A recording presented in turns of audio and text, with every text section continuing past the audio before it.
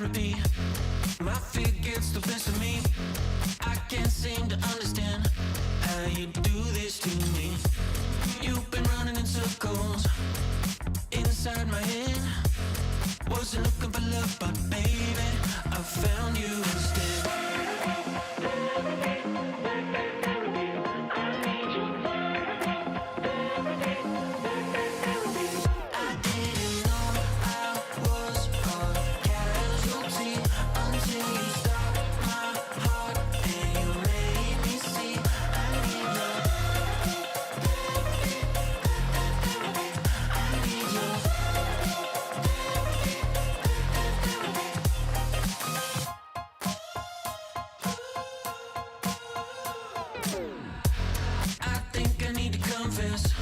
Saw you in that red dress. I can't seem to understand how you got all that finesse. Still been running in circles inside my head. Wasn't looking for love, but baby, I found you instead.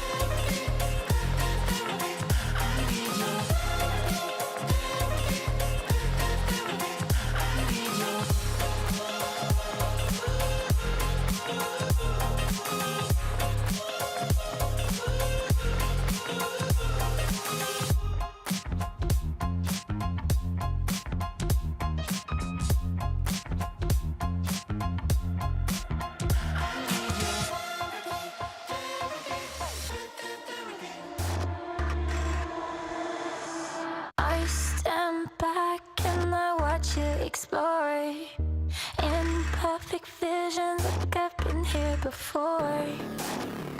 Falling faster, I try to ignore. I see you, I see you.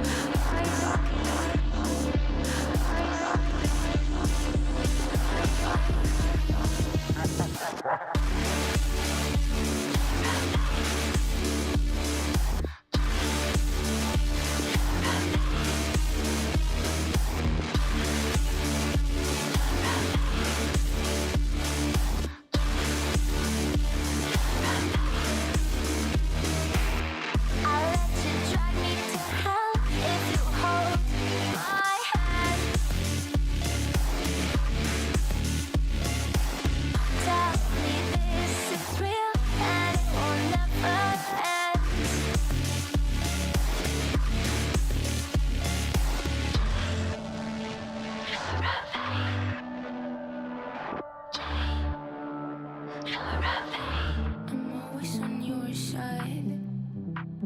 No, I look up till I die. I hope I won't end up in your fight, but if I do, you're probably right. I surrender. You act like you don't remember me. You're cold as December and explosive when you look at me. I'm sick with excitement. You can seem so violent. It's fire in your eyes.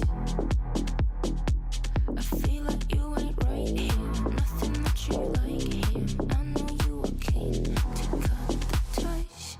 It's fire in your eyes. Fire in your eyes. Fire in your eyes.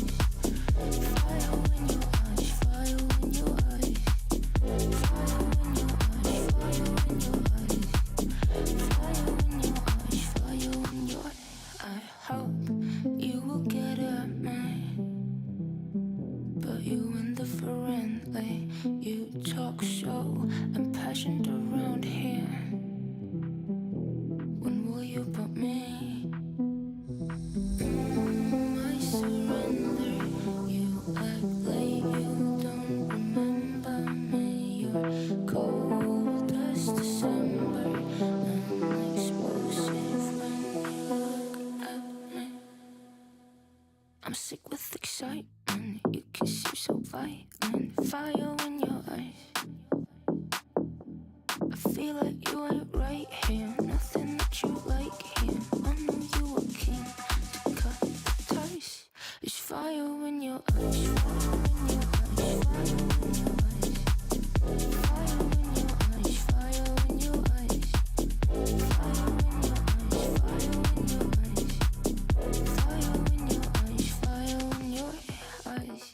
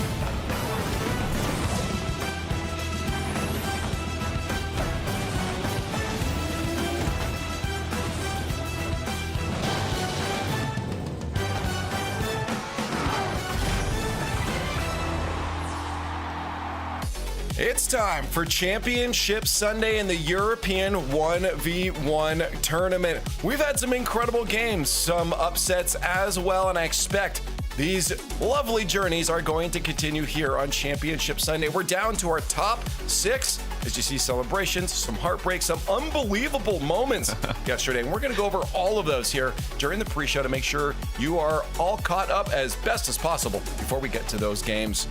I'm Leaf, and joining me on the pre-show today is, of course, going to be CJ, we have Fear, and Johnny Boy. Welcome on in, guys. Johnny Boy, from what we've seen so far, European region, compared to last year even, how are we feeling that the everything's been elevated coming into this weekend? I'm very happy because we thought coming into this we're just going to get all the same names as last year, the likely suspects making top 6, but there's no Jack, there's no Jarias, we've got Osaf in here, we've got Red Mob in here, we got some new names, and they're putting up some impressive performances as well. So a little bit of new blood in the EU scene, and honestly, like Osaf yesterday putting up a career-defining performance that could absolutely skyrocket his Rocket League career in general, not just once. Yeah, well, you know, of course, we're going to be talking about that. Fear, I keep saying at the beginning of the show, and we'll do it again. We'll throw up the season graphic where we are now. You know, we've been through a bunch of majors, our 2s as well. Now we're into the 1s.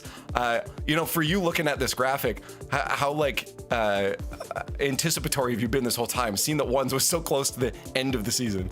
Yeah, I've just been watching that bottom left exclusively, waiting for the 2s and 1s. 2s was exciting, never seen it before, but 1s, you know, I don't mind that we've collected it here towards the end of the season where we can have a surge. Everybody can lock in at the same time, get as, you know, prepared as they can for the 1v1 opens, and then not too long away, we're going to the World Championship. We're going to get to have multiple players on LAN. It's very exciting. I like this version of the format for 1s, and so we're going to get, you know, our first person who's going to go to LAN for 1s today.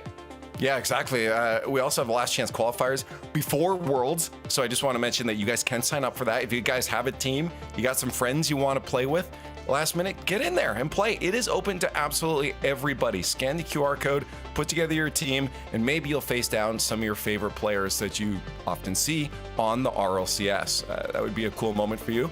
Maybe you'll beat them. We saw a surprising win yesterday as well that was alluded to just a moment ago. So definitely check that out. Join on in. But when we are looking at this weekend, Fear was just saying it, CJ, that number 1 spot is going to be super coveted because you get to go to the World Championship.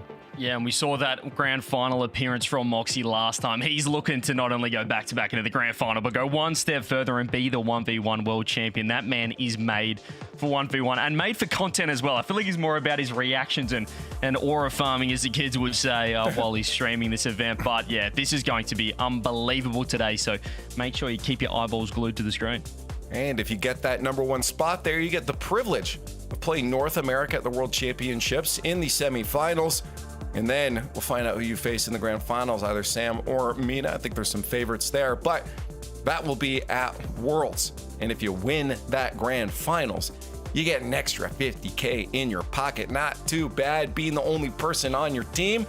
You ain't got to share that with nobody. It's all yours. Put into some savings and maybe buy yourself something nice 10 years down the road. Save, everyone, invest. But of course, we do want you to join us. And if I think this is the best investment, it's a QR code down there. Get a ticket and join us at Worlds. You know it's going to be a blast. You saw what we've done for the last 2 majors, Boston, Paris, and of course, Worlds is going to be an absolute blast as well. But we got to start locking into this weekend here. I said we would get you caught up. Let's do that. Let's deliver on the promise. Take a look at the bracket, how it's turned out so far.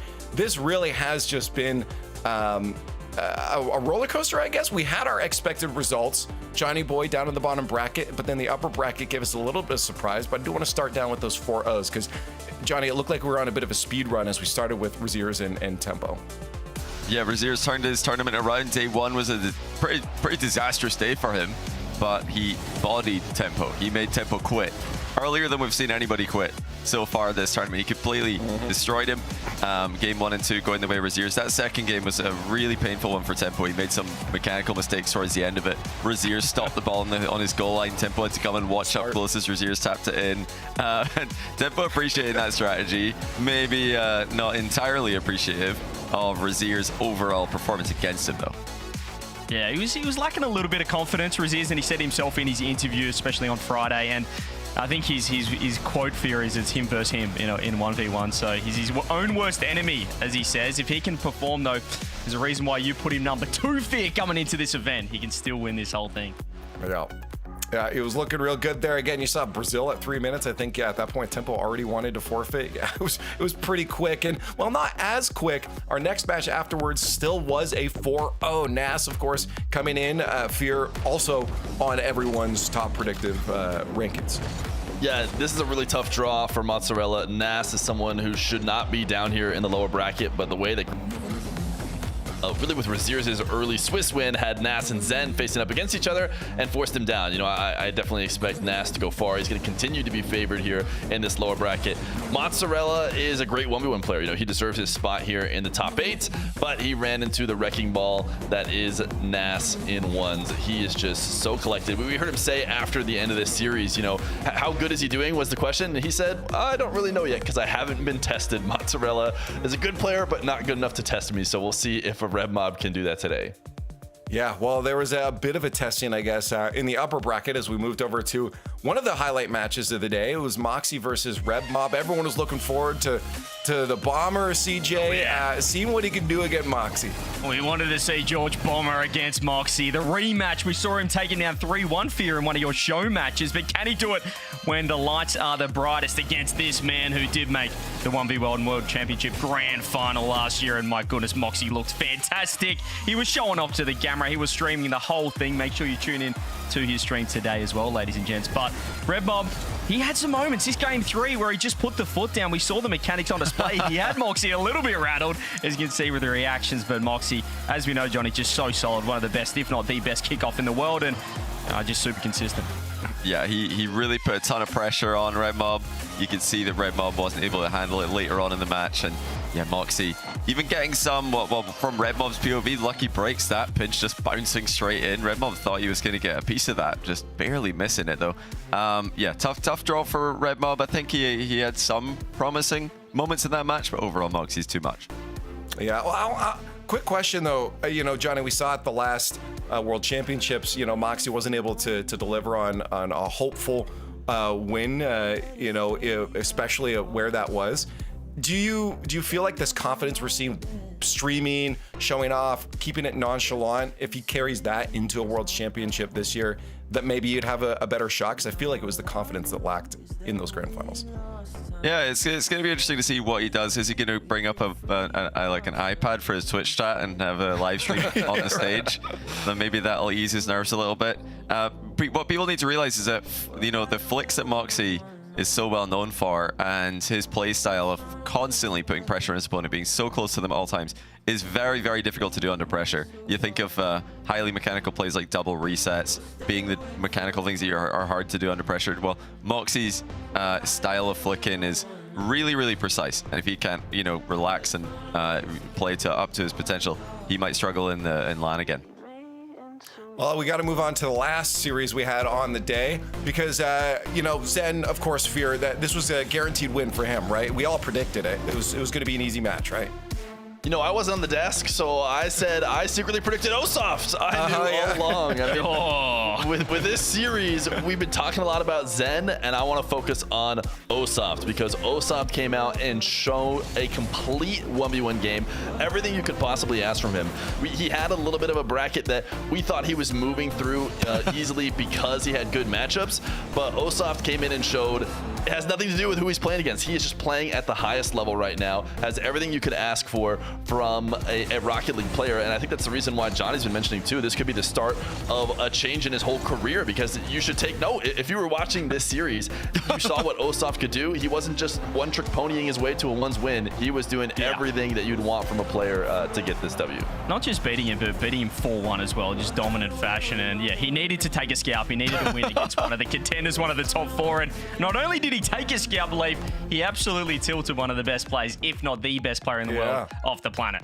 I was saying one thing, because I know obviously the two down at the end have been big proponent of one's for such a long time before. But I feel like the other element that I really enjoy about this is we see a lot more emotion, Johnny. Like they don't have teammates that they need to remain composed around. So you see some of those death slams, you see a little dancing even from Zen in the mix. It just feels like we're getting a lot more emotion from these players, Johnny.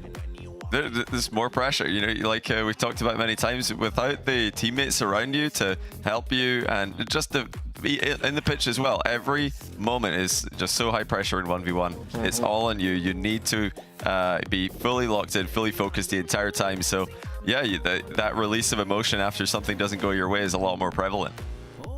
Well, let's keep moving on with the rest of our highlights because we're on to our progressive top plays of the day. CJ, why don't you show us what we got? Yeah, let's kick off with some top plays from the EU 1v1 playoffs, and it's Nas picking up a little bit of Diaz, but it's even better. It's a reset end-to-end off his own back wall, gets the reset, sizes up Slotzarella, and slots it himself into the back of the net. Number 4 coming in, we've got this pinch play. I think the boys thought it was a 50-50 just because it had so much speed on the ball, and how unlucky is my boy George Bomber that that's gone in the back of the net.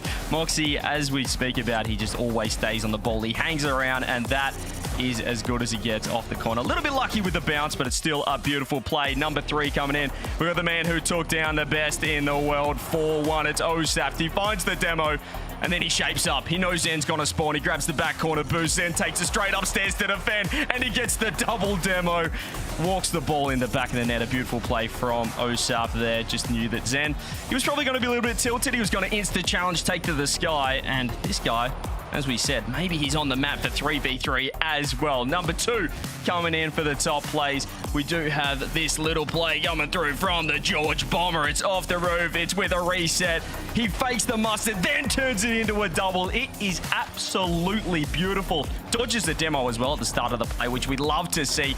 Moxy backing off. You know he's going to be able to defend this, but not against the Bomber, who gets the backboard double over the top. Number 1 play of the day from the playoffs, and it's Tempo with a little bit of a pogo fake coming through. You can see him dive bombing to the ground, but he just goes, you know what? I'm just going to take this one up one more time, and turns it into a backflip flick coming through. It is fantastic from Tempo. I wish you could translate that into a full 5 minutes. He can really take down the best, but I love the finish over the top of Razear. He had no chance, and hopefully we get some more plays like that today. Hopefully, and with the space you get in ones, guarantee we're going to get at least a couple. Here's where we end up after we played those first rounds of matches, and now we finish off our bracket. 5 best of 7s are on the board for today. Only one person gets to walk away as the champion and with a ticket to the World Championships. Now, we're going to obviously see those games in a little bit. Yesterday, I promised that we're going to keep you on the updates for the South American region, which is also playing their ones and also has a Worlds spot. They'll be playing MENA at the World Championships. Because there is no broadcast, I wanted to get you guys show you guys the bracket for South America. And here's what we're looking at so far. I mean, Fear, based off what we've seen, it was cool seeing Wisty get into the winner side of the bracket, but he does fall down to KV1. Yeah, KV1 has been around in the ones game a long time. It's good to see him in the semifinals. You've got Swift, who's been bringing up ones a little bit more recently. I'm looking at Lost, who had to lose to his teammate Swift in the uppers, and now he gets rewarded with Yan in the quarterfinals, which is going to be really tough for him. But the top 4 I'm expecting will probably be KV1, Yan, Swift, Wisty. Those guys have all been playing ones for a long time. And once you're in top 4, it's probably Yan and Swift, but I wouldn't be too surprised to see what those other guys could do.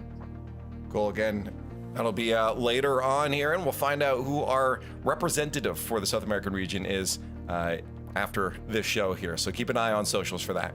Now, because this is 1v1s and there's a lot more space and a lot more goals, we end up in the kickoff position a lot more.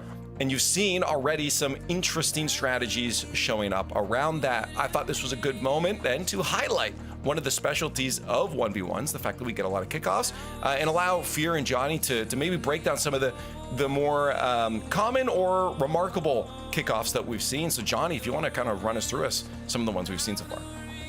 Sure, let's start off with the standard kickoff. This is something you guys, a lot of you have probably tried yourself, where you just flip towards the ball and then you flip into the ball. Simple stuff. And Red Mob even gets a goal with that standard kickoff here. So you see him flipping on the approach, flipping into the ball. Nothing too unusual. It's all about hitting the ball as dead center as you can if you want to use this one. But a switch up, and one that does often counter that is instead of flipping into the ball, you just single jump into the ball. Moxy does it here, and that gives you the ability to use your dodge as a wave dash, either for a bump or for repositioning purposes, or just to go straight for the ball faster. That is the wave dash recovery kickoff. Yeah, but one thing me and Zen have in common is we love a good delay kickoff. Now, I do it because I'm not fast enough to do anything else. Zen does it because he wants to have somebody chip the ball into him, stopping short of the ball, chipping it straight up or off to the side, and usually you can create a quick scoring opportunity, which is what Zen does right here. You could also just not go to the kickoff at all and fake it and control it into your back corner. Redmob convincing on that diagonal, allows himself a possession, and then his opportunity to clutch it up and score, he does. So Redmob faking towards ball, back to the corner. Moxy actually followed him in here and allowed him to get to his spot. Moxy's normally the one who does these flicks, but Redmob is the one this time. You do that a lot too.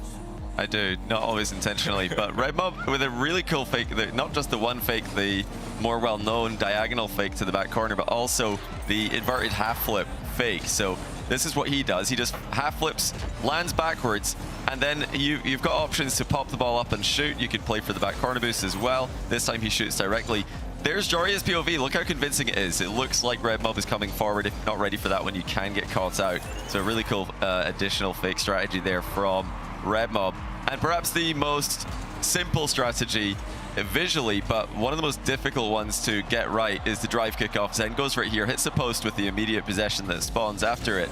This is where you just don't flip into the ball at all. You just drive through it, letting the ball go fast into your back wall or back corner, and then you can sometimes get there first. Even if your opponent does get there first, it's often too high or too hard for them to catch up to. So yeah, some strategies there that are more niche, very fun to try in your own games.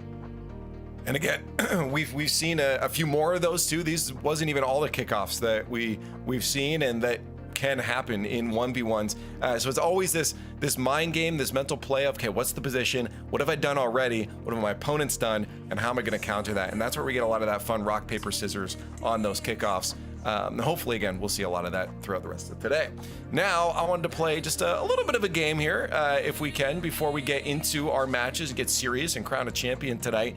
I want to play a game called Perfect Player, where we have 5 different categories. We're going to pick players from around the world and pick one player for each attribute and try to create the perfect player. Once a player has been picked for a category, for instance, if I picked CJ as my kickoff person, we can't use CJ for any of the other categories down the road there. We are not going to pick CJ for any of these categories likely, but CJ, if you want to nominate, I guess, a player for kickoffs, who are you going to pick here? And then the rest of us are going to vote. I think there's an obvious one in Moxy, but I want to give a little bit of a rogue shout out here because I was just tuning into the APAC 1v1 where Sphinx just 4-0'd Risk in the grand final and is the APAC 1v1 champion. Congrats to Sphinx. He was looking superb on his kickoffs as well. So I just want to give a shout out there. We did cover Sam, but APAC has just wrapped up. Sphinx is, Johnny, incredible in the 1v1 scene. So congrats to him. But Moxy, I'm going to put his name in this one for the kickoffs. So you're putting Moxy or Sphinx, sorry? I'm going Moxy. I just wanted to shout out Sphinx for the win. Okay. I Moxy, agree. I think he's good, but I mean, I'm seeing what's coming next with Flicks, and I don't know if we want to save him. Maybe You think we've stolen him? I think we save it. Do you want to save it? Do you want to cancel out putting Moxy under the kickoffs then? Are you guys counter nominate Moxy for Flicks? What do you I mean, it's up to Fear and Leaf. Leaf, you're the final. Well, Fear, what did Fear vote? Did you vote? I want to counter the kickoffs and put Moxy on Flicks. Okay, so we're saying no there for the kickoffs then. I'll just sit out of this one then. I'll just say we got 1v1. Okay, well then Fear. What's the point of me being here? Don't even ask me, Leaf. Fear, you now need to nominate someone else then for kickoffs. Who Okay, I will. I had a good idea for somebody that we could put as kickoffs because it's the EU weekend and it's the Sam weekend, like CJ was saying. It's also APAC. But I'm going to go with a Sam player for kickoffs. Somebody who, when he started in the ones game, he was absolutely destroying people on 140 ping on US East servers. I'm going to nominate KV1 for kickoffs. KV1 I don't mind for that. kickoffs. I don't mind that. Okay, CJ, he has had a good one. I'm going to disagree just because you guys disagree. I'm not going to offer a counter argument, but I just like to disagree. Yeah, a little bit KV1. He's a nice short name to fit into the overlay as well, so that's good. I'm okay with that. He's definitely very, very good at kickoffs. I'd get to split the vote anyways, and CJ, I'm gonna give Johnny the yeah on this one, so, or Fear the yeah on this one. So we're gonna KV1 with that one. I mean, it's air game, Johnny. You get to nominate someone here for our air game plays. Whose attribute are we stealing, or whose player are we stealing the attribute from? See, this one's, I think, the most. This one's the one with the most potential players. I think there's no clear player that just stands out because every region has their own aerial master. But I think I'm gonna go with Diaz for the air game because, yeah, he for me is the guy who pushed the aerial game forward the most in the past couple of years, and he's still up there with the best of them. Okay, what do you guys disagree? Are we getting yays, nays? I think that's a great idea. Yeah, You end like to it? end. Cool. He was the. I feel like he was the best at using every single ounce of boost. Like he just saved it to perfection. So I like it. Okay, cool. Diaz coming in for our air game. Now, CJ, I'm going to give you a choice here then to choose between physical and I'm defense. nervous. choose between physical and defense, and then give us a player.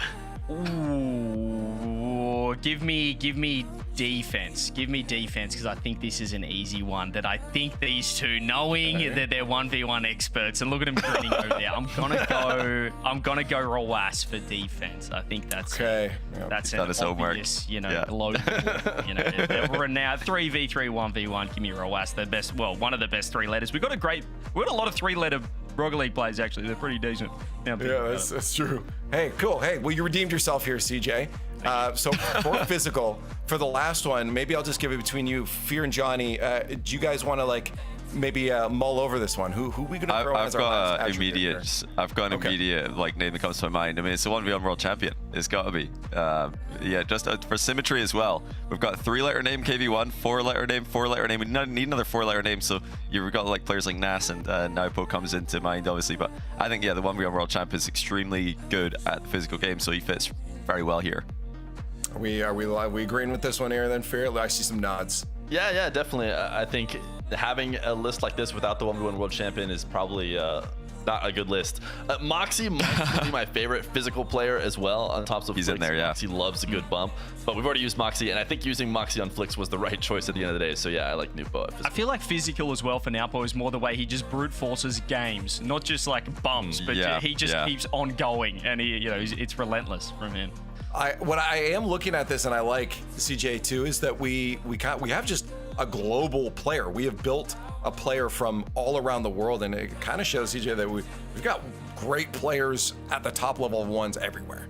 Yeah, this player would be Banana Head anyone in there somewhere. Maybe if we could get B-Head in there, or even Sphinx. But there's just quality everywhere you look, which is why the world champs with now 4 players here this year is going to be incredible. I just want to set the record straight. Yeah. Diaz is North American. We have someone from American. every region. We have a North American. We have Diaz on here too. What you can get, right? Okay. Chat, let us know if you would build a different perfect player. I'd love to see some of those picks there, either in chat or at them at any of the accounts online on Twitter there. So let's start getting to business here, because we do have kickoff coming in, as you can see, about 6 minutes. I do want to mention that Crowd Camp is live this weekend, so if you did want to get a different perspective on ones and maybe see, why are there so many kind of goals going into open nets, you can see where those maybe overcommits or bad positions are happening from, or players getting caught out from this side.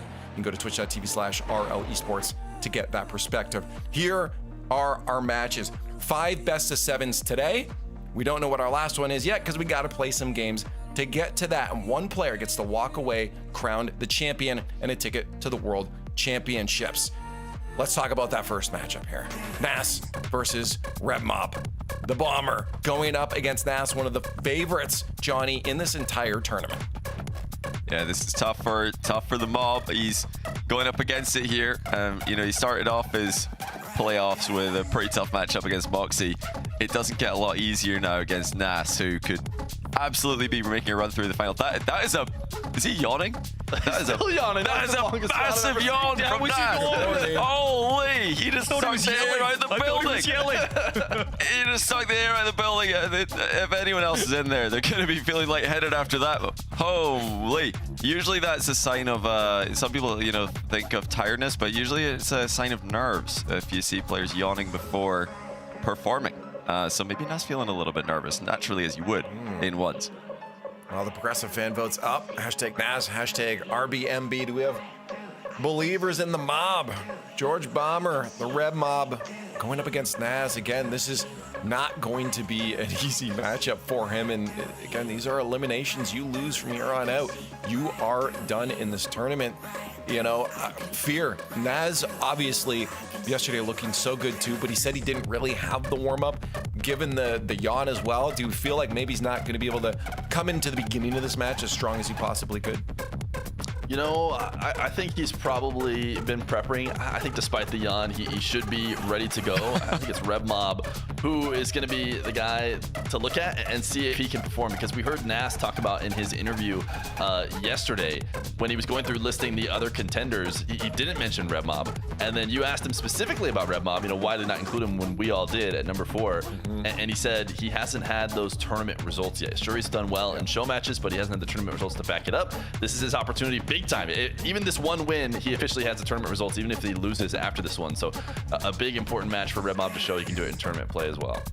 Yeah, I think, CJ, the big thing for Red Mob here is just have a good series, regardless if it's a loss or not. I think this is a chance for the general public to really solidify their love for this player, to say, okay, he does have what it takes if he keeps at this. Maybe, again, looking at some threes as well. I think even just a close match is something Red Mob's looking for here. Yeah, he's had great games against the best, and we saw it against Moxy, that game 3, I believe it was yesterday, where it's like, whoa, okay, if he does this for a whole series, we've got a match. So he needs to put it together more than just that individual game. I was on the train early, on the Red Mob train, absolutely. I was a little disappointed that he doesn't have his camera on, to be honest. I think that kills the vibes at the start when Moxie's, you know, looking at the camera and showing a bit of flair. I'd like to see the Bomber as well do that, but that's not to be. Yeah, Nas is going to be a pretty difficult challenge. I say, yeah, this is the place if you're going to do a face reveal. Get it going here. I don't know if he's done it before, but this is RLCS. Trying to get a world championship spot. This is the place to do it. But yeah, as I said, I love to see the emotion of these players. It's unfortunate we won't be able to see it from him. But again, Nas probably the favorite going into this. So I want to get your guys' predictions on the board. Let's make it official. I'm going Nas. As much as I love the story of Red Mob, I got to go Nas. Maybe we'll start with Johnny and go down the board, because I know the one potential flip is probably CJ. So I want to set that up if it is. But Johnny, what do you got? Yeah, it's got to be Nas. I like Red Mob a lot. I think he could have made top 4 if he got a different bracket, but Nas being down here because he lost to Razear's in Swiss and then lost to Zen in groups is just a tough draw. So unfortunately, I think this is going to be the end of Red Mob's run. All right, Fear. Yeah, I want to be the biggest proponent of Red Mob, but when it comes down to it, I think to get the prediction right, I have to go with Nas. Red Mob should have a better series than he did against Moxy. Moxy's as tough as it gets, so he was able to get at least one game. As wait, no, I'm here. Well, there it is. Little magic trick on you guys. I'm going Nas. Red Mob might do better than he did against Moxy, but it's still probably Nas' favorite. You guys are sounding absolutely crazy here. The Bomber train, the mob has never been greater. There hasn't been a heavier train ever, but unfortunately it's about to hit a big Moroccan wall. Give me Nas. The Bomber train's over. I don't know who these mobsters are in chat, but they're kidding themselves. Nas is going to get the job done. Flip it over. Change it. Production. Give me Nas. Wait, he's going now. Can they change it? Have we done this before? I think you're stuck. Flip it now. I'm on the train. Wheels are off. Derailed. Moroccan wall up. Moroccan wall. I think you're Wall is up. Big wall. Nash dominates. 4-1. Good fan vote for the mom. Flip it blue. No, you are locked in. Red Mob. CJ really thinks that he's going to beat Naz. No, Let's get I'm to the not. series. Flip it blue. He is right. This is it. Do or die. One player gets to walk forward in the bracket. One player at the end of the day gets to go to Worlds. Right now, we have Naz. We have Red Mob. Let's just play some Rocket League. So it is this to go to Worlds, and for one of these players, well, we're definitely expecting them there, but for Red Mob, a massive opportunity, and I guess that would have to be the face reveal at the same time. Game 1 brought to you by Progressive. Let's get into Championship Sunday. Yeah, this is it. It could be the end of the road for the mob, but if he's gonna lose here, he might as well do it in style. Can he get a game early against Nas. Can he compete in the matchup? Good kickoff to kick things off. He's got a chance to make it 1-0 early, and he does with the mind game. That's the perfect start for him. Definitely needs it. And it has to be said, Nas, as much as he says he wasn't challenged just he left openings for Mozzarella. Just those weren't capitalized on. Red Mob will not do the same thing. Give him chances. He's likely to finish them off. What I do find very interesting is actually sitting on Red Mob's camera. It's very close. If he's not in motion, he's very close to the ball. But very low stiffness, I guess, on the camera and very, very close in general. Oh, chance for Nas, but he's really missed that one. That was an open net for Nas. At least open bottom corner. Should still be getting an equalizer here, but wow, Red Mob, such a strong save. He's done that a ton yesterday as well against Moxy. Diving into his net and then sending it to the challenge while he's on low boost. He prefers to keep momentum, but he's still in a horrible position. Nas finds a way through with the pop-up. Yeah, I don't hate the idea to go in and out because at least you've still got access to your flip on the way down for as long as you need it. But you can't stay like that against Nas for too long. He is eventually just gonna settle down, find the easy goals. That's what I've always liked about watching Nas play, is just doesn't overcomplicate it. It's the right answer at the right time. Knows he's got a bit of space here. Red Mob's already pre-jumped the stop, and he's got to him. Nas has got a reset though. Used it for a wave dash recovery, and now it's a bit messy for both. Low boost, Nas on the ball, and it's on into the net. Yeah, Nas, like you said, he is just so good at keeping it simple. And what that does is it puts pressure on the opponent. Nas will not waste any time headed towards your net. It's something you'll see from Moxy as well. These guys will just take the simple shot if it can put earlier pressure on the opponent. Kickoff goal from Red Mob is going to counter. We already talked about this in the pre-show. Going to see a lot of variety at Red Mob. This time, both players have played for standard kickoffs. They've both mirrored each other. When that happens, players more goal side, more central to the ball generally wins. So Red Mob beating Nas slightly mechanically, at least in that kickoff. Nas entirely on that one was on the side of the ball. I think he was trying to like push it over for the 100 boost, but just sort of overdid it where he wasn't really any sort of presence as Nas. He's got the momentum advantage and it is enough. So these two both trading back and forth. No one really able to establish their own playstyle at the moment. It's just punch, counter punch. Yeah, maybe a bit too predictable there for Red Mob. He has already hit Nas with a low shot earlier in the game. There's that fake kickoff from Red Mob. It's going to buy him a good possession and even a goal immediately. So tricking Nas on that one. Great play by Red Mob. I want to see him try and trick Nas in the air as well, though. Next time that Red Mob is in the air with a reset, I want to see him shoot the ball high, even if Nas is going to save it. I don't think it matters. You need to show Nas that you're feeling confident in the air, that you're going to take some of those opportunities to go top shelf. Nas on occasion just hitting the brakes a little bit too hard. It's all about momentum, especially when you're low boost. Red Mobs will at least get to choose which side he respawns on. Does that help him here? Nas has got all the time in the world. Pick his spots. I'll sat on Red Mob's camera for all of that, and you just don't know when the trigger is going to get pulled. Yeah, like you mentioned, he had the choice of where to spawn.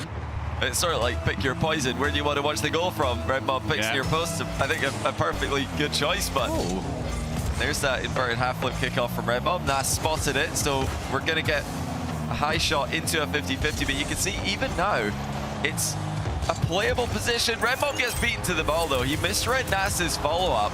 And that's a really interesting sequence. Red Mob thought Nas was going to go for the boost. Nas just shoots it. Red Mob was trying to set up a counter-attack, gets dusted. Saw an awful lot of the games yesterday from Nas where started off maybe a little bit slower and then dominated in the second half of the game. Kickoff's looking nice for him. He's got a good boost advantage as well. Trying to square out Red Mob. That's a little bit too much. Needs a bump. Gets at least it. So that's going to save him from the counterattack. Nas is still getting so many combinations in offense. He's staying in offense for a long time here. Red Mob dodges the bump, but has to lose all his momentum to do so. Gets beaten in another race to a boost. And here comes Nas in the air again. This time he's going to go for the ceiling reset into the rebound. 50's it. Red Mob reads it in the near post. The back corner boost is spawning for him. We can see that thanks to the new boost respawn update. There's Red Mob ceiling double. Doesn't get the second touch though.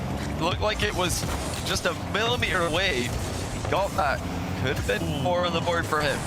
Almost found the demo, but now Redmob's got to back away. Goes into the blind spot, so Nas has to play earlier than I think he wanted to. And just back corner this, reset, let's go again. Redmob trying to show a little bit of a face when it comes to potentially trying to continue fighting that, but in that back corner, difficult to create all too much. Very slow here. Nas, is he going to recycle another? Nope, he's not, but Redmob's first time shot won't trouble him. Oh. Yeah, Redmob just not quite getting the power shot correct there. If he did, I think it might have been enough to go past Nas. Nas, of course, knew it was coming. Oh. Here comes Nas again. Going for a fake in the near post, completely fills Redmob. Nas with the reset, fakes the wave dash half volley, and then lets the ball bounce into the near post. I mean, even the sound cue there has Redmob in a panic. Just sat on Redmob's POV again, and it's just, whenever he's in defense, it feels like he has to be in motion. You're seeing the pre-jump, you saw him go ceiling on the original play. And I think Nas is starting to latch onto that a little bit. If he can slow things up, Redmob is likely to blink first. You could also just hit it top bins if you feel like it. So this is what Nas does to people. He just doesn't ever give you a chance to counter-attack. He will keep doing this all day, and Redmob has to find a way to force himself into the play. Nas is not going to let him have it for free. Another delayed kickoff. This one, or another fake kickoff, I should say. This one does get spotted by Nas. I like the mix-ups by Redmob and the kickoffs, but Nas is starting to predict them, and yeah, 8-3 is a very one-sided scoreline. 15 shots, by the way, for Nas in under 4 minutes. Yeah, it's confirmed go next, by the way, from Redmob. He doesn't want to see any more of that. Is that... I feel it's a bit early for me, Johnny. 5 goals, a minute and 12? That's more than possible. It is definitely possible. The problem for Bob here is the mental for the rest of the series. He doesn't want to see 10. He doesn't want to see 10 on the scoreboard, double figures. He's thinking, well, I have lost how many kickoffs in a row now that I'm just going to go next. I think he's gone to the menu, most likely changing his preset. Hopefully not a car change already. But yeah, it wasn't for a lack of trying. We saw just about every single kickoff from the pre-show attempted by Redmob in this game. The issue was that Nas wasn't taking any risks. So if Nas is, if you're trying to catch a player out, Nas is the last guy that you want to be up against, because he just doesn't take risks. He gets himself in front, and he will happily stay there, just playing safe gameplay. I think that's what I really like about the way Nas actually plays offense as well, is he's never fully committed to one play necessarily. Yeah. He is very happy. Okay, I'm just going to take little wins. And once he knows he's got checkmate, that's when he'll commit for it. Not a moment before then. And usually when we say that, I feel about a player's Rocket League abilities, it usually means like maybe a bit boring, maybe a little bit safe. But no, he's just constricting with the way he plays ones. Yeah, sometimes we're critical of players who have those dominant positions for long times and they never pull the trigger. They just continue taking little pot shots here and there, and then eventually the attack will die down, it'll fizzle, and the other player just gets the ball after a minute of offense and no goals. But that's not really what Nas is doing. He is just poking, prodding, and every single shot he takes, every single attacking sequence, he hinders his opponent's boost total or position just a little bit more and a little bit more, and then eventually they concede to Nas's relentless offense. He just racks up shots. It's this order. Can I get you to double jump? Can I get a goal? That's usually, well, the first one he's looking for. But if neither of those things are available, how do I get it where you have to make a save and I can just go and steal your boost? And he does so well, I feel like, with the shot variety, where when you usually have those as an option, that's open for a counterattack. If you don't take a good shot, if you do not think about what comes after the shot, then Redmob can just save. Okay, cool. I've got 24 boost. That's more than enough. Wave dash, take the ball, and I'm going to put it into your net. But Nash just doesn't do that. He does not bite off more than you can chew in any particular play. It's just gonna be horrible because you're waiting for the moment. You just go, make a mistake, please. Just stretch out a little bit too far. Yeah, you're hoping that he's gonna make a mistake. He's just not gonna do that though. The one thing I do want to see from Redmob is an early, I want to see his first aerial play of the game involve a flip reset. I don't want to see ceiling double tap. I want to see a flip reset, and I want to see him shoot the ball with the reset. I don't want to see a mind game. I want to see him try to go for top corner or at least top shelf of the net with his first aerial attack in the game. And I don't want to see a bump. I don't want to see a dunk. I don't want to see a mind game. What that does, regardless of the outcome of that shot, is it'll let Nas know that that could be coming again. And that's how you condition your opponent, even an opponent as high level as Nas, to start going just a little bit higher on their challenges and starting to try to read a little bit more than they should. And that's when you can hit them with the mind games, the low 50s, like Red Mob. We know he can, and he even has in game 1. But also, Red Mob will know that that's exactly what happened to him, where a couple of those fakes ended up going against him because he was already trying to plan for, well, Nas is surely going to pull the trigger this time. Can he do the same thing to his opposing number? Nice setup here from Nas. He's got Red Mob all over the place, but what a save that is. But again, doesn't overcommit to it. Knows that he can just take a little shot there, reset, go again, and Red Mob's got to find a way out of this vortex. And it still was overall a good trade for Red Mob initially. That second play by Nas, though, is put himself in a dominant position. The first attack there from Nas, it did allow Red Mob to get boost, but the second one did not. Red Mob starved of boost and momentum, and Nas hits the ball straight in off the crossbar. But even when Red Mob gets that 100 boost, you know, Nas looks and he just goes, well, I also got 100 boost, and I've still got the ball. So I'm okay with this trade. I'm still coming out the better here. As Red Mob will at least pick up the 100. I think Nas, yeah, just make that awkward, prioritize the recovery. Knows that that play is no longer really on for him. And Red Mob, what can he create? Up to the air. Nas up to try and meet him. Reset number 1, plays it around. Nas fake the challenge, gets back down, clears the danger. It wasn't the best attempt on net. Nas, likewise, misses the bottom corner with his long-range open net attempt. But yeah, that was what we wanted from Red Mob's first aerial attack of the game, even though it wasn't the close to the net pull of the trigger that we were hoping for. It was still an outplay attempt, and that's going to give him a higher chance to surprise Nas with low 50s and mind games later. I would still like to see more of that, though. I wouldn't mind seeing it again, just going for the direct outplay, not relying on Nas outplaying himself, just try to outplay him.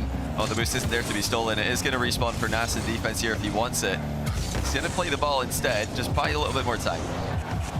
Yeah, it's his first time shot. He's realized he's got to back away here, so another chance to go to the air here for Red Mob. First touch let him down, so has to try and reset, go again. And Nas can get to him to try and punish it. And Nas is thinking, okay, last time that Red Mob was in this position, he immediately used the reset, so he's backed off there, fake challenge, just in case Red Mob makes that same play again. This time Red Mob brings it down, lets it bounce, finds the top corner. Red Mob yet again committing to the standard kickoff and takes the shot. Wow. Oh! What a shot! What a finish by Red Mob. He even stopped to trip up Nas a little bit there as well. That was perfect, absolutely perfect to grab the boost, trip up Nas, and slam the tight angle shot in. He's up 2-1. This is much better from the underdog. It's good to see the confidence as well, and he's doing very well off these standard kickoffs. Nice position yet again, trying to just line Nas up, who immediately backs away, goes to the 100 boost. But is that going to be a mistake? Oh, it wasn't the best flick. And Red Mob will feel like he maybe should be 3-1 up. Now Nas, counter-attack, low boost, 12, down to 0. Doesn't need more than that. What a flick by Nas. Obviously, he had more boost and momentum than Red Mob had on his play, but that is perfect. Just top ends with the side flip. Red Mob, like you said, he'll be pretty disappointed he's not leading 3-1, but I'm glad that he went for the flick. I'm glad to see that Red Mob is going for these outplays, and like you said, he's getting success in the kickoffs. He's back ahead by 1. And what this does now is, now that he's had success with these kickoffs, you mentioned earlier conditioning, he can reuse some of those fake kickoffs yet again at some point if he wants to, and Nas is going to be less prepared for it. In fact, at this time, Nas trying to utilize a fake kickoff, and what a recovery. That is unbelievable. Yeah, it's nicely done by Nas. No panic in the plays. Looking for the bump here. Red Mob saw it coming. Good positioning by him, but Nas bailing out again. He's not going to overextend, especially not in a tie game. Red Mob can't find the top corner. Nas threatening the direct shot here. Red Mob cuts it off, then steals the boost. That's extremely high level from Red Mob. Many players would just get baited to steal the boost while their net is wide open. Red Mob does not fall for that trick. First time flick, just to open up the vision, take the shots. 100 boost available? No, Nas. Too quick, and that's he's missed. just about clouds on target. Couldn't be placed better. Yeah, initially I'm thinking that's in, and then suddenly the camera swiveled. It looked like it might be going wide, but no, it's just an illusion. It is bouncing in. The ball is not curling. And yeah, Red Mob overextended there. He wanted the bump in the back corner, but I think it was a bit too obvious. And there was too big of a gap between himself and Nas. And Nas hits Red Mob with a delayed kickoff. Red Mob going to go straight for the ball, and then straight for the shot, and he scored it. It's a mistake from Nas. He left that one. Well, I had a compliment prepared, and I'm glad I didn't say it for the caster curse at this point. Because I do like that Nas has spotted the kickoff standard is not going his way. I like that he changed it. The follow-up after that, however, very, very questionable. Still only one goal between them. Can he try and get the block shot? Well, he can, unfortunately. Red Mob's just too strong. He's missed the ball, but he has got the boost. Now he needs to use it to get back in time. Yeah, he actually left that one. That was a great play because he faked the ball and then went for the mid boost. He's won possession as a result. And now he might be able to make a play on this one. He's afraid of getting demoed there. And yeah, still trying to desperately dodge these demos. Red Mob avoiding every single one of them. Now the bottom corner is just begging for it. But Red Mob with the rebound. Up by 2. Well, that could not have curled back better for him. Off the post, you think it's going to keep going up, and it just dropped straight for him. Sometimes Rocket League is just nice to you. 2 goals up, minute and 20 left, and there's the first delayed kickoff from Red Mob. And he just shoots first time. He's gone far post though. That's going to make it easier for Nas to know where Red Mob is. I would like to see that shot over the top of Nas's head, even though it's less likely to go in directly. It's more likely to trick Nas into making a misplay. Speaking of Nas, careful. He goes for a very safe touch to his back corner. No skim from Nas attempted there. And this is great for Red Mob. A lot of time being wasted as we enter into the final minute. He's still up by that 2-goal advantage. Oh, again, almost finding that demo. Both these players doing a great job avoiding it. Red Mob jumped so early. Oh. And Nas didn't need to do anything. Yeah, Nas just tricking him here. It looked like from Red Mob's POV that Nas was going to try to get up into the air there, maybe shoot the ball towards the goal, but Nas is just controlling it. So Red Mob getting a bit antsy here. Now he's not done the most convincing job with that inverted half flip. That was easy for Nas to spot, but still buys Red Mob a lot of time. Nas has had to go deep into his half for this one. Use all of his boost. Red Mob maybe overthinking that one. Thought Nas was going to get back to it. Now Nas looking to try and go coast to coast. Needs the reset. Finds it. Oh no, he didn't get it. And he doesn't need it. Nas from his own backboard hits Red Mob with a cross map air dribble. And Red Mob, expecting the reset, gets outplayed by absolutely nothing. It's a great mind game by Nas. That's 2 in a row now. Red Mob getting beat by ghosts. And those ghosts have got hands at the moment, and those ghosts might send into OT. Over the top, crossbar. Oh! What a shot by Red Mob. That is pixel perfect. He's only got 12 boosts here, but look at the accuracy as he puts it onto the goal line. Get it as high as possible over Nas's challenge. Straight spawn kickoff. This is great for Red Mob. You don't get many kickoff goals off of this spot. Oh, yeah. But now it's going to be one more chance. Nas does have the reset. Pops it high. Can't let this one drop. Oh! We have overtime. Oh, that's cold from Nas. What a play. Just popping the ball to the backboard, getting back around it, and slamming the shot top corner. Red Mob had pace. He was almost back in time, but not fast enough. So good. And now this is massive. Wow. Red Mob, is he going to get straight from pickup? No way! Yes, he does. And Red Mob in overtime. Why overcomplicate things when kickoff strategies from 2015 are still good enough? You just hit him with the standard. You missed it in the pre-show. Go back and watch. We did a little explanation of what to expect. Yeah, Red Mob's kickoff repertoire is looking good, Shogun. I like the mix-ups, but it's always important to have the standard kickoff to go back to. You might just get a goal, even if you don't. It's called standard for a reason. It is the most common strategy. Well, especially when you are winning. the duel between standard kickoffs. It's like having a good jab in boxing. If you can establish that, everything else sets up nicely. And that's what Red Mob set up here in game number 2. And we can't even say he didn't have it in game 1. He just didn't really try to use it in game number 1. This goal is so good, by the way. I love the decision-making from Nas at that 0 second, because as good as the in and out save can be for having momentum and a challenge, it limits your maximum height. The crossbar is as high as you are getting that car. So Nas just says, okay, I'm going to put the ball even higher than that. Good luck. And we've got a series, ladies and gentlemen. We saw Osaf yesterday going 4-1 against Zen. Red Mob now taking Nas into a 1-1 score. And he's had the slight kickoff advantage. This time trying for a wave dash recovery. It's gone in his favor somewhat. No, actually he has to concede the ball to Nas. He's trying to get low enough, but bounces off the top of the ball. Nas with a low 50 for 1-0. Yeah, just was always going against him, really. The moment you're going high against the low challenge, guess what? You're going to ping off it like a trampoline. So, great start there for Nas. It's what you always want as well. Once you lose an OT like that one, you want to reestablish yourself nice and quickly. Fake kickoff, and it's not worked, and Nas is having the perfect start. Yeah, you just got to shrug this off if you're Red Mob. It's going to happen. You know, if you lose these positions convincingly, it's not a kickoff goal directly, but it's still a very strong kickoff possession. There are not many players that you want to go up against in those positions, but Nas might be one of the worst players to go up against when he's got a strong kickoff possession. I would say that he did have one there as well, but Red Mob has dealt with it. Just faking the high challenge. Nas wanted to go low on him. Does get the demo in the back corner, so Nas with the option to go into the air here. Is he going to take it? Yes, he is, but it's a bit of a low trajectory, so has some work to do. And yeah, he just bails out of that one. It looked like he was going to need to invest too much boost to make that somewhat threatening, and like he often does, he decides, not worth it, I'm not going to take the risk. It's also, where are you going to land? And for Nas, I think he figured out there.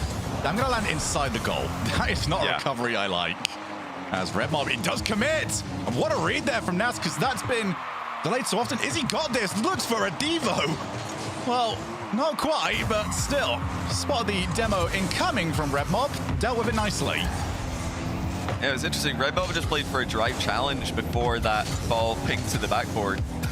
It's something you'll see at this level, just looking for a straight drive through the ball instead of flipping.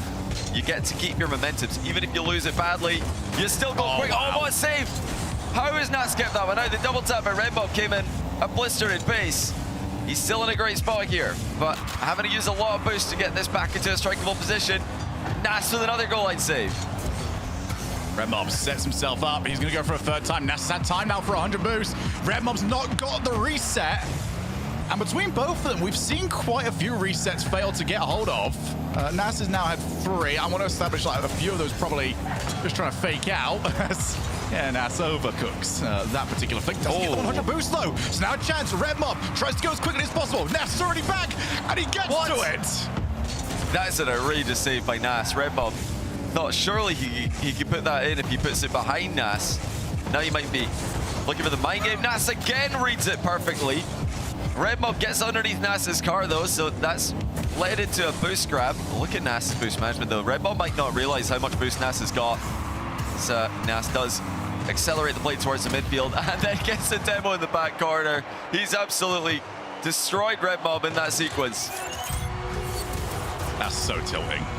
The amount of offense that Red Mob had as well.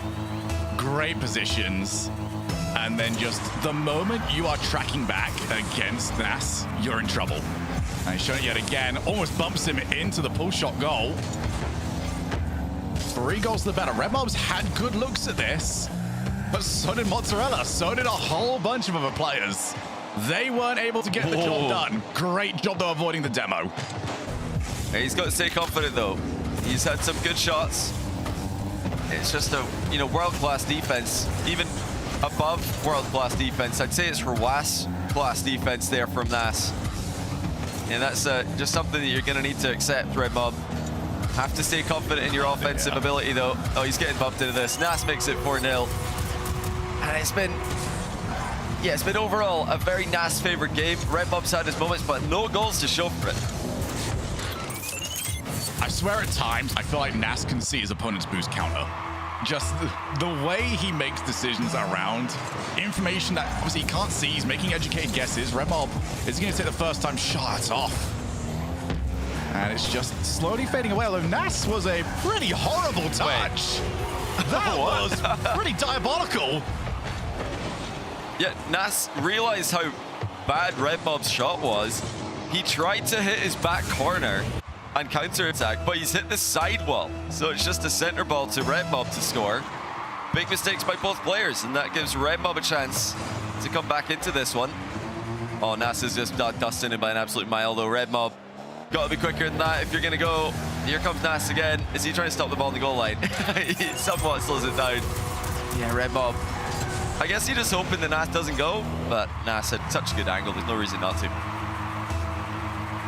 It's from a very visible angle as well, as another fake kickoff. That 100 boost will definitely belong to Nas, so it's a nice-ish position, but that extra bit of contact on the challenge, well, started the playoff nicely. The rest of this, though, not looking quite so good. Are we going to see the FF, or is it just too late in this series where you don't want to be putting yourself down? As, no, we've got a different request entirely. Yeah, Redmob is, yeah, he's getting...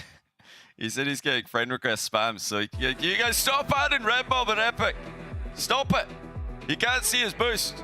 But yeah, it's 6-1. I think this is probably just going to be a game to Nas anyway. We have seen 5-goal comebacks in roughly a minute before in 1v1, but not against a player like Nas. But yeah, we can let you know Redmob I can has... throw that in 20 seconds, you know, watch me. That's easy.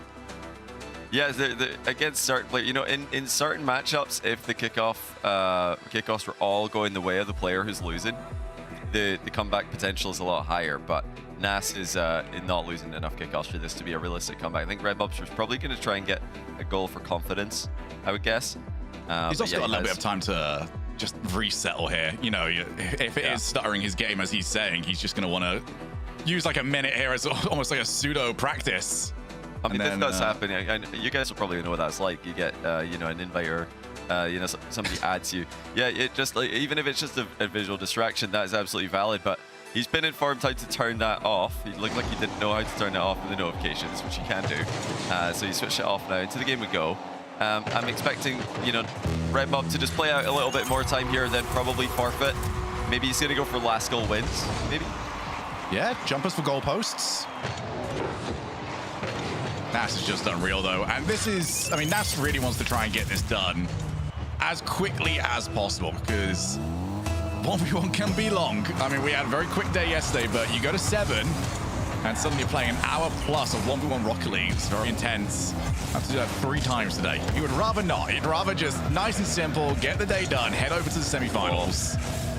Redmob's first touch there wasn't what he wanted, so he had to really stretch around the ball, and yeah, couldn't get there. Not even close. 8-1. And Redmob does call next. It looks like he was just trying to get that 1 goal for his confidence, but now, yeah, is he just going to concede every time Nas reaches 8? This is exactly what happened in game 1. I think it was a turtle goal as well last time as well. So maybe that's what it is. If you're playing against Redmob, I was going to say score 8 against him. I've realized very quickly. Yeah, that's easy. Yeah, just score 8 against Redmob and he'll probably quit. We'll take overall, that, though, I think shall we? He's got to stay positive, because there were looks there. He had opportunities to score. Nas just played crazy level defense. Like it was unbelievable. The goal line saves we're getting out of Nas in this game were just outrageous. Remember, Redmob did end up trailing 2 and then 3-0. Well, 2-0 was very fast. 3-0 came later. But in between all these goals, Redmob had multiple opportunities on target that would have gone in against a lot of other players. I think he's just got to keep up that level, keep up that confidence, because later on in the game, I'm worried about that shot that led to his first goal. Redmob hit the ball out miles past the post. He's overthinking it a little bit. I think he just got to trust himself, you know, understand, well, I can score against Nas. You know, so there's going to be times where he makes heroic saves, but you know, you can't, I don't think you can beat Nas if he's doing that anyway. So let's just, you know, keep doing what you were doing earlier and see if Nas is going to dip in level at all. Well, Nas has done a very good job as well of stabilizing the kickoffs. Really taking control of that a lot better. I think he was just trying to swipe across the wall quite a bit beforehand. Maybe a bit of a priority on the 100 boost over trying to win the ball. Now he's sort of having both cars stumble next to it a little bit more often, as Red Mob's going to start us off with a fake kickoff. Really wants this first goal. He's not going to have the boost to try and create it, but plenty of time here to try and rip a flick, and Nas was ready. Yeah, overall, that's still a kickoff win. Even though Red Mob gets boost start, he is the one who's dictating the game at the moment. So he'd take that any day of the week. And he calls Nas's bluff to make it 1-0. Nas was closer to the ball. Red Mob and Nas both know that this is Nas's ball if he wants it, but yeah, Red Mob caught Nas at the right moment. Nas was looking up in the air, and Red Mob made his move. I think Nas knows as well in that position that if he gets it wrong, if Red Mob is faking him, he's going to be in no man's land entirely. As Red Mob, yet again, good kickoff. Looks for the car, gets it. Nas is going to recover, although he gave it a definite go. What play by Red Mob. He's flicking it on target immediately. It's always a good idea to do that in ones, so you can get bumps ahead of the ball. If you do run into an early challenge, you're going to outplay it every time. So yeah, Red Mob there just flicking to see what's coming. Now the pinch from midfield, that's a very difficult one to score. It does go towards the goal, but crossbar was the eventual target. Nas from distance. Going to a wide angle, it seems. Maybe too wide. Telegraphing that one towards the bottom corner. Too early for it to work. And Red Mob realized that the 100 boost. Oh, he does not want to get demoed in this position. Oh, Nas just maintains momentum. Swipes his way through. Fake from Red Mob. He almost got it wrong. Just got the distances spot on, but can't afford to get demoed. Oh, Nas definitely tried for that. Is that going to bounce nicely for an aerial play? No, not quite. So instead, the reset for it. Looking to try and take the reset, Nas. Didn't have to do too much. That ball was already bouncing straight at him. Red Mob again trying to catch Nas by surprise by going immediately. This time Nas has seen it coming though. And you can't do that too many times. It worked earlier in the game, but that is not a trick that's going to work against Nas. More often than not, I would feel Nas is extremely good at keeping an eye on the opponent. So Red Mob, yeah, again, putting shots on net. He's getting some territory, some pressure. But oh, he's maybe giving one away here. Yeah, he has. He tried to fake that he's going for the ball and then play for the boost, but he went a bit early. Yeah, he flips right as Nas is landing, so too soon there and kind of gave away the plan. 2 each. Early lead has disappeared. Delay kickoff there from Nas, but had to use the wave dash for momentum. Not quick enough. Red Mob already had him in the sights. Take the first time shot. Nas is going to get there. And he's got the 100 boost. He doesn't have any car, though. That is little itty-bitty pieces as that is turned in. I'm pretty surprised that Nas got clipped here, because usually he would know that Red Mob is coming and make some kind of evasive maneuver, whether it's a jump or, you know, whether he just boosts through the back corner boost into the wall. But that time he just stopped, so he might have been expecting Red Mob to be demoing him further back in the field. Either way, though, unusual to see Nas getting demoed in that kind of position. He gets to go right back, though, with the kickoff possession. Red Mob's starting to go, he's going high on a lot of challenges. He's going to need to play the ball or fake more often. He wasn't even like high on that. He was behind the ball. He was on the wrong side of it, helping Nas, if anything. More fake challenges here from Red Mob. So back to where we were in game number 1. It's a good few stops. Now Red Mob on his way. Nas challenges so early. Can he get himself to land on it? Oh, he's overdone it. Oh! Bounces it too high, but Red Mob's got no answers. Oh, Red Mob thought he was just scoring it, so I don't think he even thought about going for a demo here, but that was a free demo for Red Mob if he just went for Nas. I mean, you're not saving it on the recovery anyway, but obviously in that position he's thinking Nas is most likely going to score, so I guess I'll just flip back and see what happens. Big miss there by Nas. Goes unpunished. Very little boost here for Red Mob, but just trying to show his face. Get Nas to play early, who might just take the first time shot here. Suddenly does exactly that, and this is where it gets horrible against Nas. And Red Mob's done well just to find the recovery he wants to look towards the car. Nas, oh, that's in. Yeah, Red Mob's just overcommitted. Yeah, he's trying to force Nas to do something here that he doesn't want to do. But really, Nas wasn't taken far out of his line of play by that Red Mob presence. You know, Red Mob driving forward there. Just trying to force touches from Nas. Yeah, you've got to have a follow-up plan. You've got to have a demo or something. It is going to be in. Nas with the standard kickoff win. It's Old Faithful directly in off that sidewall. Red Mob is looking for more of a push style towards the mid boost. Gets completely countered. I'm kind of surprised here that Red Mob is trying for those push styles, trying for a bunch of fake kickoffs to hit the double fake kickoff. Nas is going to have the ball at least and take the boost. But Red Mob kept plenty of his initial boost to try and make something of it. Nas trip, and now he's going to have a chance just to do whatever he wants of it. So a free ball. What's he going to do?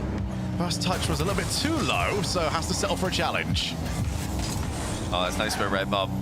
Just faking that he's going for the mid boost before going for the steal instead. Needs a goal here if he's going to keep this in close quarters. But Nas with a post pinch save. Red Mob wants absolute top corner denied by Nas again. It's more heroic defense. This is frustrating for the young Englishman, but it's what you expect to see from Nas. You just can't score on this guy easily.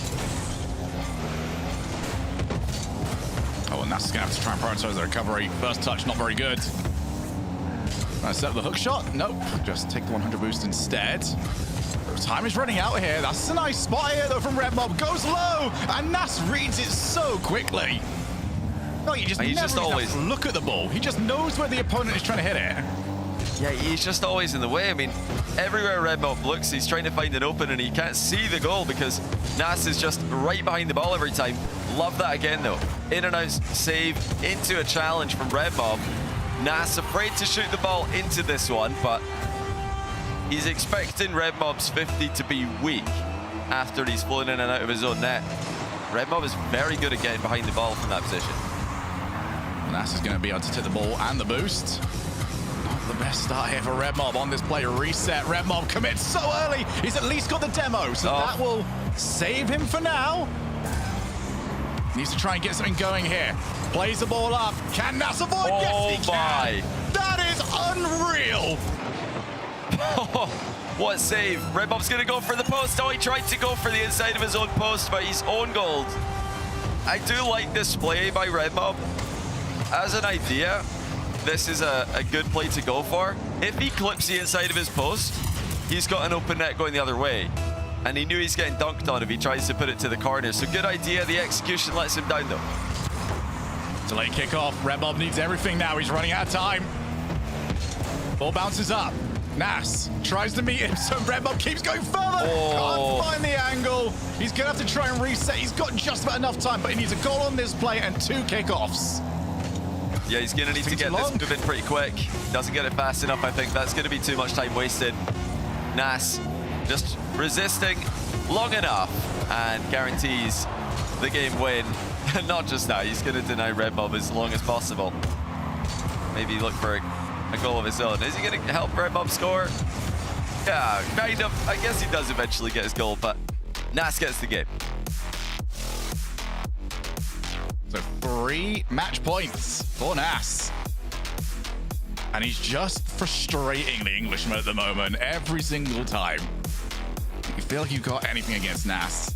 In series, in little bits of the gameplay, just knows how to rip that hope away from you. This is the same problem I feel like Mozzarella got stuck with yesterday, where Nas just shows just enough weakness in his defensive place where you want to stick around it, you want to commit, you don't really want to reset, because surely this is the one, surely he's caught this time.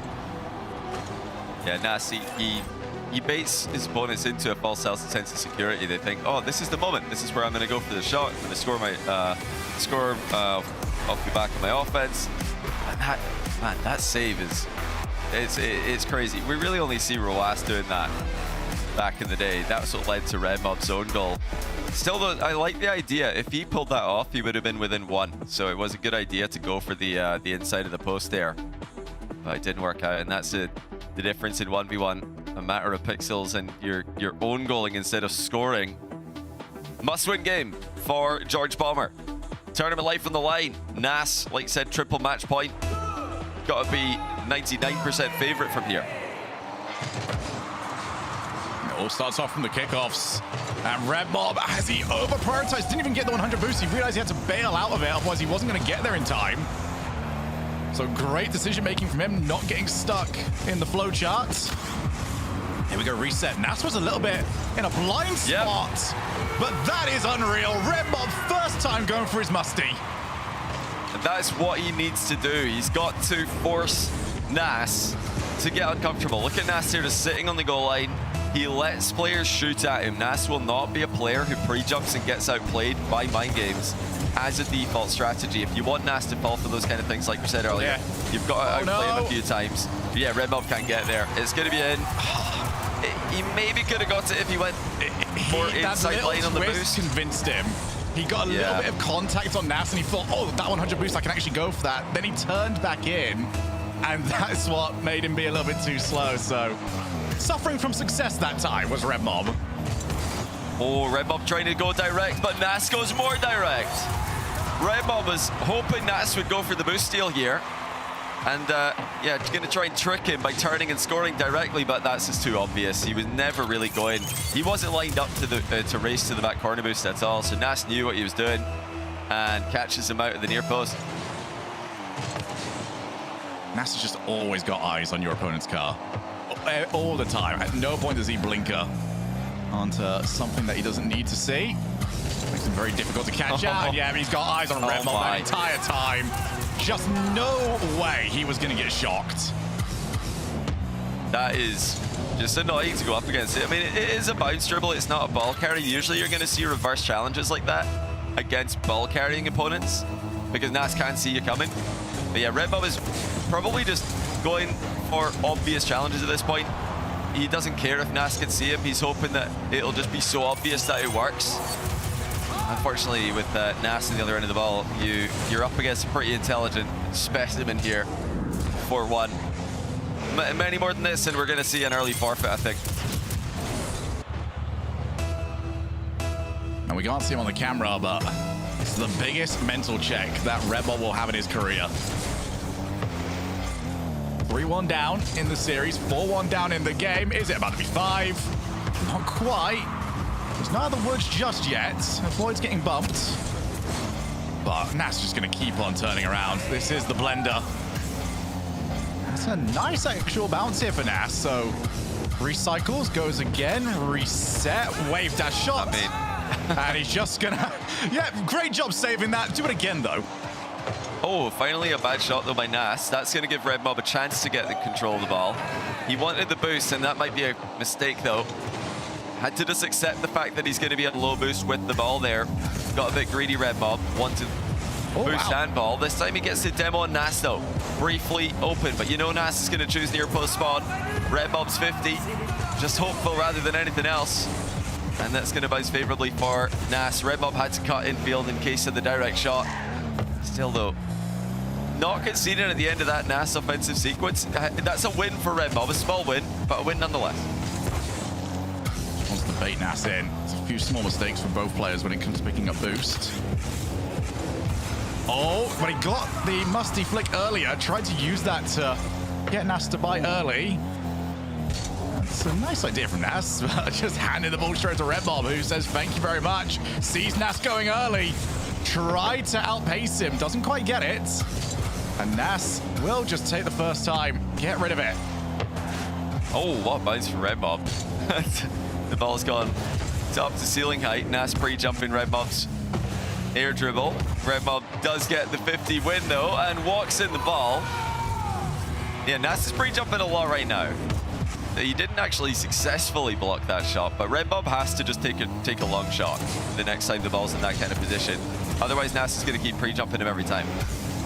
I do believe those are termed as the ego challenges from Nas.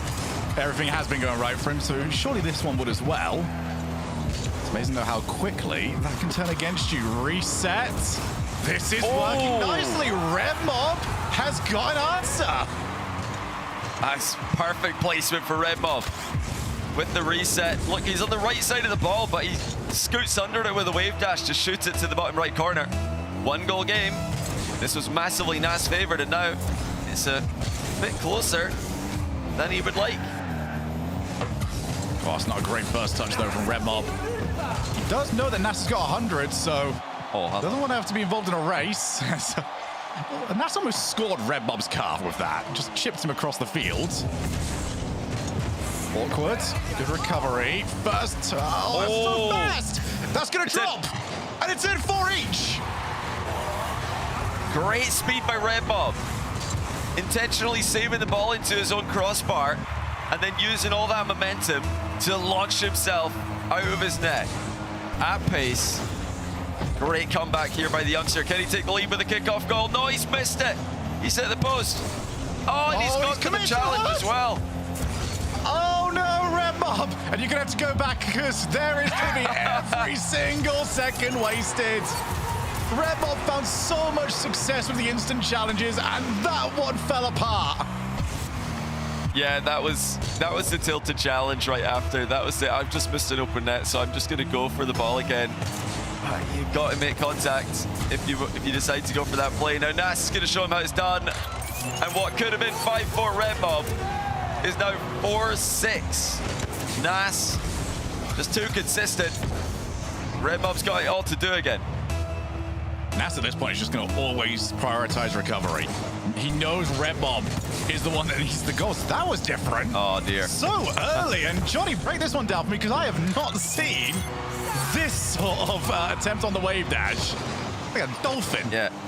Just so fast. I mean, Nas just gets the dash immediately. Before Red Mob can even land, Nas is already wave dash bumping him. I mean, just perfect execution. When you get, you know, into the future, when we've got AI defeating us by, you know, 100 goals to 0, it'll look something like that on the kickoff. Or it'll just be like the hard bots.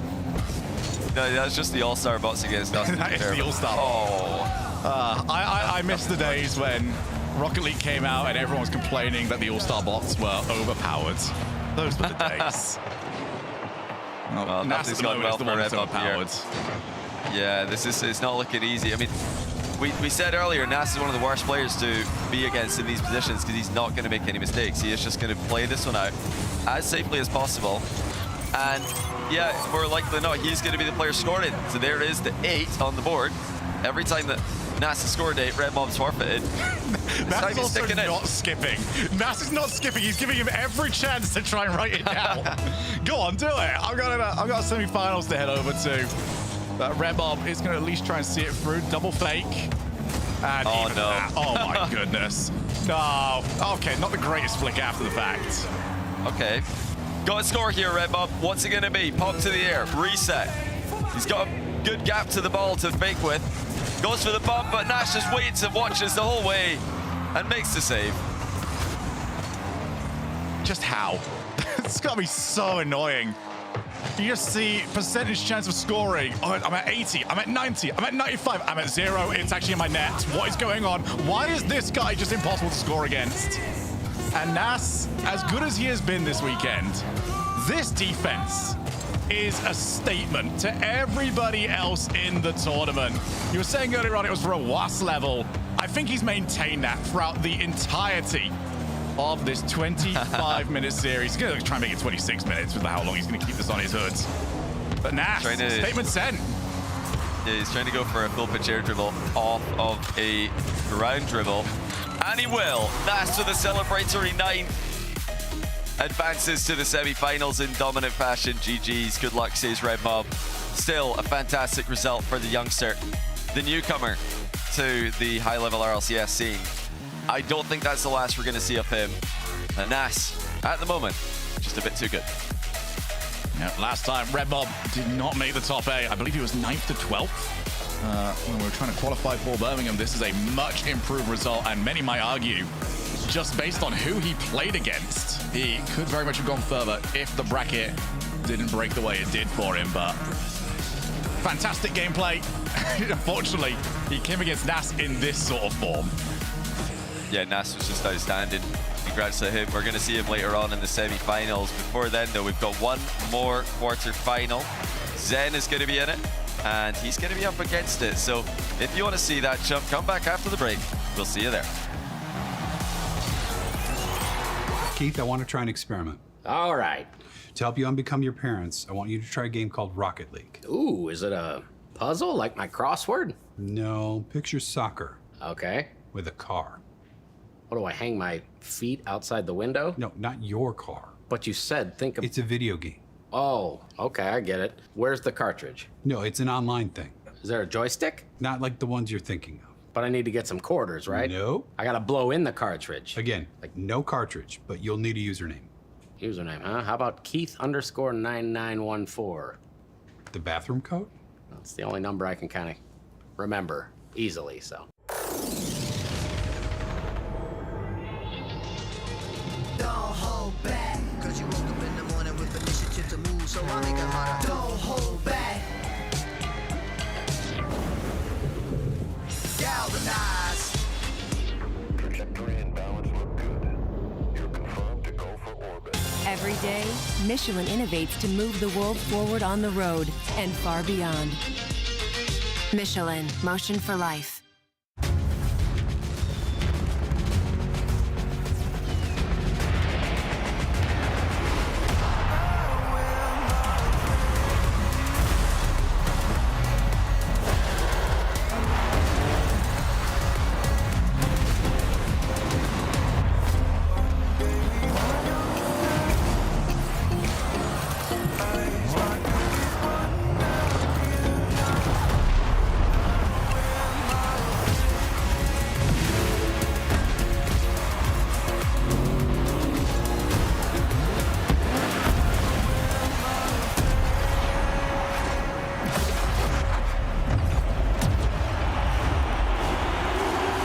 Part of the magic of Rocket League is the stories you could tell about it. The 0-second buzzer beaters, the epic saves, the underdog victories. It's all there. As we return to this legendary arena, we'll witness Rocket League's story unfold together. Who will hang their team's banners in the rafters of Champions Field? It's time to find out.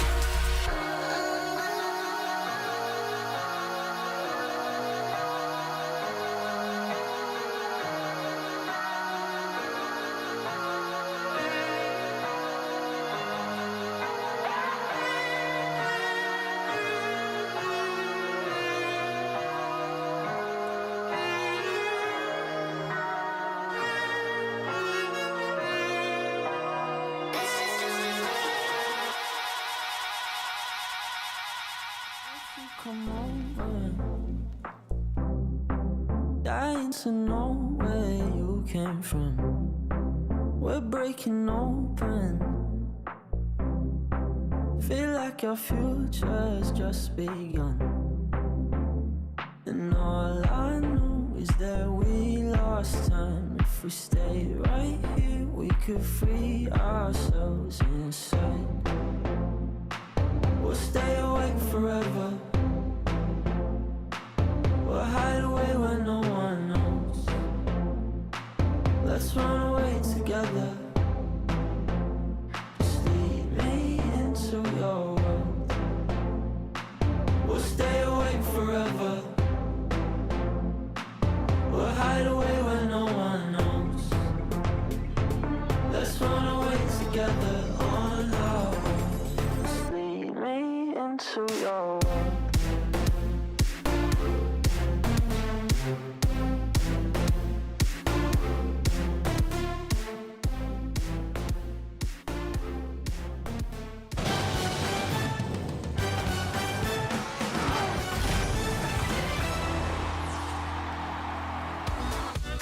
Welcome back to the Rocket League Championship Series. We have our first series down, and of course it is Naz taking the win, as everyone obviously predicted when on the desk there. Anyone that would have predicted otherwise would have been very silly, I think, that's for sure. CJ.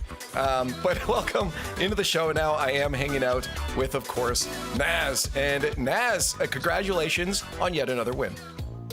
Thank you.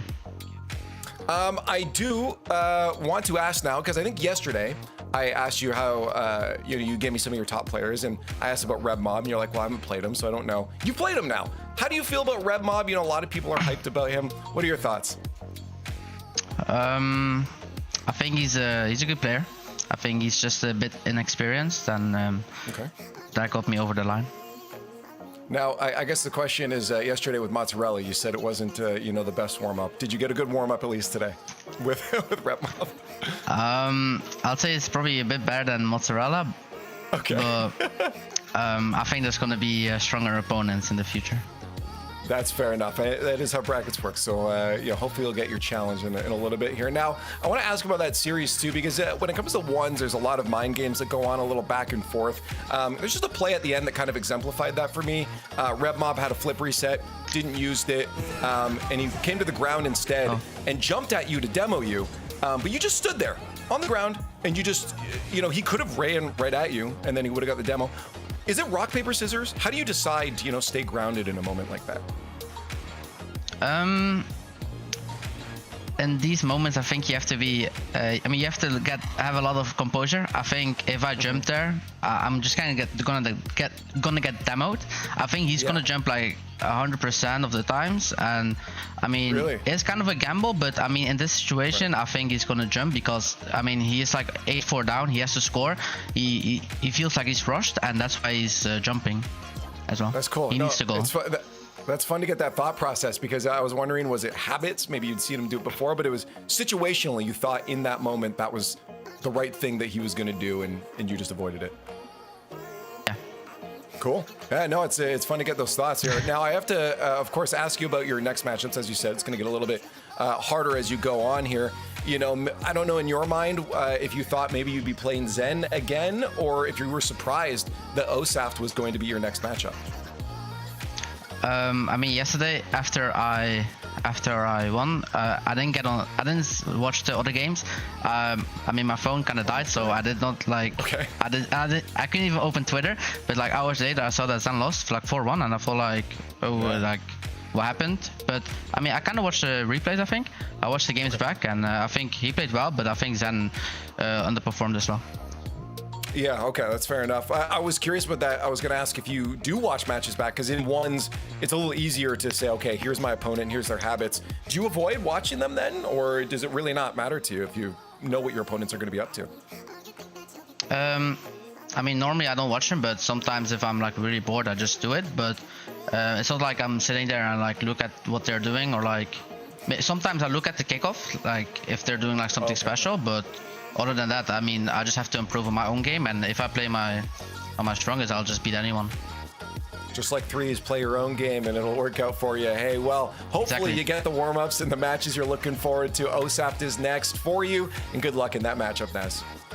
Thank you, Leaf. See you.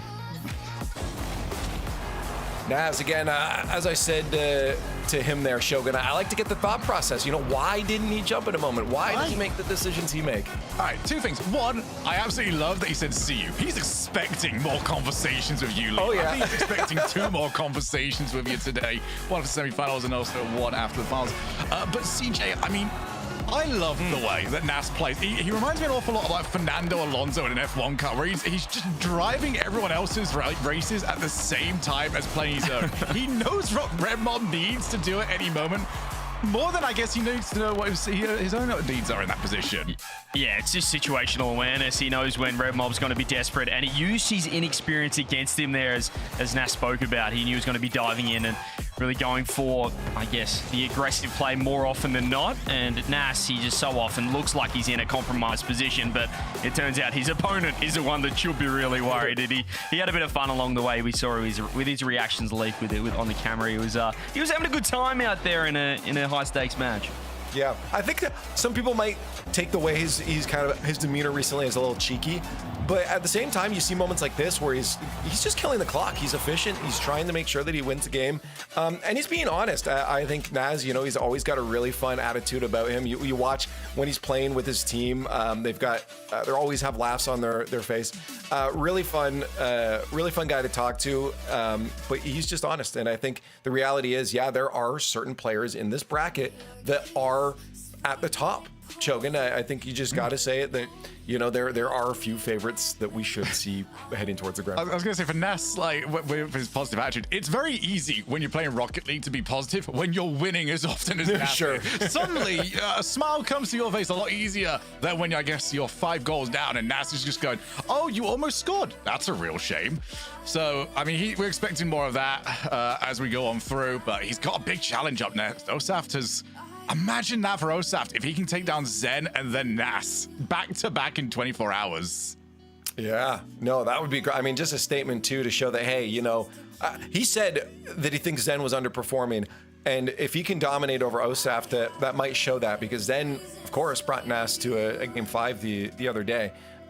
So I do feel like this is a big matchup just for Osaf here to show whether he is someone that is in consideration for a grand finals or if it was just kind of a fluke of a day, maybe. I wouldn't say fluke, but definitely we'll believe at some point. Yeah, exactly. I think like CJ, by the way, on this, yeah. Can we put out how ridiculous it is? We are in a reality where an all-German grand final is very possible right now. I mean, it'd be absolutely ridiculous. And Nassi, he keeps saying in interviews, like he's waiting for that next step up, the next opponent. I think if you'd have told him he'd be playing a semi-final against Osaf in an EU 1v1 where we've had 11,000 or something people sign up and the quality we have, he'd take that every day of the week. But Osaf is coming off a Zen win, so you never know. Yeah, sure. Well, we'll find out now what happens to that other player we've been talking about in that Osaf Zen matchup, of course, because Zen versus Razear's is going to be that next matchup. You have to wait for Naz Osaf after that, but there is a best of 7 in between it. So let's get talking about it. Zen versus Razear's. Razear's, of course, looking incredibly better than he did on that first Friday show there. CJ coming into yesterday looked great. Zen, not so great. But Naz thinks that maybe he was just underperforming. Hang on.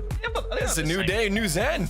Gee, I don't mind that, actually. I might have to chuck mine on and just want to copy Zen. That looks nice over there. I mean, it's a new strat for him. You don't want to give away too much. We could see he was tilted yesterday.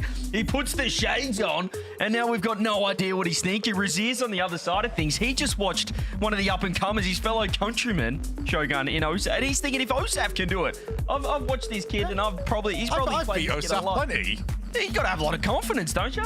I mean, Razear's beat Osaf 3 months ago in a show match. He'll be thinking, well, if Osaf can do it, surely I can do it. That's little bro over there. I'll go and meet him in the grand finals. I'll go and beat him in that matchup. So for Razear's, I mean, we've got 2 players here, Leaf. One did not play very well on Friday. The other one did not play very well yesterday.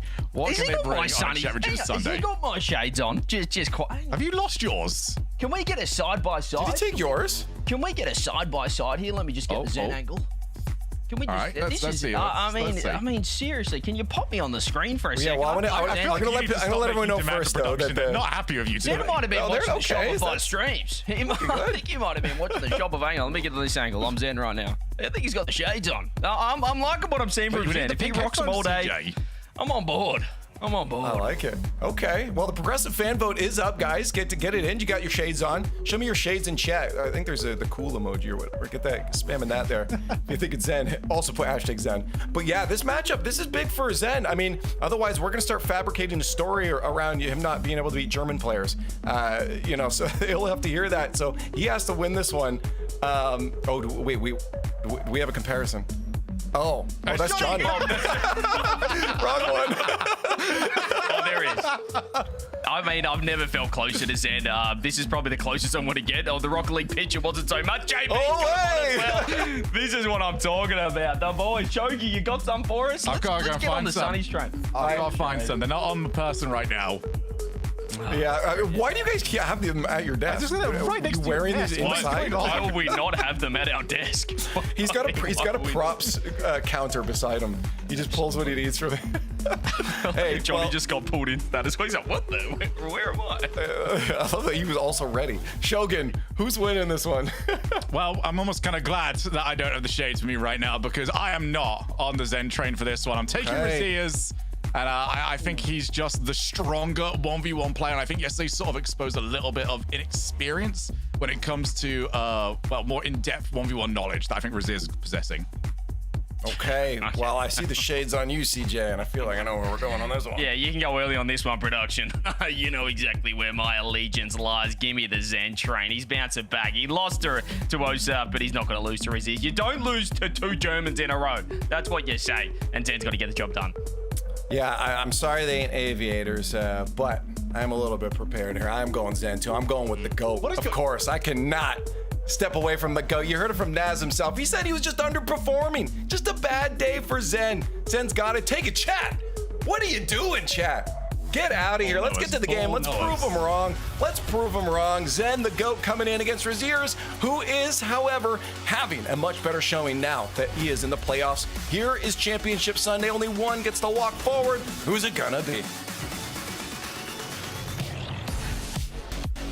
RLCS chat, here we go. We are in the lower bracket of the Championship Sunday. There are no more extra lives, and we have 2 of the favorites coming into the tournament in Zen and Razear's. This is game 1, brought to you by Progressive Johnny. Can Zen get revenge on Germany? He was upset yesterday, both on the pitch and clearly visibly off of it as well. Not happy with how the match went. He would have known coming into the event this weekend that Razear's is going to be a true task to beat. You know, Razear's hasn't had it all that easy either, though. He had a good day yesterday. Day 1 for him, though, not so good. So we're going to find out right now what kind of day 3 is for Razear's. Yeah, starting off, the mentality difference, I feel like, is maybe already evident. Razear's flicking and not gonna be able to, he does get this goal. I thought Zen was gonna get back there. It shows the amount of faith I have in the shades, in the confidence. But as I was trying to say, Zen clearly coming in here with a new mindset, rocking the glasses, not taking himself too seriously, I should say. Razear's, on the other hand, was so nervous in the first days, maybe was doing the exact opposite. So we'll see if maybe that early flick might get a bit of confidence going here in this series. Well, Zen with a good chance to equalize here. Aerial shot to the top corner, simple as. And he does catch Razear's out with that kickoff. So, you know, Zen not really known for his kickoffs, but he's learning as he goes through this tournament. I think he's, you know, we talk about it being a weak aspect of his game because it's Zen. It's difficult to find weak aspects of his game, but even then, it's not like he's a complete novice here. He is obviously very good in that aspect. Yeah, I mean, we had kickoff examples in the pre-show today. Zen was at least one of them, I remember, with the delay. Yes. So he knows what he's doing. For the most part, just a little bit less practice. And that was a tough angle, but not able to find it. The problem is he actually should have given up possession, but the boost either didn't spawn or Razear's wasn't able to pick it up there. So Zen gets to stay on offense, catches a demo in the process of popping this up. So I don't think, even though Razear's gets to pick where to spawn, he's going to be able to stop this. Oh, I really like that from Zen. That was exactly what he was missing yesterday, was those 1v1 moments where a demo's available And you can see the experienced players like Moxy, they know to go for it. Even Osaf was really good yesterday against Zen, going for those demos. Zen this time understood that it was available because he popped the ball over Razier's head. It's very awkward for Razear to see what is happening and defend the position while keeping his car in the play. And Razear catches Zen out with one. So going to be very closely monitoring Zen's success on and off the ball in this one. Razear has just tried to use Zen's favorite trick against him, but Zen was up early to stop the irregular bump.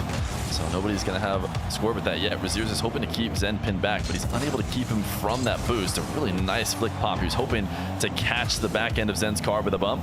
When it doesn't connect, it is going to be Zen on offense, and Razear is trying to shadow very closely in order to frustrate Zen, never really make him feel like he has an open space. We talked about how Zen has a tough time, in those 1v1 specific situations. If Razear can keep those plays close, maybe he can use that to his advantage. But Zen is going to be looking at an open net, and he's not one to miss this.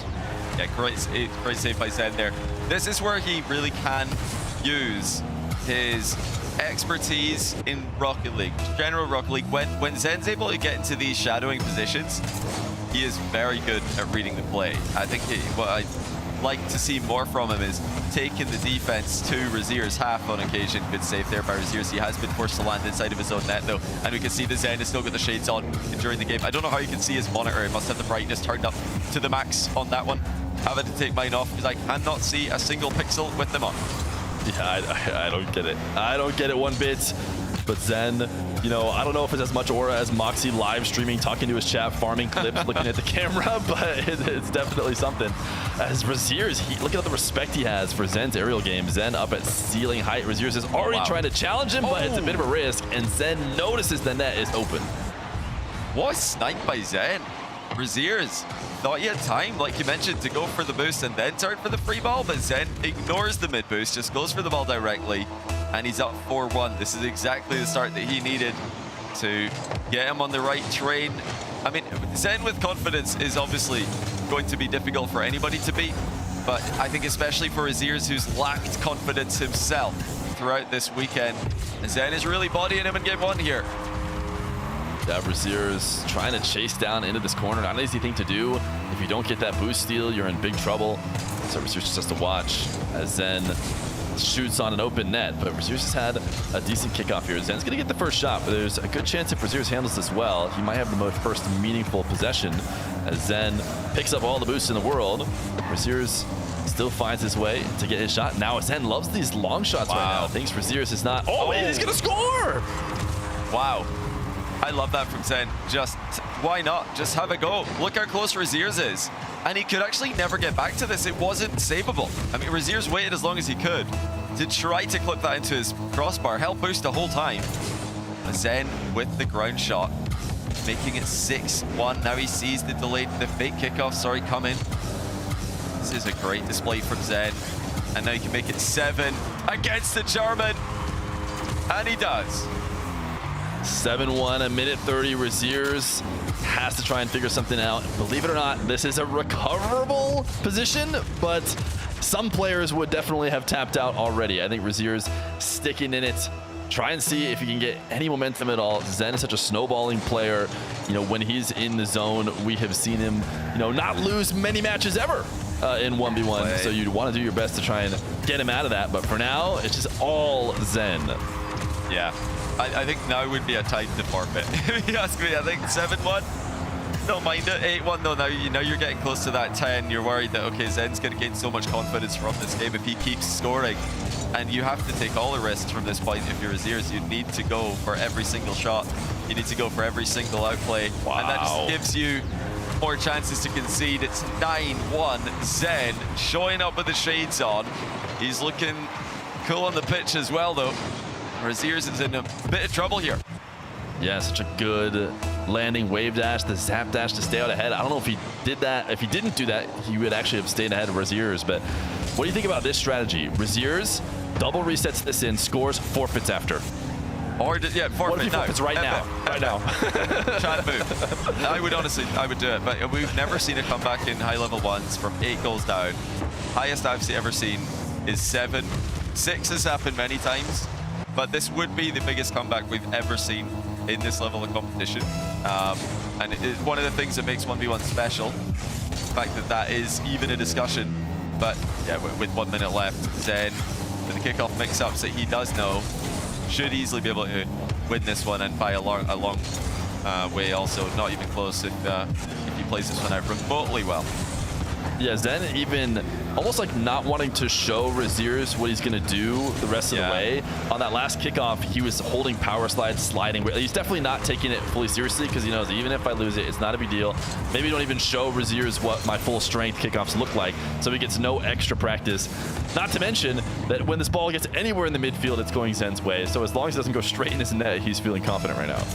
You know, we talked a bit about Moxy streaming his POV. Is Razear streaming his POV today? I know he has been throughout the tournament. This could just be genius from Razear's. He's got, you know, he's got a lobby with Zed, so obviously you want to keep that going as long as possible, even if you are losing 10-2. I mean, just think of the ad revenue he's going to get on this YouTube video. I lost 11-2 to Zed. Everybody's clicking that. Yeah, I've checked. Razear's is actually not live, which was very surprising. I was going to just assume that he was, but, you know, even if somebody else is watching on his stream, I would have expected him to be there because it's a big moment here. But he'll have to just settle for YouTube views, I guess. And this one, maybe it's I come back after losing 12-2. Oh no, this is Razear's. This is the thumbnail is going to go crazy for Razear's video here. I lost 12-2 to Zen. I think you should just concede a 13th here. Just make the kickoff. And you know, everybody's going to click that. Everybody loves Zen, of course. Everybody loves Zen content. So Razear's the content creator and pro simultaneously. Could be making a pro move here. It's going for one more. Last goal wins, and it's going to be Zen. Yeah, tough. He had his opportunity to get last goal wins when he got that second goal at 9-2. We were potentially speculating, is this time to forfeit? You know, type next and then type last goal wins. Maybe it gives you a slight edge, but for the most part, it has been all Zen, and he is still comfortable. No tilt yet. I can't imagine we've seen any clips. I haven't noticed any clips from him getting mad. I don't know why you would be after this game number one was so easy. He's making sure he keeps those shades on and keeps his cool. Yeah, Zen did all of the 1v1 things right in this game. The kickoffs looked good. He had a couple of goals from demos. He was not giving Razear's a chance to box him out of the play with those sneaky 1v1 demos and bumps. So it's the extra parts of the game that we need to see from Zen. There's no question about his aerial prowess, no question about his mechanics, and definitely no questions about his aura after today's game one. Yeah, and Razear's, you know, we hope we're not seeing the Razear's from the first day. I feel like we actually aren't. You know, from what I've seen from him so far, it's not the levels where every first touch is clearly being second guessed and he's not playing, you know, to his mechanical ability. It's just the reality is that you can lose a ones game like this. You know, we could see this go the other way, to be honest. You could see Razear's 12-2 back the other way. I think he's still moving well. It's not time to give up on Razear's just after game number one. So I think he still has a chance. Even though it looks really bad in game one, Razear's is still in this one. Absolutely. We've seen many times in RLCS, it doesn't matter what the game mode is, you can have a crushing result going one way and then the next game could be a close game going the other way. And even more so in 1v1, you've got more strategies to switch up in ones than any other game mode in Rocket League. You've got kickoff strats that you can switch. You've got the defensive strategies, the challenge game that you can switch up, aerial game, grind game. Everything has potential to be adjusted. And Razear's is going to be looking for the right adjustments here in game two. Yeah, and it's not clear what he needs to do when so much has gone Zen's way. Kind of needs to clean up a bit of everything, but not a bad place to start is kickoffs. If you could control them, you could keep yourself in any series no matter what the score is, but no way. Oh, the first one goes Zen's way. And you know what? He's human after all. This is a good sign for Razear's. That was a great try by Zen. If he had scored that, Razear's his confidence would have just been shattered. So I think it's a good play for Zen to go for. That's almost a series-winning goal. You crush Razear's mental by absolutely peeking him into next week. Razear's gets the easy goal going the other way when Zen misses. Well, okay, Zen with a follow-through demo. Wants a near post double tap. He's going for it again, and this time he hits it. Well, Zen looks dominant in the air, as you expect. Yeah, Zen is hitting the angles through the aerial. Razier's, you know, we talked about Zen getting off-ball demos on occasion. I actually want to blame Razier's a little bit more. It's too deep of a dive fake challenge. Yeah. He pretty much put himself in the way of Zen and let Zen have a demo for free. And then when Zen gets an opportunity to play in the air, you know it's always a mistake by you. A little bumping off the kickoff is going to lead to jostling the ball back and forth. Yeah, and again that's another one of those plays where you'd think Razear's would know better. He's just put himself in position to get bumped, basically, as he did put himself in position to get demoed before. If anything, those are the kind of positions you'd think Razear's would have more game knowledge than Zen in. Zen, he's in his natural habitat again, and he's thriving. I think Zen's just, he's put himself in a no-pressure situation with the shades, and it's allowed him to enter flow state. Yeah, it's beautiful. It's a beautiful sight to see when Zen is hitting every last one of his shots. Was the reason why this guy has so many fans, and he's clearly in the zone today, and it's going to go for Razear's to try and bring him out, and every little bounce is just going slightly against Razear's. It's just going to help the snowball even more. Zen going to find a way to get this double reset? No, but he does manage to keep possession, get to boost it, keeps it going. Razear's is right to be up here to steal it right away. He's convinced Zen to stop at least for a second. Yeah, Razear's is defending well here, but it's still Zen's ball, still Zen with 100 boost, and still threatening in the air. Again and again, there's the bump. Razear's managed to muscle through it, avoids the demo in the follow-up that Zen was kind of half-heartedly looking for. He could go for it again here. Zen is going to go for the back wall demo. And you know, all the criticisms we had for him yesterday, you can't say the same things about him today. He's getting the kickoffs, he's getting the demos right. That's a classic 1v1 move. Yeah, that was a perfect demo. You will see tons of players look for it. As soon as you get a bit of an advantage and you have a defender on the back foot, they are not going to be able to both handle the ball and dodge demos. This is a good play from Razear. He could stack as many of these on top of his score as possible, and you can end up winning whole games out of it. So just like that, back within one. Another, you know, volatile kickoff here on the diagonal. Razear could really equalize it in no time, but Zen has managed to force this into the orange half. He's not actually going to go for this ball, but he's just going to force Razear's into the air, who's going for the air triple bump as well. Neither one of these guys can land the air triple bump on each other.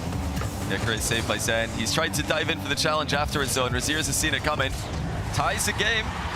So, bit of a rush challenge there from Zen. He had some boost to defend with, but he tried to catch Razear's by surprise, just sending it in defense.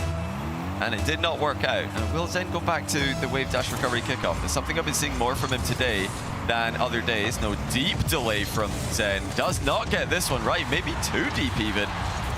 The ball's gone so far to his side by the time it reaches him that he's hit it backwards. Yeah, and I saw him do this yesterday, but he actually guessed correctly. He had a pretty far delay, but then last second he twitched to the left yesterday, and he was right. The ball went left. This time you see him twitch slightly right, thinking that's where it's headed, but when the ball goes slightly left, it results in that really bad pass instead of, you know, a perfect setup. But Zen could tell this was crossbar down and out. And I want to see Zen continue to stray away from his air triple bump. Earlier in the weekend, he was going for it every other time. Today, he has not been defaulting to it. I think we've only seen one attempt from him. He's mostly been playing to, you know, what he's the best at in the world with those real mechanics. And Razear's did bump him just enough to get this not on target. Yes, he makes it back. It might have a counterattack even. Has he missed this? Oh no, he has. That's a big miss by Razear's. He's got another chance at it though, and he's missed it again. Well, Zen left the net open on multiple occasions. Razear's cannot score it though. Now coming in with a ground bench, that'll do it. Well, as it turns out, he just needed the net to be defended, and he's able to score. Yeah, that's such an important goal, to not give up possession after what he knows should have been goals earlier. He does manage to finally get it, dribbling that away from Zen's early challenge. Now, there's a slight delay from Zen on his wave dash kickoff. We've seen that a bit as well, and it was working for him earlier. Right now, it did not work as he is back in defense. Razear is trying to get a reset defensively and actually uses that to flip into the ball and get a better challenge. Zen diving in order to force Razear to give it up. He knows he's going to have to head back to his own half, but the way he's playing in the air right now, it does not bother him to go for a little ceiling double. Gets the reset super late, and the 50 is saved. Yeah, not the cleanest reset by Zen. It eliminated a lot of his angles, a lot of his options that he had in that play. Great save in defense, so that's wide open for Zen, and he's got some time to work with here. Puts it in first try, even though he didn't have to, and maybe an overextension by Razear, because he was really out of the game there. Yeah, he had a bit of a missed recovery as well, but he had a moment to decide whether or not to try and outplay or, essentially start playing defense, which happens a lot in ones. In the middle of your aerial, you can decide, I'm not even on offense anymore, as Razear's makes a great save on the goal line. 5 boosts to work with. Zen's going to try and pin him back here. Instantly pops the ball up. Going to go for another steal. He wants to force the issue somewhat quickly to not give Razear's any time to get back in. He'll just jump off the ceiling to make it a tie game. It's a simple ceiling shot for a player like Zen. Yeah, he saw it super open. He even had Razear's on his screen, so no confusion about that one. Zen stealing multiple boosts, threatening air dribbles from both angles, and then does get the equalizer. He's going to win this kickoff to his back corner. It's often considered a bad thing to have it in your back corner, but this time Zen's able to get boost and ball, so it's perfect for him. And now, playing for the backboard. Oh, he just got straight in with a ceiling pinch. Zen, ground to air dribble, ceiling pinch to tie. Actually, to lead. Yeah, Razear's has been popping up to try and stop these aerials early. Wow. And Zen found the way around that. He just took the ball all the way to the ceiling and then shot it on net. Sometimes you'll see players just take power shots. At that point, Zen was already dribbling, so there was no power shot available unless you're Zen, and you could just use the ceiling to get your power shot. But there's that drive kickoff that we've seen Zen use more often than anybody else, losing the ball into his back corner intentionally, hoping to get something out of it. It is going to lead ultimately to a pretty solid Razear's possession. Very forward air dribble from Razear's that is going to fall into Zen's hands, and with his speed, he's very likely to pick up his own boost and maybe at least pressure this play. Razear's got the 100. Zen dives in a bit deep. Great catch from Razear's as Zen shadows close and takes it to the backboard. That's a nice demo attempt by Zen, something we didn't see a lot of him yesterday, a lot from him yesterday. This time he spotted the opportunity. Razear's has got him 0 boost, now 12. Shoots immediately and cracks the backboard. Zen with a little follow through bump. Razear's shoots, Zen saves. This is a great sequence for Zen defensively. He's been on the back foot since the kickoff, but he's holding on. Razear's has boost advantage still. Zen rotating back on whatever he can get out of pads. Razear's wave that shot is over the top of Zen, and it's clutch to force overtime. Razear's with the reset. Hovers all the way down, taking his time. Look how far to the left of the ball he was. Completely disguising the destination the shot's headed towards. And it was pretty good defensively by Zen. It was very good actually, but finally Razear's makes his mark. And Razear's going to win the kickoff in OT into a sidewall dribble, and he's going to go off the ceiling for his reset. Sees Zen there waiting on the back wall. Razear's didn't hit it. The double was available. That's something I'd expect to see Razear's score more often than not. Now he's swinging wide on the defensive rotation. Zen not able to flick and punish, and he turns and dives, and he's going to win this game. Well, it ends up being simple enough for Razear's. Zen completely fumbles the dribble. He was direct on net there. If you're direct on net, jumping for a reverse 45 flick, you've got to get it absolutely perfect. Players like Moxy can do that pretty consistently, but it shows you how hard that is. Zen gets it wrong, and he gets scored on. I want to credit Razear's for swinging so wide. I think what he did is he showed the left side of the net for a moment, and Zen saw that as well, said if I can set up this flick and launch it there, there's no way Razear's gets back. But even, like what Razear's did is he forced Zen to do what he would expect. Now Razear's knows what's going to happen because he left that briefly open, knows the flick is going to be getting set up, and then takes advantage by diving right away. But what an important game here for Razear's to keep this series equal as we head to game 3. Yeah, it wasn't the cleanest either. Razear's probably should have won this by more in regulation, as he had Zen on the ropes for a long time. Zen took the lead late with a ceiling pinch. Absolutely stunning stuff from him. But Razear's with the clutch. Look how patient he is pulling the trigger there. Zen not doing enough to posture up and cause Razear's to panic. And Razear's, that must have been the most nervous open net of the day for him as Zen takes off the glasses there. I wonder if they're going to be staying off now. We're getting it. Yeah, IRL decal switch. We've got a hitbox switch from Zen. Or is it just the decal? I'm not sure. But yeah, going for the more transparent look here for game 3. Yeah, it's interesting. It's a switch up. We were saying his confidence potentially came from that. Does he have prescription sunglasses? He must, right? Because it seems like he needs regular glasses. Put them back on. Put the shades back on.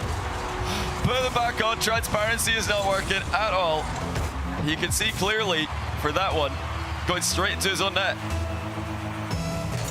3 seconds in. Razear's continuing what he did in the final moments of regulation in the last one and into OT. Zen gonna have an opportunity to try and slow that down and get his first non-shaded goal here potentially as he tries to bump Razier's after going through Razier's own goals because he knows Zen's gonna score it otherwise. You know, full credit to Zen. He is doing a much better job today, tripping up Razier's and just being awkward. You see a lot of this from Moxy and Nas and Osaf, these guys who have been annoying their opponents all weekend. And now Zen getting involved, proving to be difficult to play against. Razier's, I'm not sure he likes that first touch. I think he wanted to get something going off the side wall, but then realized he pushed it too far back. Zen's able to close that distance, and oh, Razier's missed a wall dash. Not sure if Zen knew. If he did know, he maybe could have forced the issue even more, but a bit of a lackluster shot considering Razier's in such a poor position. Great save from Razier's, gonna instantly counter it by putting it off his post, and he's back in control. Yeah, fair play to Razear. That's a tricky move. We saw Red Mob mess it up earlier as he tried to snipe the inside of his own post. Now Zen with the trip on Razier's. He scored again 2 goals from tripping up Razier's. Yeah, great undercuts on his way out here after doing a little bit of a slide on the wall with the roof of his car. We saw him score a turtle goal earlier. This one was a little bit of a delayed recovery, but recognizing he's underneath and does not want to let Razier's get his wheels on the ground. Big kickoff now for Zen. Decides, I'm just going to go pick up the corner boost opposite of Razier's, and he's able to fake high before going low and making this save. Now, can he get out? So this boost going to respawn right in his corner, and he actually delayed there. It felt like he could have gone quickly. Maybe tried to bait Razier's in. This long shot will be handled. The question is, what happens on the follow-up? Zen over pops this ball, and Razier's will at least flick it out to the midfield. Yeah, not able to get a consistent possession here, Zen, but he's doing so well in defense. What a save again. He's fake jumping and then getting down and back up again to block Razier's on multiple occasions. Now the direct air dribble, Zen with a mix-up, and he's not going to miss this one. 3-1. Zen doing it well at both ends of the pitch. Yeah, Razier's even slightly slowed down on his air dribble when you, or sorry, on his defensive pre-jump. When you jump up, sometimes you convince players to slow down, and he seems like he was almost prepping for that. Zen just sticks with the ball, pulls through, and is able to go up over the top. Zen's going to have another opportunity for an aerial play. One that he gets a reset not far off in the box. Razier's able to stop it, and Zen kind of bailed on the play early. Not a bad idea when you feel like you don't have the right setup. You can just maintain possession. If you had that ball headed towards net, they're going to have to save it and give it back to you. Now Zen wants to go full distance. Does he have this double? Every last bit of his boost was used for this. Razier's has enough that he will be able to get the long shot. Yeah, Zen extremely under the ball on the last 2 flip reset attempts. Almost completely underneath it, which is something he's capable of. He's obviously able to score while doing that, but what it is doing is it's not giving him a good view of where Razier's is and what Razier's is doing. So yeah, he might want to try and get more behind the ball. Oh my goodness, how has he saved that? Just as I thought it was going to be a tight game for Razier's. Will Zen go back to it again? Oh, like, won't have to. Razier's has dove in and missed. So 4-2 as Razier's misses a challenge. This was just a beauty of a display in wave dashing. If you were watching Zen all the way through that recovery and in through the net and then back out to the side wall, there's a reason why Razier's thought that he was not going to get beat to that chase down, because very few people can play it that fast from that position. But Zen showing just how much flips can do for you when you maybe don't have the boost. As he now tries to challenge on the ceiling, Razier's is going to go low for his third. Razier's first touch off the wall here, very impressive. He keeps it so far away from the back wall. Zen had miles to go before he could reach the challenge. Razier's spotted that he wasn't making good contact. Now Zen with a delayed kickoff trips it into a good position. Razier's will be back to defend and keeps the ball in a great location. Zen briefly drives through for a threat of a demo. Razear saw that one coming a mile away. Now he might be going for one of his own. It's not going to be much of anything. Razier's unable to get a threatening shot on target or the threat of a demo off the ball. Zen, from this position earlier in this tournament, Zen double jumps the ball and goes for a bump, but he has new plans now. Instead, he's going for the 180 backflip flick, so delayed, to pop it over the top of Razier's to extend the lead. It's just beautiful from Zen. Known obviously for his aerial game, but he has got some tricky ground mechanics as well. Now he's just going to have volley this off the ceiling. It's gone in. Oh no, it hasn't. Razier's has kept it out. What a save. But Zen even finding the net from there that quickly has absolutely caught Razier's by surprise. Yeah, Razear is on his way back. Did not think he had to worry about that quick of a shot when someone goes to the side wall. When it's Zen, he finds ways. Good backflip challenge, and he will chase this down to make it 6-3. You know, again, I've got to give credit to Zen. You know, I was critical yesterday of his defensive strategy being so standoff at times. This time, he pounces on a Razear's that he knows is struggling for boost. Backflip challenge is obviously very committal, but when you can get solid into the ball like Zen did, it's a great play to utilize. He's going to be up 7-3 here. Razear's is out of the game. Zen maybe thought about slowing it down a touch, but didn't overcook it. Yeah, I was watching from Razear's POV, and I think I did not like what I saw from him on the execution on the kickoff. I feel like he had won it. Zen had even missed the flip, was low boost, but Razear's just not thinking about how I can score this. Seemingly, you know, touching it mindlessly into Zen's corner and not game planning for the future, not being patient. Oh my goodness, Zen. He uses the bump to accelerate himself. Reverse wave dash half flip and the finish. Great improv by Zen. Razear's is trying to take him out of the game. He actually helped him back into it.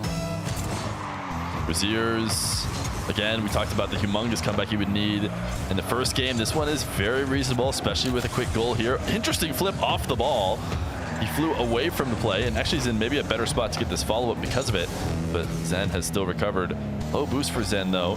Razear's needs to try and take advantage. Wanted to get an immediate shot, but put it way wide of net. I feel like he could be a little bit more patient and take one more second to put these touches where they're a bit more effective. Then again, threatening the demo. Wants to keep the pressure on Razear's as the game reaches a conclusion. Oh my goodness, Razear's with a huge flick. We're not over just yet. In game 3. Razear's gonna have to go to something special on the kickoff. That is ridiculous. Plays so well.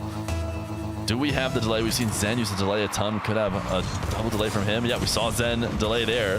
Razear's just trying to go for that wave dash. Does have the ball. And Zen knows that every challenge he makes, if he buys even seconds, even if the ball goes to this side and then Razear scores eventually, if he does that 4 times in a row, Razear's not going to be able to score fast enough. And Razear's not going to be able to score at all as Zen makes yet another save. And he's moving so well right now. He is in free play. Razear's able to stop this one, but the dash is on the wall into the aerials. Everything is looking like it's according to plan for Zen.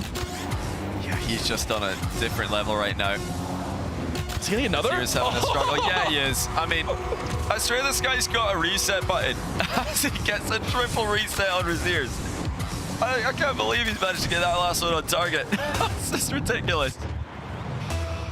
I mean, that's absurd. He's just doing whatever he wants. Razear is right to not expect a third reset. A tough goal of it from him, but he was able to bounce back in game 2.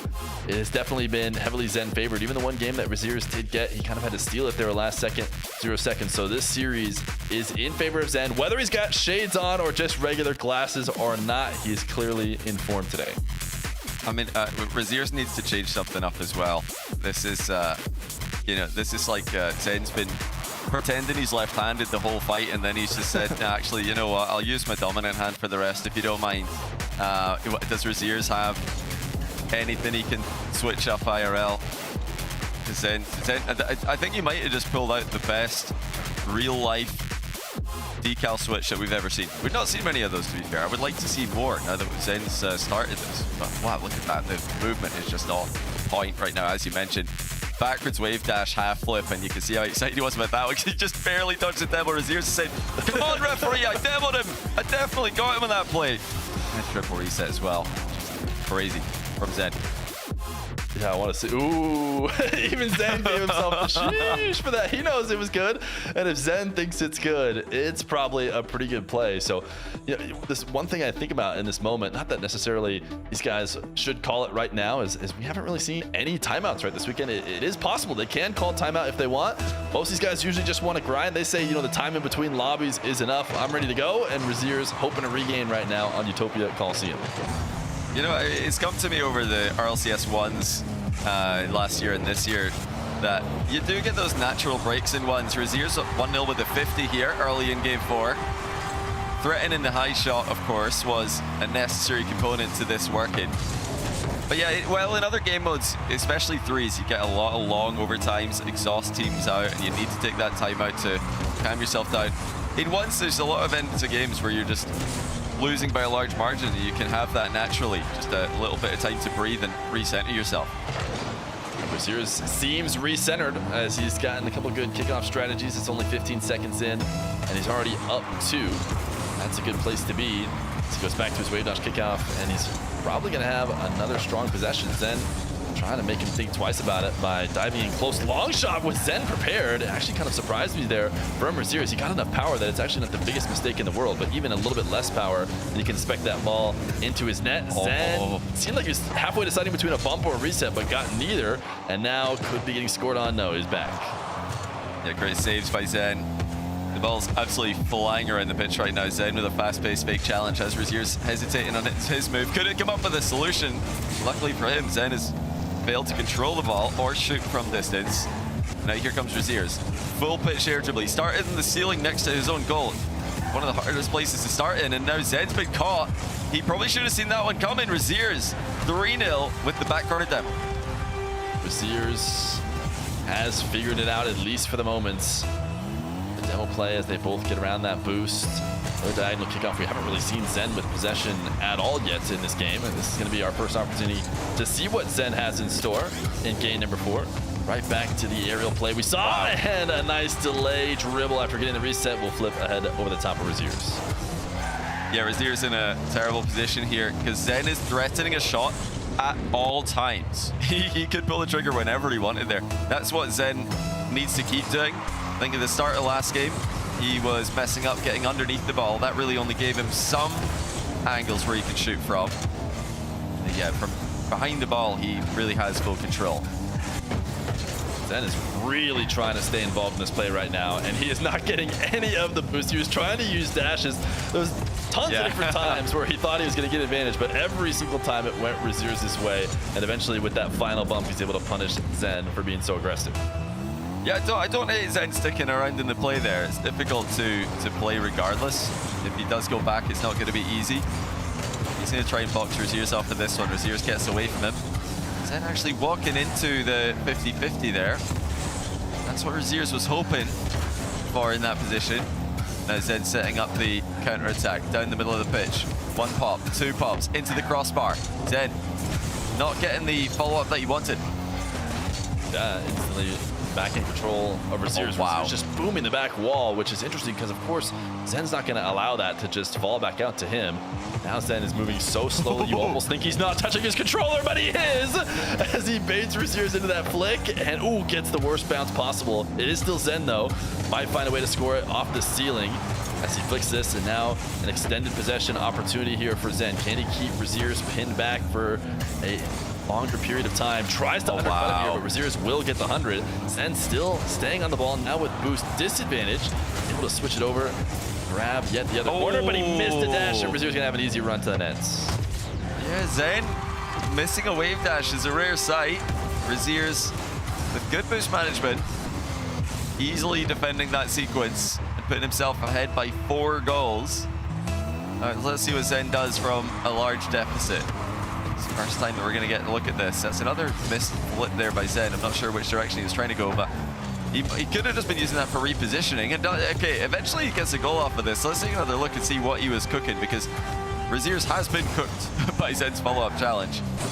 He's got to calm down though a little bit, Zen. He's still got a lot of time left.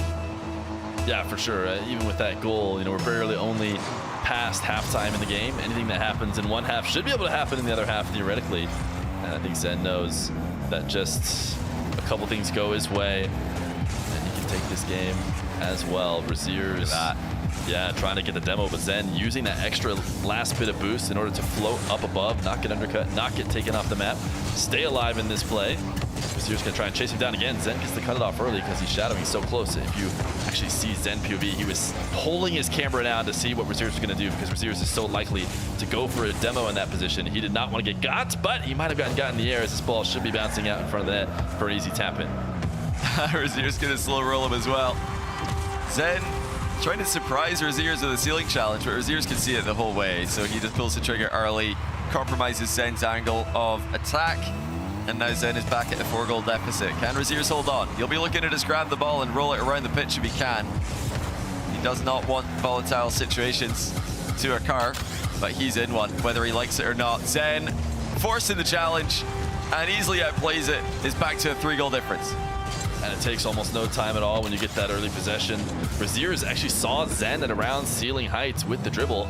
Probably felt like going off the ceiling could be a good play. Zen did decently far away though. Was able to convert. We saw the beginning of this game go all Razear's favor in terms of the kickoffs, but Zen's going to win the race to 100, and he's easily going to tap this in, and now it's just a 2-goal game. That's the nightmare kickoff for Razear. He doesn't want to be fighting Zen for a 50-50 race. You know, it's great if you win it, but if you lose it, I mean, you're not the player who wants these coin flips. Ahead by 3. Again, they're in a bit of a coin flip situation here. This is a bit of a Zen favored one, but he manages to trick him, does Razear's. Yeah, Zen could have just taken his time here if he had a look back, but Razear's is close enough that, yeah, Zen's feeling threatened and decided to go for what he thought was a 50-50. Right, it's so dangerous there. If Zen has absolute nerves of steel, maybe he tries to catch it with the back end of his car and roll it and maybe make a future 50, because he wants contact with Razear's car. He wants to get a 50 somehow, but Razear's stayed away and was able to capitalize. And now the most important thing, he's got possession. Oh my. Maybe he doesn't. He had possession for a second. Zen ultra pre-jumped it and almost got away with it. He almost ceiling doubled that in with a crazy pre-jump challenge. But as he misses it, Razear's scores again. But, you know, Zen is taking the necessary risks at the end of this game to close the gap. He might not need to take the risks that early, but of course, he wants to keep this as high scoring as possible. This is going to favor the player who's losing. And Razear's going way deep for that boost. Does not get back in time. Flurry of goals. Zen gets this into the blue half, maybe not as ideal as if he had pushed it slightly into the orange side. Razear's gonna carry the ball and flick it away. Try and waste every last bit of time that he can. Zen knows he's gonna get possession eventually. It's not as clean, never mind. He tried to get a really soft save, I think, to stay in control of the ball. He could have tried to just launch it, but ultimately Razear's gonna get the goal. Yeah, that's discipline from Zen. All right, discipline from Razear's, I should say. Zen was looking to bait Razear's into a boost steal, but Razear's didn't fall for it. He just stayed at the edge of the box, kept taking shots, and eventually Zen could not hold on any longer. But that whole time that Zen's baiting Razear's into a boost steal that Razear's doesn't fall for, Zen is recovering quickly. He could just slam an open net if Razear's goes for the boost. So heads up play by Razear's. Knew what Zen was trying to do, and it did not get tricked. We should get to see Neo Tokyo now, which is not something we have seen so far in this playoff bracket. It's been fairly one-sided. Now, to be fair, we didn't necessarily know it was going to be Osaf 4-1ing Zen in that round, so definitely still an unexpected result. But now we're going to get to see a bit of a closer series over the long course of time between two players, and that is really what 1v1 is very about. I think you see this in threes a little bit, but in ones, you slowly teach your opponent what to expect over the course of many, many games, and then eventually, you know, you can use that and cash it in order to get wins. There's players, and I know Razear is one of them, who actually heavily prefers the best of 7. Even in show matches that are often best of 5, he'll try and see if he can convince him to become 7, maybe because he believes in his ability to make adjustments over the course of the series. So as we see him improving here in game number 4, maybe he keeps that going as we get deeper in the best of 7. Yeah, it's so hard to do that on the fly. I mean, you're thinking so actively about what you're doing. The bigger macro strategy can often go forgotten. But who's it going to be? Is it going to be Razear's, or is it going to be Zen? Razear's nearly taken a 1-goal lead early with a bump attempt. Zen escaped it. Still in a compromised position defensively, and this time he does get bumped. Razear's clips him, and he's up by 1. Great start from Razear's as he managed to stay aggressive off of that kickoff, and even though it did not go in, kept possession and got a second opportunity. Razear's, even though momentum going to late kickoff, they're going to give a little hug in the midfield, something you'll see decently often in ones as they both go for similar plays. Zen diving right away, wants to force the ball out of Razear's control, and the question is whether or not he can get something going cleanly, and it looks like he will. Razear's had no boost, which is faking as he dived in, but now he'll take the ball away. Zen is clearly not as comfortable with his ground game as other players in this tournament. He's waiting a long time with the ball bobbling around in the roof of his car. In the air, though, he's fully focused, fully comfortable, so that's where he's going to, I think, be producing most of his offense. Zen is in trouble here as Razear goes up by 2. And it's pretty simple stuff. Just force a bad save and then turn around, get the follow-up shot. Yeah, Zen wasn't able to recover at all. He felt that he needed to air roll a specific way in order to get that first touch save, but it resulted in just bouncing awkwardly off the back wall. There's a world in which he maybe gets back to it with a better recovery. Instead, Razier's up 2, gonna try another dribble. Zen kind of faking like he's gonna go high. You see that for a moment looking like he might go to ceiling, and that forces Razier's down, and then he prepares for that by swinging down off the back wall to stop the low shot. That's great play by Zen. Excellent defense, a little bit of a bump, and then he is the one counter-attacking Razear's to make it 2-1. I'm really curious to see what Zen's next ground play is. I think he might want to just drop the ball into a rolling dribble or maybe a bounce dribble, because the ball carry doesn't look comfortable for him. He's messed up a couple flicks. I want to see him go to something else. Zen not going to be able to... Oh, wow, he does get back. Never mind. Based on his car movement, I thought he might have a chance. When I was watching his POV, it looked like he had kind of given up, but no, he clearly hadn't. He recovers, makes multiple saves. Razier's is just a defensive pinch. He tries to buy a bit of time. Well, I say that. He's gotten the midfield 100 and turned right back on the ball. Zen, low to the ground air dribble. Maybe that's one way he can get away from his ground game. Just air dribble, but lower. That can be his new ground game. As he grabs a demo, and we'll see, does he play this on the ground? Oh, wow, or does he get straight up into the air dribble bump? That's his favorite, but it has not been working this series. I think, if he's going to go for it, that's not a bad time to do it, because he knows Razier's does a low boost, and he's got the follow-up attack anyway. Ceiling double. Zen ties the game in style. This is what Zen wants. He wants to be tested and being able to see if he can pull off mechanics to score quick, score high, and score through the air. That's what he had to do there with Razier's on the ground. Zen always passing those tests when the opportunity becomes available. But can you get away with winning a whole series just through that sort of domination if you don't have a strong play on the ground? A pre-jump that he uses to flip in front of the ball. 9 boosts to work with, so he backs off into his back corner. Razier's bounce dribble. This is something that Zen could try and copy on the other end if he wants to get his ground game going, but he's back to the carry. What you have said hasn't looked great in. Why not go air dribble bump? It hasn't worked yet, but why not this time? Yeah, the good news for Zen, even though he's not getting immediate goals with his air dribble bumps, he is getting good positions. So this is a good continuation, potentially, for Zen. One thing he has done extremely well from the ground is shooting. His shots have been snappy. He's had a lot of power on them. So I think Zen needs to give himself chances to shoot. His flicks have not been as impressive for me, but his ground shots have been excellent. Try and shoot this from the top of the arena. Razear is able to get there now, playing a bit of keep away. Bit of an awkward landing. Zen notices that and sees an opportunity to backflip challenge, take it away, and take the lead. Yeah, he's had a couple of good backflip challenges in this game. Looks like Razier's might have messed up his landing a little bit there. Could not stay behind the ball. Zen taps it in easily. Very close game here. Lower scoring game as well. Zen getting in front for the boost steal. Has to be careful for the recovery demo. This one he sees from a mile away, so he's getting a lot better at this. Reading Razier's off-ball movement. Yeah, not just jumping immediately like you'll see some players do. Actually taking a look, seeing what Razier's is up to, and deciding then whether or not he needs to jump to dodge demo, and keeping those wheels on the ground at every point of a 1v1 game is so important. But Zen trying to get an angle off the wall, now playing a bit of keep away, has to find some way. Actually decided there is no way. He'd rather just pick up 100 boost and keep Razier's low than try and go all in on that one specific attempt, because he knew he had a follow-up. Wait! He doesn't. Razear makes yet another save. Zen gets the boost grab, tries to bump Razier's off the other one. He has starved him out of so many different 100 pads. But Razier's has stayed alive. Zen is just playing with his food right now, and surely Razier's can't survive any longer. Zen, he's nearly missed that fight. He does put in the open net, and that's so frustrating for Razier's because he's done pretty well there on multiple saves, but eventually he has no boost left to recover with. Zen pulling away a little bit on the map, modeled after his home country.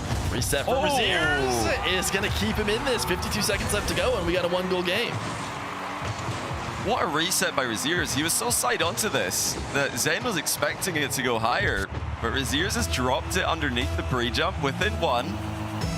And although it's been mostly Zen in the middle of the game, Razier's had a good start. If he can finish strong, this is more than winnable.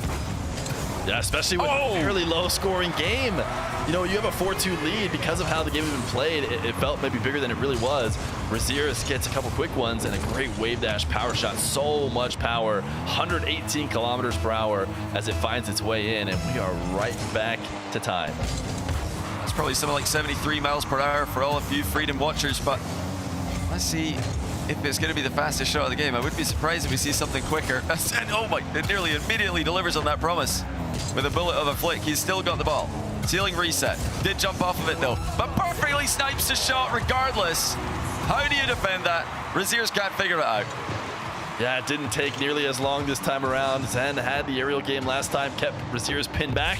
This time you notice Razear's had gone up, and he's got the ability to put the ball wherever he wants. He sees that bottom left corner is not defended, and gets himself a lead. Can he get himself a possession where he can actually play this to his advantage?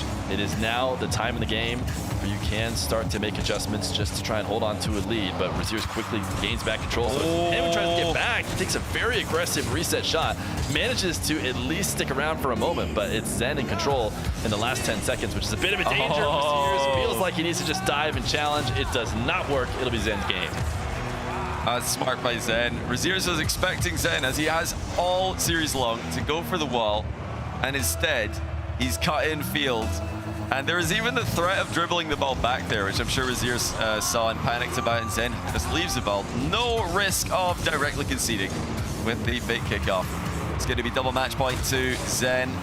Razear's has fought well here, but overall, I don't think he's done well enough in the aspects of the game that he can maybe be favored in. He's obviously a little bit outmatched in the air, but Razear's isn't making up for that like Osaf did by dominating either kickoffs or the physical game or even the ground game. I don't think he's winning enough in another area.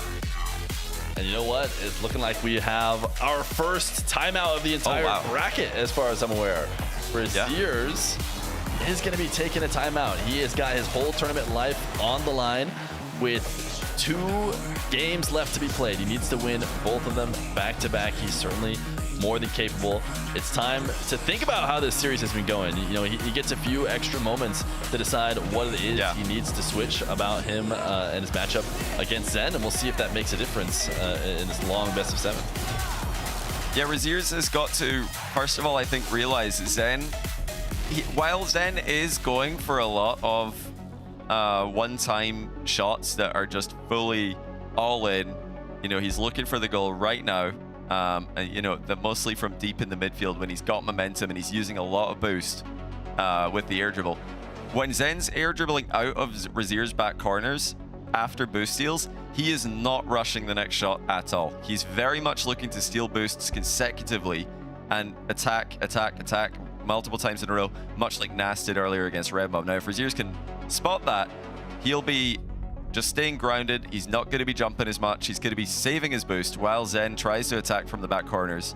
Because Zen really isn't trying to score direct from there. He's going for more of a long game attack. And yeah, I think Razear's can maybe notice that in this timeout and try to survive those extended periods of time.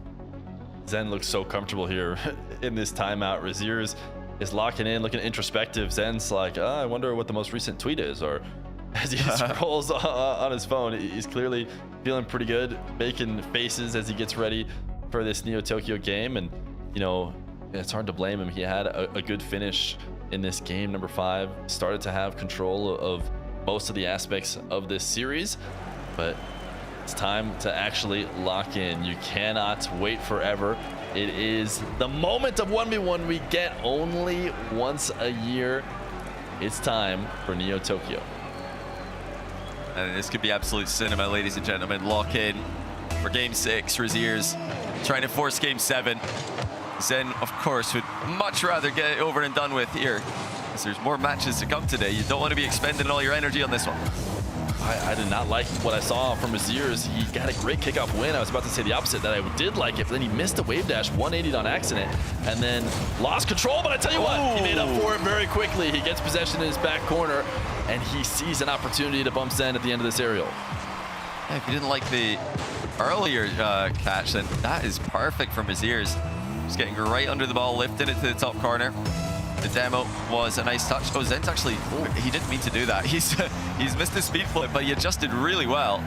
Managed to air roll behind the ball. I'm fairly certain that was the mechanical mistake by Zen that he had to improvise with. No, I think you got to write it down. I think that's kickoff number 7. I think it's the intentional missed speed flip kickoff, because ultimately it did give him possession, so it's the first time we've seen it, and it's 1 for 1 getting possession, but Razier's going to miss the hook shot. He has Zen pinned back, but Zen has tons of boost to work with. Is going to try and connect on the ceiling challenge, and even manages to slightly undercut Razier's as he lands, which should switch the possession over. Razier's will shadow now. Zen, his flick game hasn't been the best, but he did put that ball in a nice awkward spot up in that top left corner where Razear is not going to be able to comfortably clear the ball away. Now a demo as they race for the ball. Zen maybe hoping to get a spawn demo there as Razier's was likely to pick that side. Zen gets bumped to the ceiling, has a reset, and he'll be back for the goal. I mean, Zen is just rolling with the punches so well here. I love that from Razear. It's a good try. He knew he was beaten, so he just went for the bump. Unfortunately, he's up against Zen, who's able to use that to his advantage. Not for the first time this series. He's using Razier's bumps to generate momentum. Is that just it? Yeah, it is. Razier's standard kickoff goal to go up 2-1 again. Zen will know about this one by now. I think a year and a half ago, this might have been a bit of a question mark for him, a head scratcher. But yeah, Razier's just going goal side, Zen side on. And if you're wondering, well, why is Zen going side on? What if that just loses to this particular strategy that Razier's did? What's he doing it for? But it will win other kickoff matches, sort of like a rock, paper, scissors there. In this case, Razier's has rocked Zen's scissors. Yeah, Razier's going to take this ball away again. You know, we talked about the few kickoff strategies. We had a few different bullet points. But really, inside this ones game, there's a ton of, you know, sub-bullet points on every single kickoff and ways to counter the way someone else did the standard kickoff. It's not just, you know, that simple all the way through. So there's lots going on in the ones game. Only so much we can cover on a show like this. So you just got to watch ones every moment you can. And we know Razier's would be a great place to watch that on his stream. Zen playing this around the corner, taking his sweet time as he gets around the ball before getting his second goal. Yeah, really good play there by Zen. Getting off the wall, so there really was no way for Razear to clear that past him. And he had time to tap in his second goal of the game. Yeah, so many things to think about with the 1v1 kickoff. The angle of the approach, the impact point of the ball, the timing of the hit. There's all these things are changeable. Oh! Speaking of timing of the hit, Zen again waiting so long and nearly catching Razier's by surprise. Ball's right back in his half. He's got another chance at this. Yeah, we see Razier's doing a very common save. No save this time, though. He forced Zen into his own back corner, and Zen gets to play his favorite game, the aerial game. Even with the ball falling from the ceiling, that could be a tougher ball to catch. And did I see 2 indicators there? Was there a chance he dashed quickly off the ball? It seemed like maybe 1 reset the first time through, but when I watched it slow-mo, I could be convinced there was 2.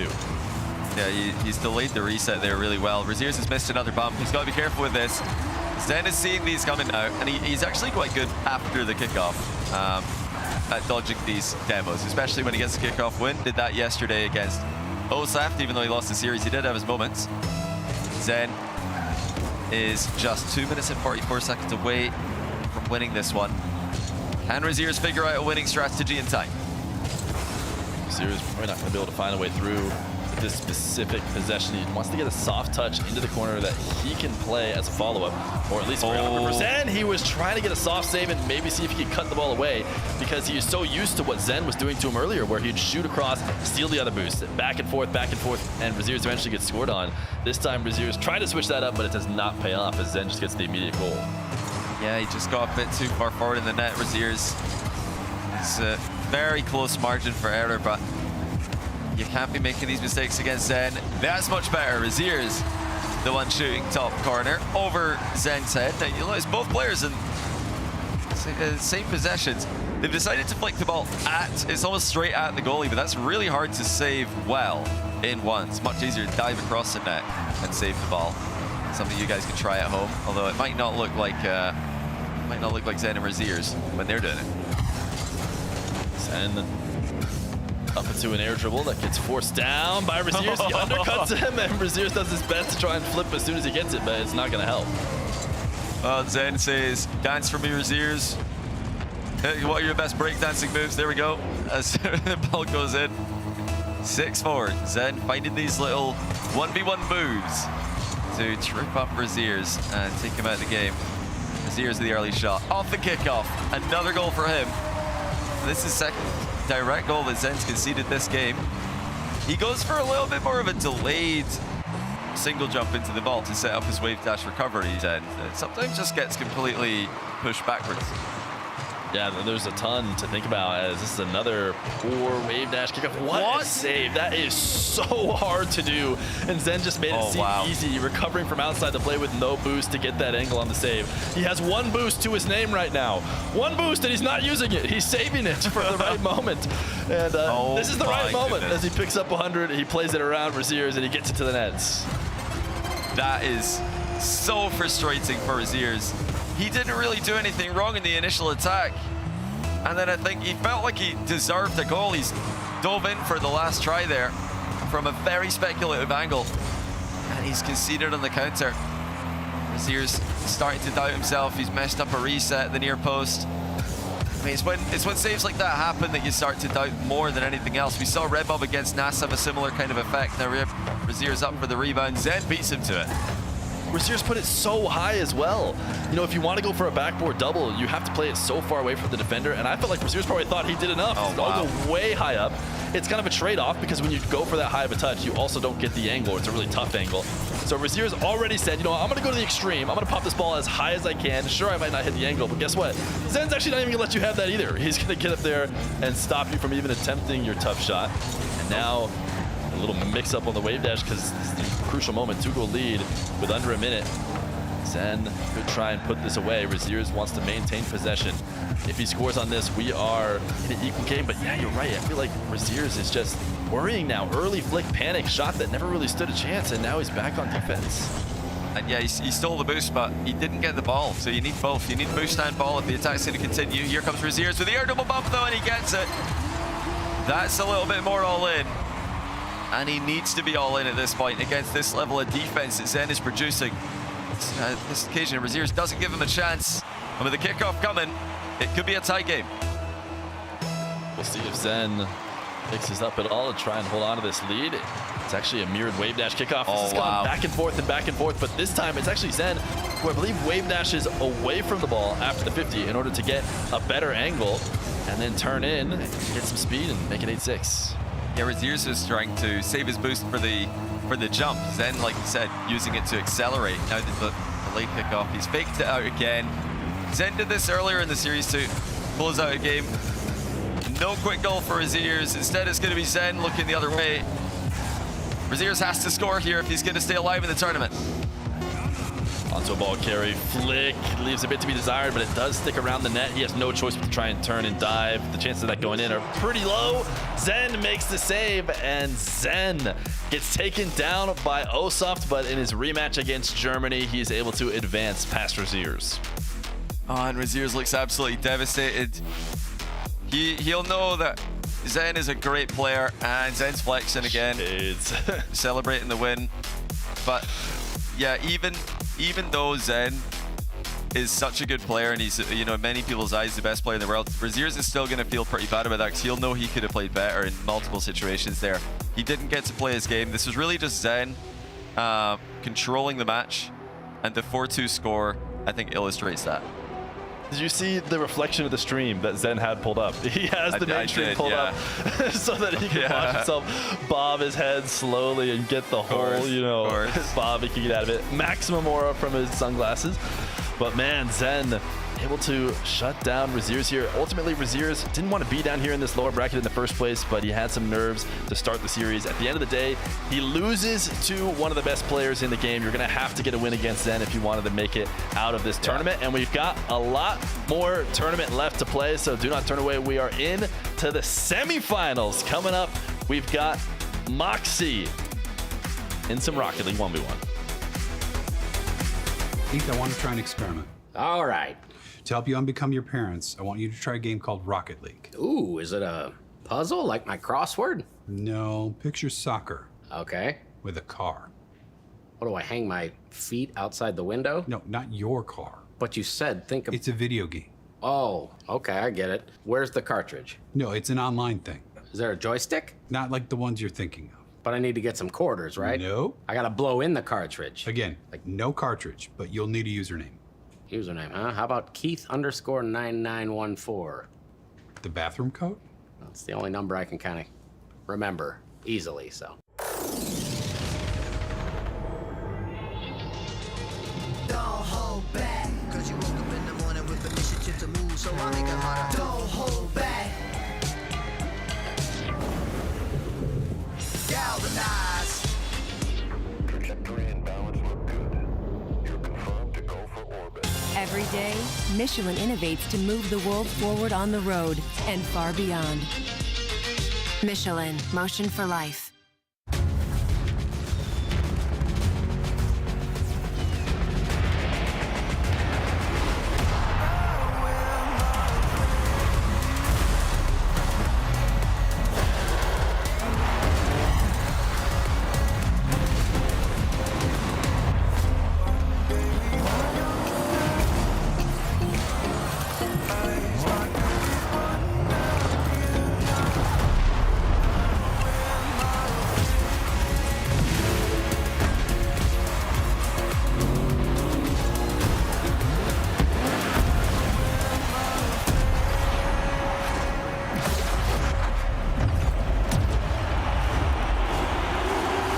Part of the magic of Rocket League is the stories you could tell about it. The 0-second buzzer beaters, the epic saves, the underdog victories. It's all there. As we return to this legendary arena, we'll witness Rocket League's story unfold together. Who will hang their team's banners in the rafters of Champions Field? It's time to find out.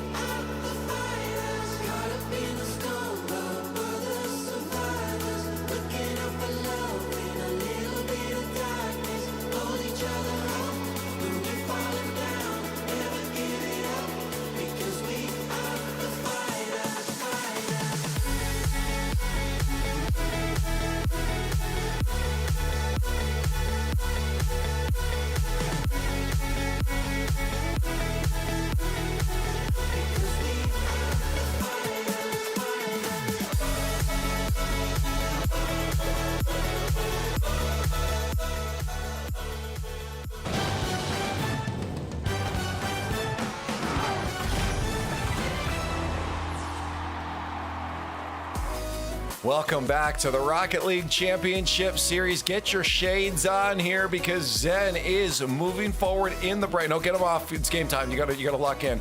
Then put it back on after when you win. Zen looking good out there. Razear is putting up quite a big fight too. I think the first time now in this bracket we've seen a series really go that distance. But we do have Zen moving on forward. Zen, where the shades, man? I'm on the train. Get the shade. Where the bro, shades? you take my style, bro. Yeah, you had the aviators. Yeah, get them on. Yeah. Yeah, okay. This is the day. This is how it goes today. It feels really good. Yeah. But job is not finished, you know. That's so cold. Clip that one out there. Zen, what was the attitude coming in today? Because it feels like you're taking it chill, you're taking it slow, and you're just having a good time. Yeah, I have a good time. It's RLCS, so of course I give everything. Also for Vitality, I think it's good that I tried. So I give everything, but honestly, like when I start the day, I don't play Rocket League. Like when I start the game, it was before the 1v1, like really before like 5 minutes. And just I come and I play. Like before I was playing CSGO, so you know I'm just chilling because I'm a little bit in burnout. Because I did 3v3, 2v2, etc. So I try to take my time for me as well. Yeah. I mean, yeah, you don't want to burn out, especially when you're in such a good position between, you have threes, twos as well, and then now ones. You're looking like you could potentially be representing Europe as well if you keep this up. So you don't want to burn out. For you, I guess, coming into this tournament, were you expecting to get far? Obviously, you know you're good, but there's a lot of other good competition in this bracket.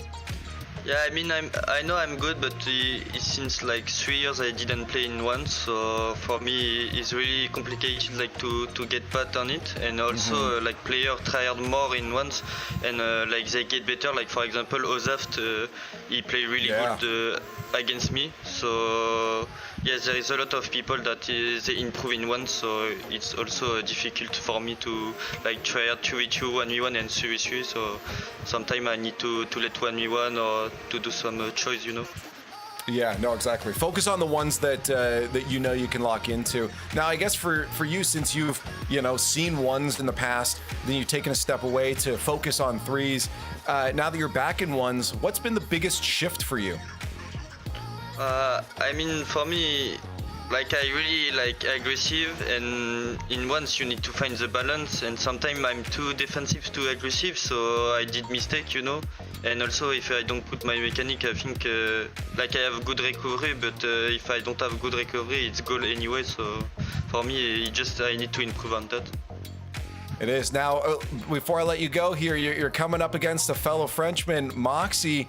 I mean, how does it feel, first off, guaranteed French in the finals, but also having to play against Moxy in the semis?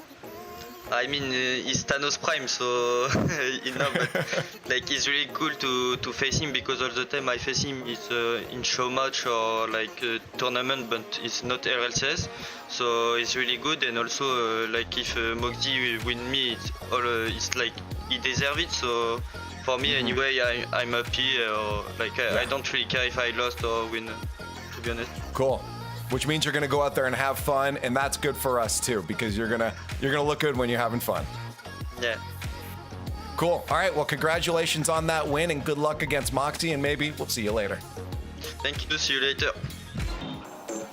There it is, Zen. Just chilling out. I think that's the right attitude, Johnny, to have coming into this. There are some people that train for ones the whole time. We look at Moxy as an example of that. But for Zen, he's got a lot on his plate. The fact that he's still doing this good, starting the game 5 minutes before, is wild to me. Yeah, I think for Zen, he's almost got an advantage in a way if he doesn't play the meta. It could be a disadvantage and an advantage at the same time. If he's just doing his thing, if he's playing his way, nobody can read him. And then he just has to, like you said, find the balance, because he doesn't want to be too aggressive. He also doesn't want to be too defensive. He doesn't want to give the full pitch and all the space and all the respect to the opponent. So he definitely found the balance today, and he's going to need to level up again if he's going to beat Moxy. I think two things we want to point out here, Fear, is that I think that's 2 players now that after interviews have said, see you later, which is showing some of the confidence, I guess, in some of these players that they're going to be back on interview.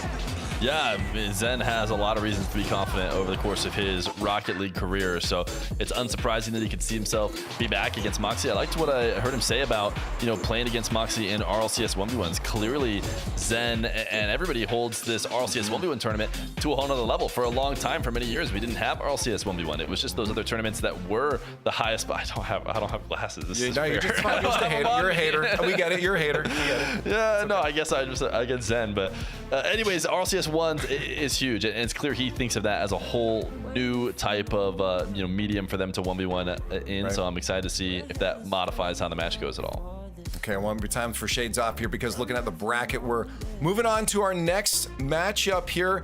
Of course, Moxy and Zen will be in a little bit. We can pull them back out then at that point here if we think that, maybe Zen will go for Moxy, but Moxy, man, that's going to be a hard matchup here.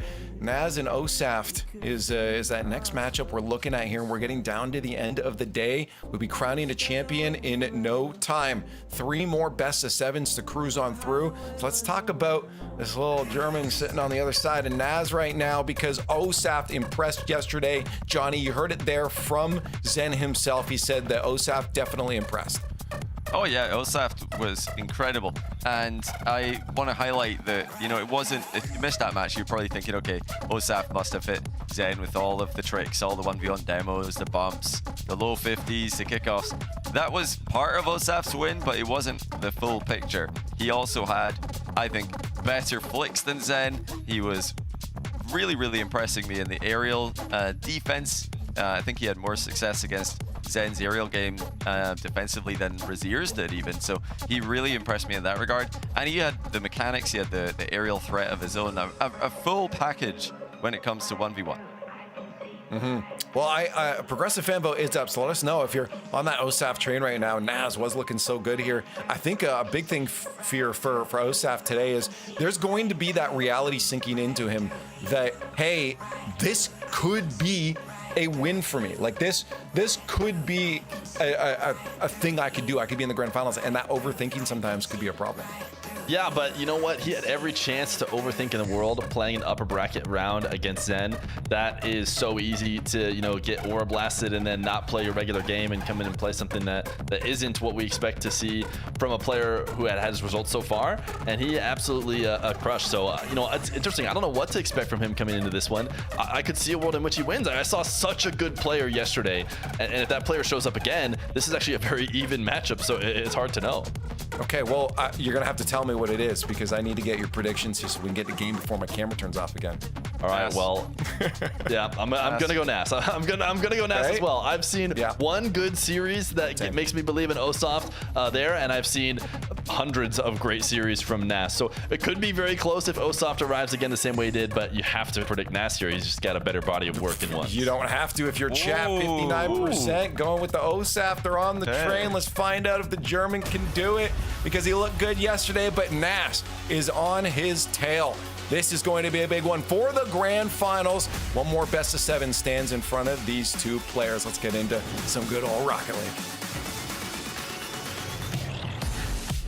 11,097 players signed up for the EU 1v1 Open, and we're down to our final 4.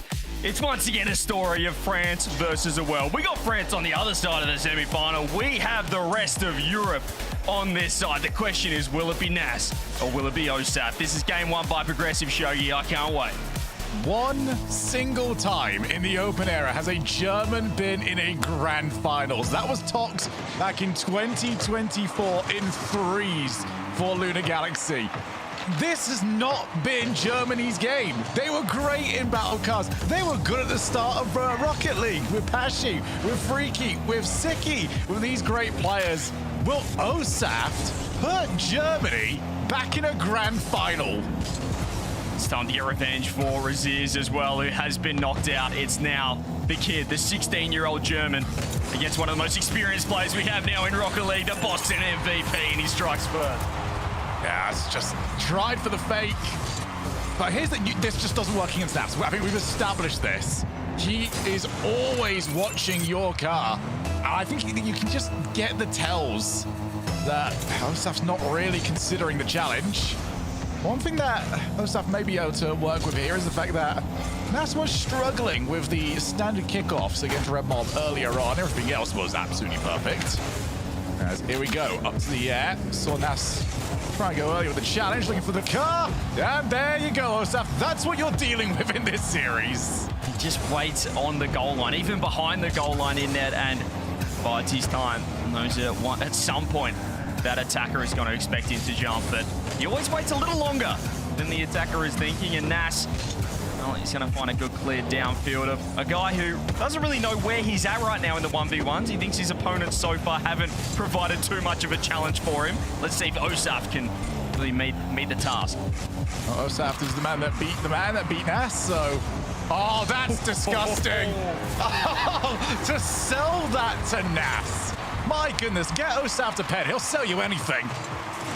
And he got the wave dash as well, but he held the brakes on it to counteract the momentum and just completely sell Nas on that top corner. Nas, just first little, maybe just a little sign of weakness against what we saw from Osaf yesterday, which was just way too much for Zen. Always on ball, incredibly mechanically, and showing that new age of 1v1 plays that are grinding. This time he's just worked it towards his own net, but he has secured boost and no harm done. I mean, just the level of competition for Osaf. This has been a star-making weekend so far, but if in 24 hours Osaf can beat Zen, then beat Nas. Hey, he might have to play Zen or Moxy in the grand finals. What a body of work that would end up being. And it's not like he's incapable of that. You know, we had Razear in such high regard coming into this. This is a man that was on a really good streak coming into this tournament. Oh, he's gone past it! And Nas goes 2-1. He just panicked, didn't he? He thought Nas was going to slot that top left. Instead, he just guaranteed he got the ball on target. Goes low, and Osaf just headbutts the post. He'll have a headache after that, but yeah, as you said, it would be insane if Osaf does take down Zen 4-1 in that upper bracket and then has to do it again in a potential grand final rematch. Zen with the Sunnies, looks like he's a new player. Here is Nas on ball with the flit, has the lead, half the game going here. Start is important for Osaf. He got the momentum on Zen early. Needs to show up here against Nas, and Nas really just, he doesn't give you too much. And when you think you've got him, when you think you have him low boost, think again. Like he's looking for the counter attack. Yeah, this feels like the sort of position that you'd expect to get something, but Osaf showing a lot of respect. Didn't want to pull the trigger. Gonna have to at some point as pops that one onto the crossbar. Thinks that he's gonna try and dive challenge. Nas is respecting these positions quite a bit. I do like the way that Osaf's using his camera at the moment. He's swiveling it everywhere, looking for Nas's car. Just not quite getting it, but this is what happens to everybody against Nas. Now on his way up, tries to load 50, gets it, goal. I mean, he's the equivalent of a boxer who, to land that knockout punch, Shogi, you've got to be willing to get hit. And Nas is just willing to accept some shots on net, to accept pressure, to invite pressure even, so he can create the counter-attack down the other end. It was a fantastic save. He secured his own corner boost, and then he got to work. Yeah, Nas happy to bite down on the gum shield and just swing. It's so entertaining to watch. He's risk-averse, but he picks the risk, and I do like that. He's not somebody that realizes, I'm not going to be in trouble at any point. He knows he's going to be in trouble. He picks the times that he's in trouble. And right now, he's in no trouble whatsoever. This is a reality check for Osaf. Yeah, this is just automatic right now for Nas. He's 4-1 up. 96 seconds left in game one, and this semi-final could go downhill very quickly when you give a guy like Nas confidence as well. We've seen what he can do in the 3 setting. We saw that grand final in Boston. We know he gets better in these best-of-7 situations on a Champ Sunday. He believes he can win this tournament, and he's showing why. Yeah, Nas, especially when he gets into a pure flow state, when the vibes are good, that's very important for him. I feel like we've seen that's another fantastic shot. I do like the way these players have been approaching the mental side of, especially today. We heard Zen obviously booting up the game just before jumping in. This could be a long day. You know, if you're playing 3 hours before and then you've got to go in and actually play your matches and you've got about 5 hours of RLCS 1v1 Rocket League to play, that can get far too much for you. So, oh yeah, I just like that everybody's trying to stay relaxed with it. And from this point, you know, starting in that top 6 matchup, Nas, it's proved impossible in the 3v3 setting, at least on land so far, to win from the lower bracket. And in a 1v1, it feels like, as you said, it'd be even more exhausting for that player, just the mental toll. But if anyone could do it, you think it's this guy, Nas, who's just so cool, calm, and collected. It just feels like he doesn't really have to, I won't say he doesn't have to try too hard, but he makes it look so easy, and he's absolutely flying. I've said all of this. I think I woke up and Moxy was already streaming today. So for a man that isn't playing until the second semi-final for his first match, Nas has just put this one completely out of range. Yeah, Moxy's trying to play as much as he possibly can. This is getting pretty worrying here for Osaf. I know it's only game 1, but as you said, when Nas gets confident, and it feels like he really sizes up his opponents, as we do get that game 1 forfeit. Osaf says next after the 6-1. Nas decides, I'm just going to stand up, take a little bit of a breather right here. Yeah, incredibly strong performance when you do have a Nas who's locked in, and he sized him up here after game 1 and said, I don't think this guy's too much of a challenge. That's the concern. Yeah, I mean, we've seen how good Nas's defense has been this week, and today especially, but he didn't have to show any of that in this game. This was just better fundamentals from start to finish. There's so many pink headsets today. Is this the meta now? Are pink headsets faster than regular headsets? Is that what I'm learning from the pro players? It's a good question. We're seeing a lot of pink boots at the World Cup, and maybe the pink headsets, they're just, you know, picking up what we're seeing. I do like the decal meta as well that we're seeing from most people, but I think it's just because like the arrows are pointing forwards, so I can see how they think that one makes them go faster. Something like that indeed. But I mean, Nas is just, yeah, on the other side of things, you think of Osaf, he's just come off probably the biggest moment of his career, taking down Zen. I know he's had some decent performances in the 3v3 setting previously on Caligiris, but that was his time in the spotlight. You know, just only him, not his team. He got the win. The question is, can you bounce back, or has he been sitting there on social media reading all the messages of him, how good he is, and maybe it's got to his head a little bit, Osaf. We need to see him step up, because Nas is not going to lie down. Yeah, I mean, it's been a great weekend so far, but it could be the perfect one. And you need a response here, because Nas gets 2 up. You just can't see him dropping it, really. Osaf has the early play. He's going to rip it. He's delaying. You know what? I just don't like that play against Nas. Everyone keeps trying it. I feel like the best success rate we are seeing against Nas is just letting the shot ride. Yeah, just absolutely leather it, you think. Go for it, because this guy, when he's on the goal line, good luck. Just so comfortable, so comfortable. Oh dear, that's a massive mistake. Osaf just Nas has quite got it on net, but hang on. Oh, he missed.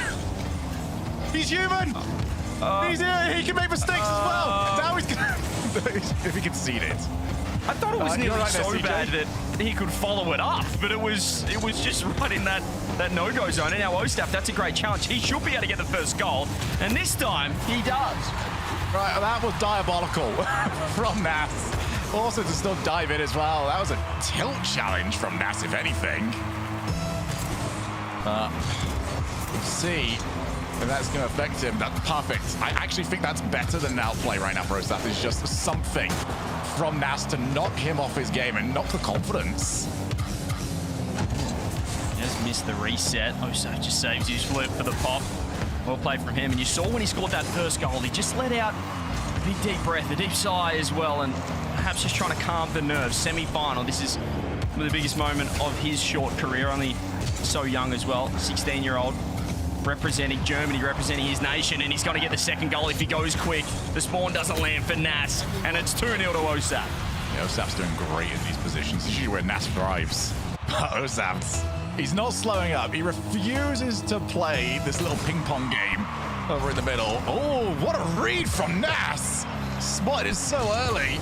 Almost managed to just tuck that under, but he committed even more, and this is rare from Nas. He's committing to plays that he's not going to win. He's not done this a single time this weekend, but here, he's diving in a bit. It's what we saw from Zen as well against Osaf, and he was just able to outpace Zen in that match. Just ready for his instant challenges. I'm not sure that's the strategy for Nas. It feels like it's, as we said, take a few punches, go for the counter-attack, and make sure you score the open net. That's a nice bump from Nas, because Osaf definitely had a shot. He's looking for the low fake. He's going to stick around with 12 boost. It's dangerous territory for him. You can see the half flip, and now he just has to scoop up little pads. Here is Nas. On ball. Delays. Goes low. Osaf reads it. It's a great save. Yeah, Osaf's now going to try and maintain momentum, and he does exactly that. Zero boost doesn't matter if you maintain supersonic. Get the demo. Nas is getting squared up a little bit in these positions. And Osaf happy to take advantage of exactly that. We said he needed a good start. This has been, I mean, he couldn't have wished for any better. He brought the physicality against Zen, and now he's bringing it against Nas in the semifinals here on Champ Sunday. Off the roof, reset. Nas in trouble. Low for Osaf. He's turned a 7-1 forfeit into a 5-0 in less than half a game. Wow. I mean, that was the only thing that was left, was something with a bit of flair and style. Seeing the physicality, we've seen him catch him out of a counterattack. That's an outright outplay. Now the wave dash, though. Oh, that's really mean. Osaf will feel a little bit hard done to it the way that his car interacted. Just couldn't get back down to the ground. He just kept bouncing off Nas. He had the pace actually over Nas, but Nas just clipped him and then ended up winning the race to that mid boost, which is pretty much all. And he's red. The delay there, Nas, too quick. See Osaf trying to change up the strategy a little bit, just looking at his POV here. Just put the brakes on, try to get the hard dunk, not to be. I mean, Nas is always just looking at your car. The moment you do that in his view, and trust me, Nas can see him in the corner of the wall, then Nas is going to read it every single time. Look for a couple of chain dashes to get some power on his shots. Osaf backs away entirely, and Nas sees that 100 and thinks, you know what? Let's go and have a go at this, shall we? Osaf joins him, fake challenge. Nas still has it, and it's off the post. Osaf committed, fake there from Nas. Osaf stays with the wall. Nas didn't read the whiff. He was just too slow to make up for it here. Osaf almost gets the bump. Nas dodges brilliantly, then just checks in the rear vision to see exactly where Osaf is. I'll tell you where he is. He's right on your bonnet, but it doesn't matter. He eats the bump and gets his third goal. Yeah, Osaf thinks, okay, this is great. That's not whatsoever. Nas is going to be able to flip out and get the wheels back on the ground. That's a play where you are just absolutely useless if you're on top of another car, and he could take you all the way into the corner if he pleases, but the flip was huge. Just to get off the bonnet there, and now Nas, can he get his fourth? He doesn't get the fake, but should be able to steal this boost. Osaf, in a rough spot right here. He is low. Nas has just got to try and dribble it all the way into the corner and uses brute force. He scored 4 in a row. My goodness, activate the Nas targeting system. Why don't ya? Spots top left. Makes it go top left. That is not easy at all, but just so clean. And we're within 1 now for a match to start off 5-0. How did this happen? How did this happen? Nas has just turned it on. It was, he said 5-0. Oh, make it 5-5. Where's he going? Oh, that's a really bad mistake from Osaf. Sees Nas's car, thinks I can turn. But unfortunately, his data is out of limit. Too long ago. And you can't be giving Nas that sort of space. Wow. This is completely turned on its head. And this could be the match that breaks you mentally, knowing you're 5-0 up. It is ones, there's more opportunity. It's a great flick, and it's over the top. What a response. Oh, let her rip. Oh, my goodness. Well, he sees Nas's position, he thinks, oh, I might as well. Clean as you like. Nas gives him a nice one in chat. That's beautiful. I mean, we put Moxy in the spot for flicks when building up perfect 1v1 player, but Osaf putting his hand up if he keeps hitting shots like that. Using Moxy's trademark flip, the fake reset from Nas, he just didn't get it. Osaf just flipping around, but he has found the security, the safety net of that corner boost. Look how quick he gets up in the sky with a reset. He fakes the must, he goes low. Nas, a touch awkward. The recovery, oh, he's completely done. Nas doing dinner. See you later. Axel's broken 7-5. Oh my goodness, somebody send back Nas. He's gonna land in somebody's back garden with how far he went. Anyone can cook. Osaf waves him goodbye, up by 2. I just saw Nas fly past my window in Tasmania. My goodness. Osaf, can he get his first game win on the board? He was 5-0 up, then it's 5-5, now it's 7-5. Nas to the sky, nice 50 from Osaf, 45 left. Nas needs to get cooking. Can't quite get the full flick, but he's just trying to line up Nasu. If he slowed up too much there, would have been a demo threat. Although Osaf just missed the boost. Has to go wider, and he's overdone it. Looked for the shiny thing, and unfortunately completely neglected his own net. He's got a couple of times boost over ball and just got caught out by Nas, who so quick to get the ball in a fantastic spot on his hood and rip that in the back of the net. 35, it's a long time. Everything on this kickoff. As Nas goes for the conventionally, he will win the mid boost. Huge play coming up right now. Osaf back corner. He's got to meet him in the air. He's got to match his height, the reset, the fake. Nas wins it and boost again. Still more attack. Osaf's trying to keep it close. Has the advantage of the scoreboard. And knows that Nas is looking to commit. He's got the pop. He's got it over the top. And Osaf should be able to buy a lot of time right here. Oh, and that's a brilliant 50 as well. He realizes Nas has got to commit.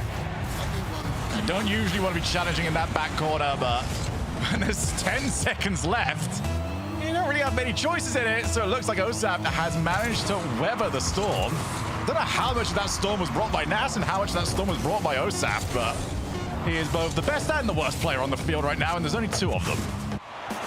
What a response. What a response, though. Losing the first game, forfeiting the first game. A strong performance from Nas there, but what a response from Osaf. Game 2, we came out of the blocks 5-0, and we were at one point looking at the biggest throw of all time. It went back to 5-5. It's a crazy throw. I mean, the composure, though, and that speaks wonders of his mindset and his mentality to lock back in and secure an 8-6 win. Yeah, he can't keep doing that, though. Like, some of those goals that he was conceding were just outright silly. Getting a fake on Nas is great, but also the amount of times where he just seemed to misread the pace on Nas's car, and I mean also going for boost over bull. That won't be acceptable as this tournament goes along. He does need to get rid of that, but it is a brilliant response from Osaf, and he's got to do that 3 more times to send Germany to their first grand finals in 2 years. His speed is such a threat. We saw the fakes coming through. When you do have that speed as an asset, it means you can go the other way with things and throw the fakes in, throw the little alterations to the attack. That's what we saw against Zen. The bump play is crucial. And just reading when Nasty is challenging, his challenge game is usually second to none, but Osaf, here we go. It's game on, and he's going to get the first goal. Yeah, that's so clean. Immediately commits wave dash kickoff. He's always going to get that dead in the middle. But I like that as well. It's like, because you're not flipping, you're pretty much guaranteed to get second contact as long as your opponent is maintaining the standard kickoff. Another good one, actually. Osaf won't be first to the boost, so just has to back away. And Nas, who just sees Osaf jumping around the distance. Just, all right, what's all this about? What are you doing? I'm just going to walk here. Maybe a little bit too trigger happy there, Osaf, to hop up in the air. Look like a dolphin.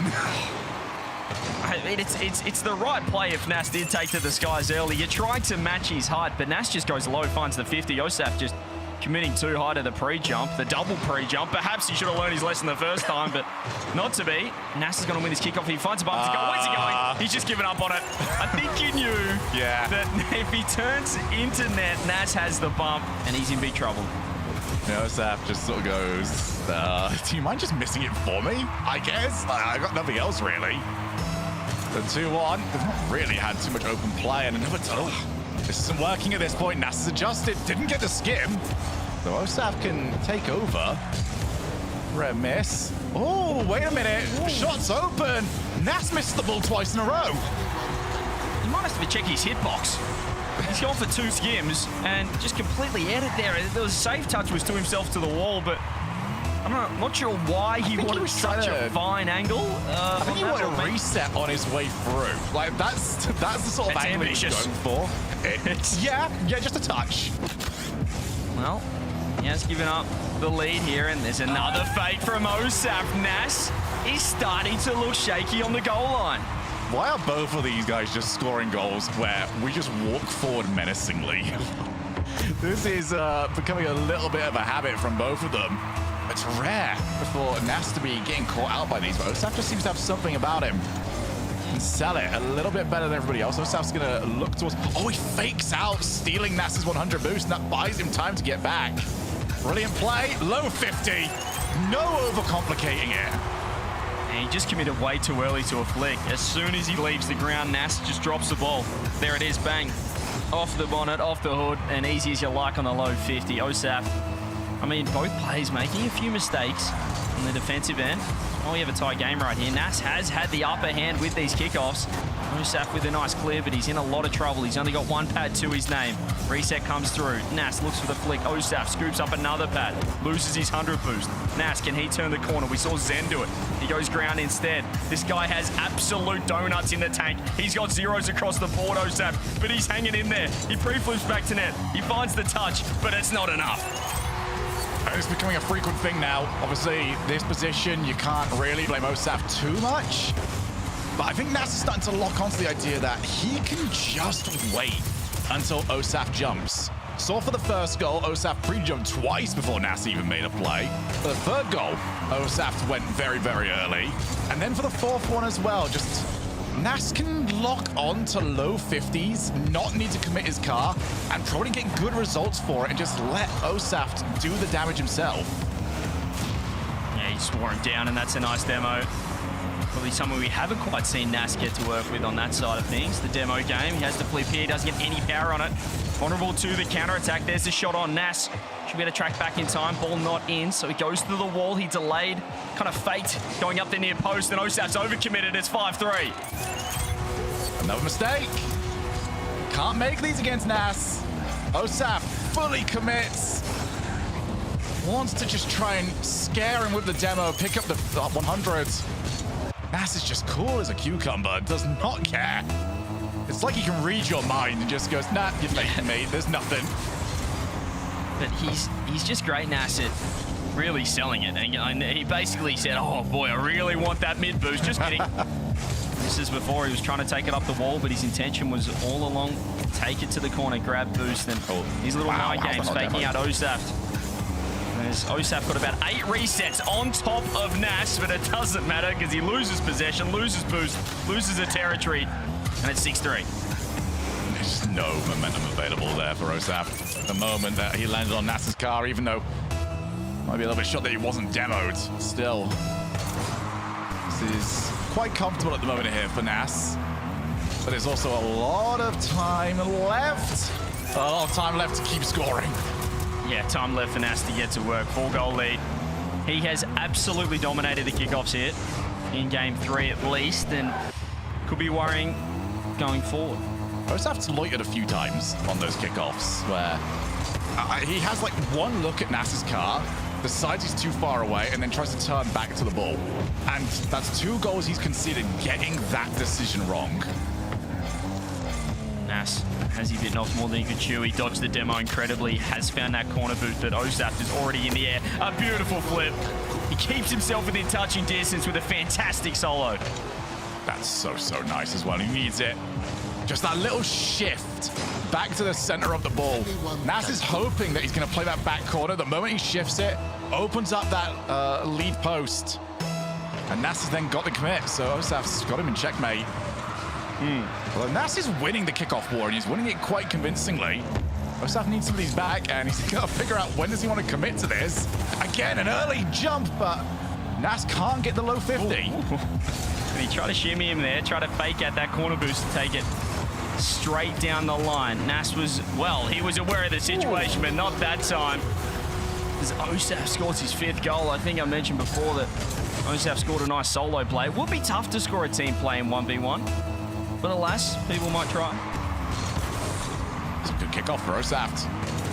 Gets him squared up a little bit. Nas not going to prioritize the 100. He's a little bit slow. Oh my goodness! Oh, that's unbelievable! What? What a save from Osaf in the chat as well. I think they both just took a moment to appreciate greatness right there from Nas. And he's thrown a thanks while defending. Double reset doesn't land from Osaf. I think Nas saw it was a touch awkward, but he has won the mid boost. Nas is going to stick around. He's in a decent spot, and now he backs off Osaf with space. Both players starting to hit their straps, starting to hit top form. Here's the air dribble bump. Nas on the goal line once again. It's just perfect.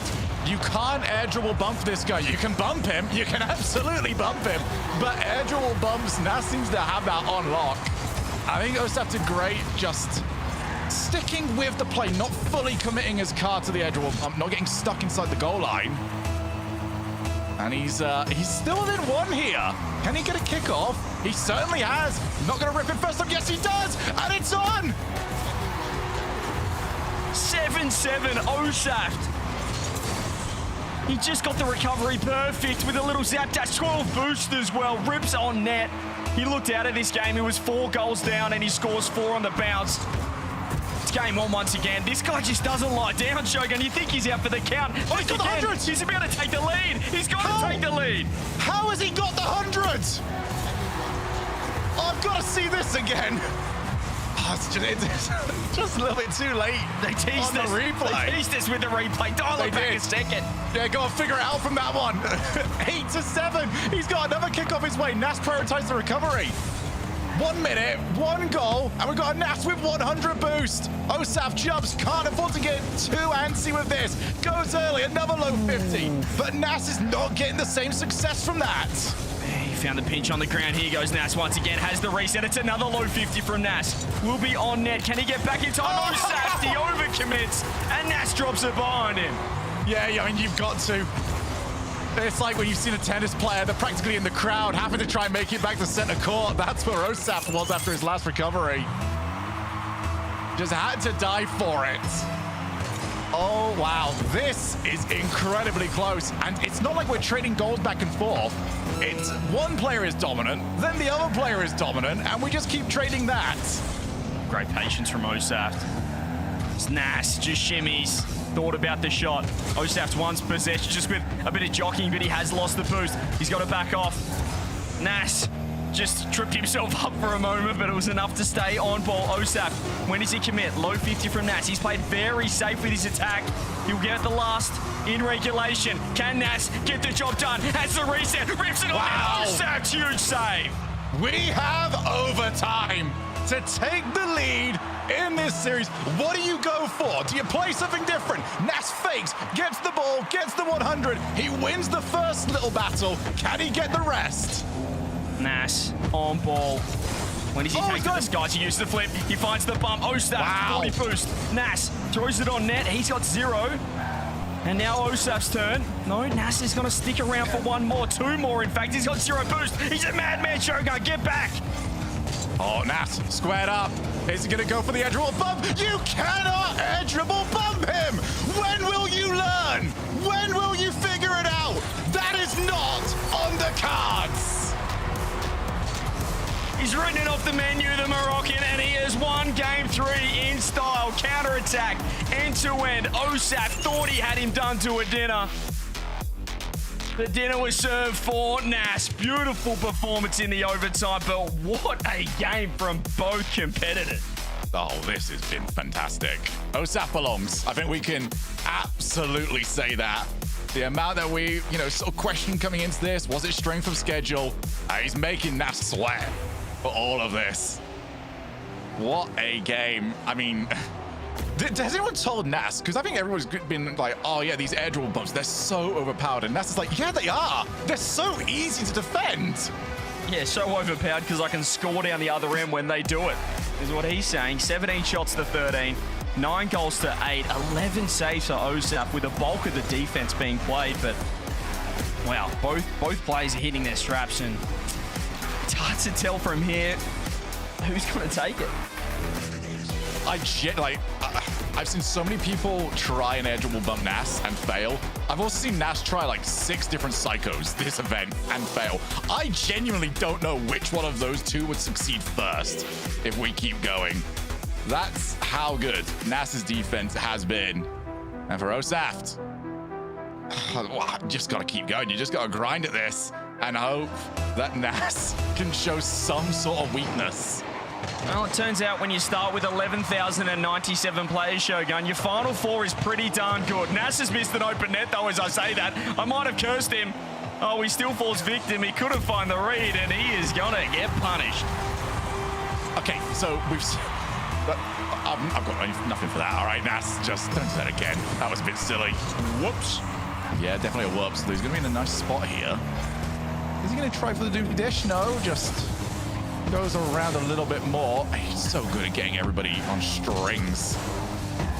Up to the air. Has the reset. Is he going to go? No! He's faking out the idea that he might just go for the 50 on the way down, but at any moment, pull the trigger, take it onto the net. Gee, I love this game, Rocket League. I mean, it's just so beautiful to watch. And Nas, it's so hard to commit as a defender there, Shogun, to pre-jump that high because you're giving up the ground, and you always got to have a little space. If the shot's perfect up top, you can always score a bar down. Nas, fantastic placement, fantastic response. Pop reset doesn't land. Osaf, can he recover in time? He's actually completely missed an open net, but maybe he knows he's still got plenty of time for the follow-up 2-1. Yeah, I don't think he liked his original landing. That landing does not allow him to take a first-time shot. If he does wait for that to bounce, it might be more awkward. So just get that ball moving and hope that it bounces out to you again. So good decision-making there from Osaf. Just to get that one up high. Has an argument with the post. Actually, that worked out quite nicely for him.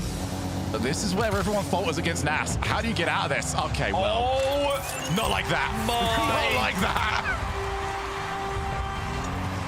One moment for this man's axles. One moment. The fact that he just watched it bounce in as well is disrespectful. Is disrespectful. F's in the chat. Needs to go get some new ones. Oh, great challenge though, as he's gonna have very low boost. So Osaf's got to go back. Nas on the way. Who's been so happy to go to the air in this game? Reset, backboard. Oh my goodness! Nas! That is unbelievable!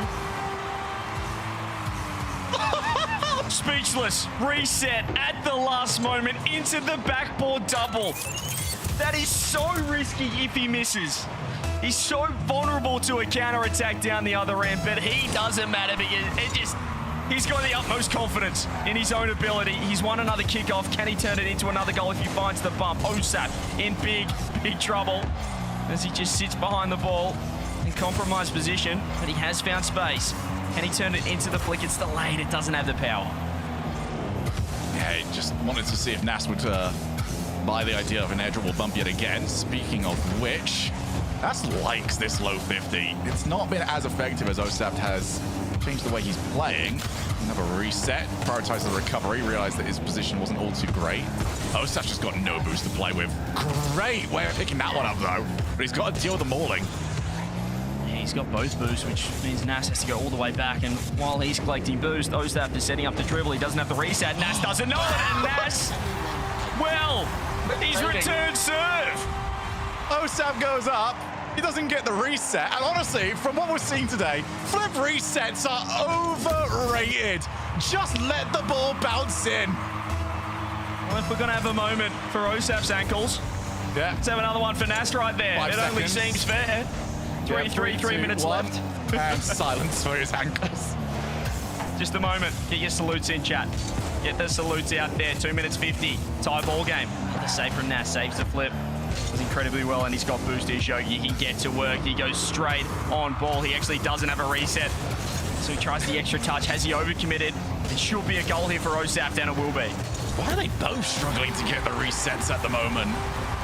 Osaf at least got the goal for it. Nas, again, he had 4 of these in his opening series today as well. This is not new. It's something that is maybe not the only thing he's inconsistent with. Osaf, nice to just get some sort of angle. That means Nas can't get the shot on net. The rest of this, though, is going to be a lot more difficult. Osaf. Oh, it's in! And yeah, that's bad positioning from Osaf. Well, it's good to see Nas get the flip reset. It felt like the flip resets took a factory reset for a second there. Just took a while to recalibrate for both Fenix, but 4-4, 222. It's a nice looking scoreboard, and it's been a nice looking series. And Osaf just, he jumps so early on his kickoff, although another bump into Nas, and Osaf's not happy with that one. A wow in chat. Osaf thinks he was owed a demo. He just dove for that mid boost, but Nas, I feel like more than any other player, is happy to turn, even if he has 12 or 0 in the tank, and he's not happy with the demo at all. In fact, he's written in chat, we can let you know, he's gone, okay. So he's not quite happy with the situation there, Osaf. That's the decal right there. Nas just got a more powerful decal on. physics, the science. Nas on the turn in. Okay, so it is possible. Osaf's gonna have to try and make some use of that now. Up to the wall. Nas shows a potential challenge. Gets Osaf to play a little bit earlier. And yeah, what do you do? How is it ever gonna work? Incredible save again from Nas, and this time Osaf aware of the threat down the other end. He was able to recover. Means he gets one more attack with another reset. They've just gone missing. The resets have gone missing. Can someone find them? Last seen on Utopia. Nas has got one though. Uses it. Oh. No, he doesn't. He's done it again. He's done it again, Chogi. No! My goodness! Just a receipt after receipt after receipt. You dare do it to me, I'll do it right back. We're up to 4 of those in this series. He faked me. I said he used it. I thought he must have. Why wouldn't he? 6 to 4. Osaf, reset. He does have that one. Rips it in top bins. Well, he's found it. He's found the reset. He's found the right point underneath the car, and he's ripped it over the top. As we are seeing a little bit of back and forth in the chat about the mishaps, the lack of demos on either side, and said, well, it happened to me as well. So you give and you get. Swings and roundabouts. Nas on net. Osaf in big trouble. 6-5 has the lead. Oh, no. Oh, he got him. I was about to say give that guy a map, but he found Nas's car. Yeah, that's locked in, apparently. The GPS was calibrated to the wrong thing, but still worked out all right. 1 goal difference, 1 minute left. Nas up, Osaf fakes the challenge. But now he's wide, and Nas can see him this entire time. So the moment he jumps, Nas can commit low. And he muscles his way into the bottom right corner. 41 seconds. He has the 2-goal lead. And it's once again, he just waits patiently for Osaf to jump. As soon as he leaves the ground, that's when he drops a low, commits to the low 50. Safest shot in Rocket League, 2-goal lead. Yeah, I mean, Osaf just tied into a pretzel. Needs 2 goals now, and he is running out of time. Might be volatile enough, but he's just not close enough right now, and Nas is going to stick around. He's almost caught him out, but just can't quite get the power. Oh, not enough. Nas actually isn't in position to take advantage of that, and Osaf has resorted to, I'm just going to throw myself at everything. Indeed he has. He will not stop relentless from Osaf, as he has seen enough of Game 4. Nas takes a 3-1 lead in the series. And Osaf, maybe it's time for a timeout. Oh yeah, they've got those. I don't think I've seen a single one in the matches I've been one used. There has been one used. There's been one used. Okay. The Lone Ranger, just the one so far. They used a lot last year, so I'm surprised that it's so different this year around. As Osaf has actually called it. So timeout confirmed. He's listening. He needs 3 in a row. Tell you what, Shogun, can we just appreciate how fun this series has been from both players? Wow. It's been absolute chaos. They have just tried to make each other look absolutely silly. Can we get some ones in chat if you're enjoying the European Open 1v1 content? The top 4 is fantastic. They've got the mechanics galore, but also they've got a few silly plays in store as well. It's, yeah, they're not out here to make themselves look good. They are just after making their opponents look bad. Seems to be the way of it, although Nas, that reset into the backboard double was so good. There's not much sort of get the reset and then go for a musty or just take the shot. A lot of it is just, I'm gonna wait until you go past the ball and I'll be all right.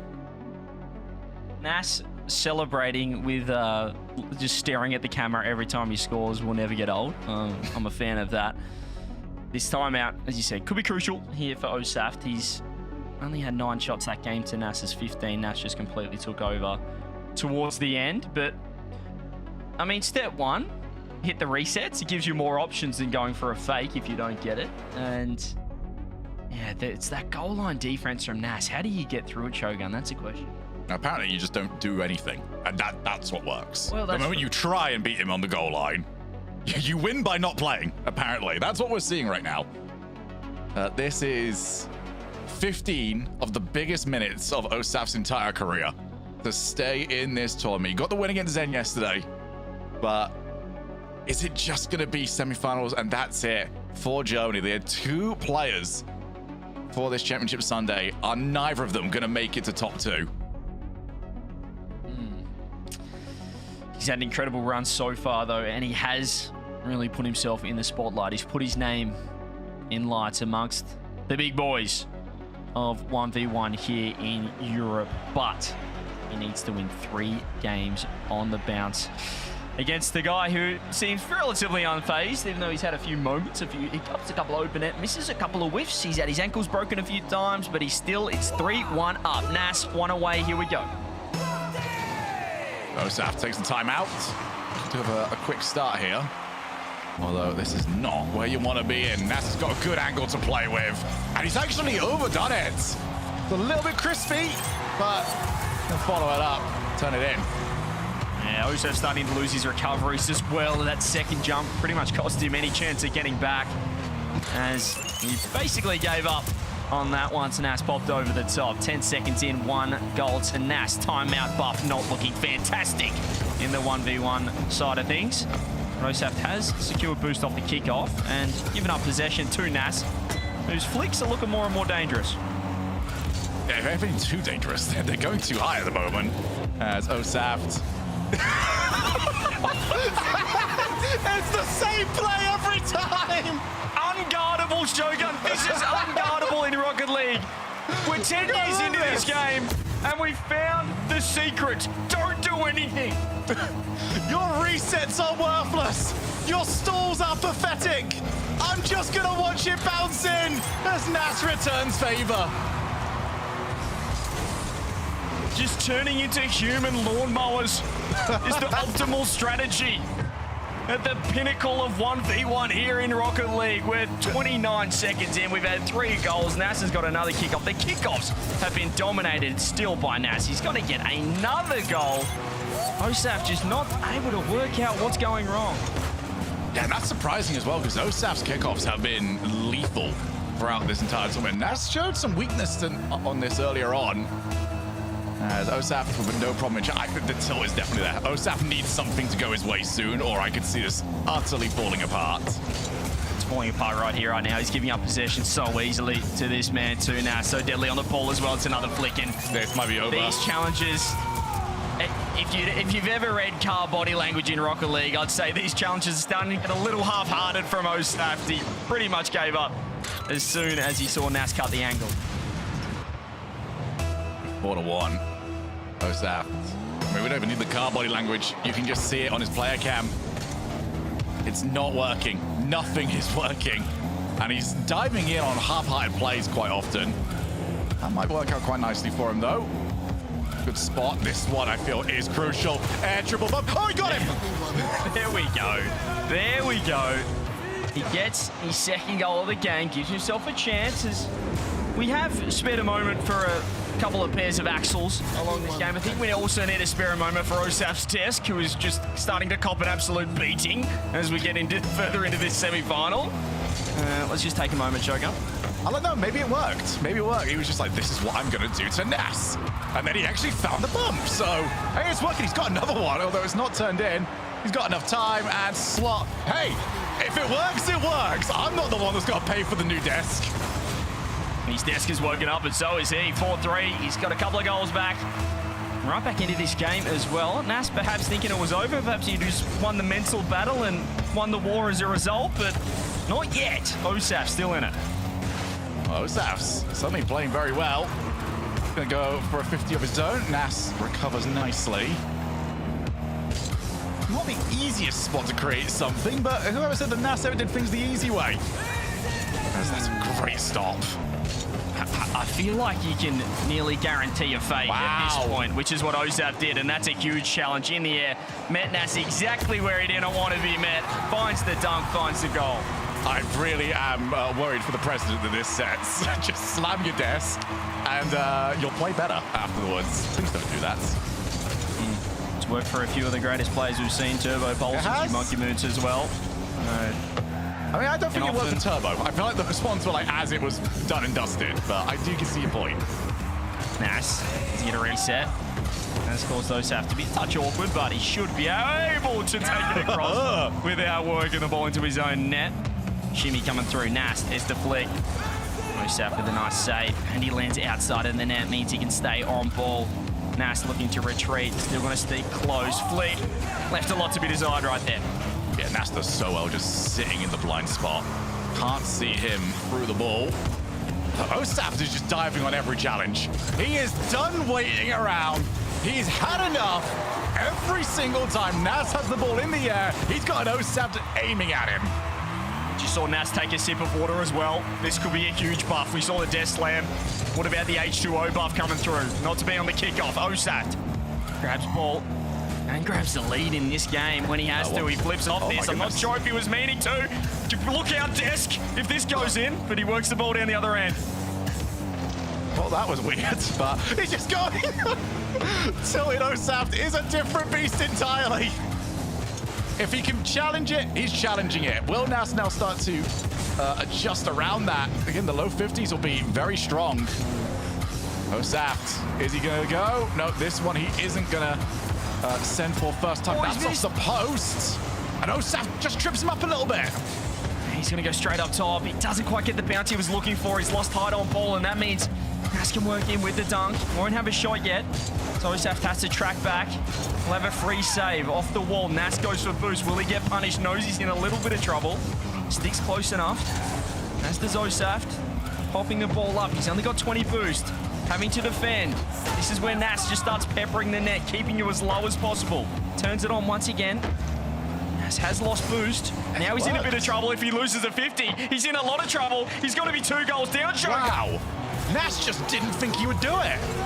He's got eyes on Osaf the entire way and thinks, well, that has to be a fake challenge. There's no way Osaf... Oh my goodness, he actually did it. He's actually challenged me. 6-4, and Osaf, well, timeout buff did nothing for him. Desk slam buff did everything. He is absolutely rolling Nas at this moment in time. And he might have another one coming his way. Great cut across. Well, he scored 5 goals in a row. There's only a minute left. Nas, a little rattled, has a reset, has the dunk, lands on it, but Osaf recovers.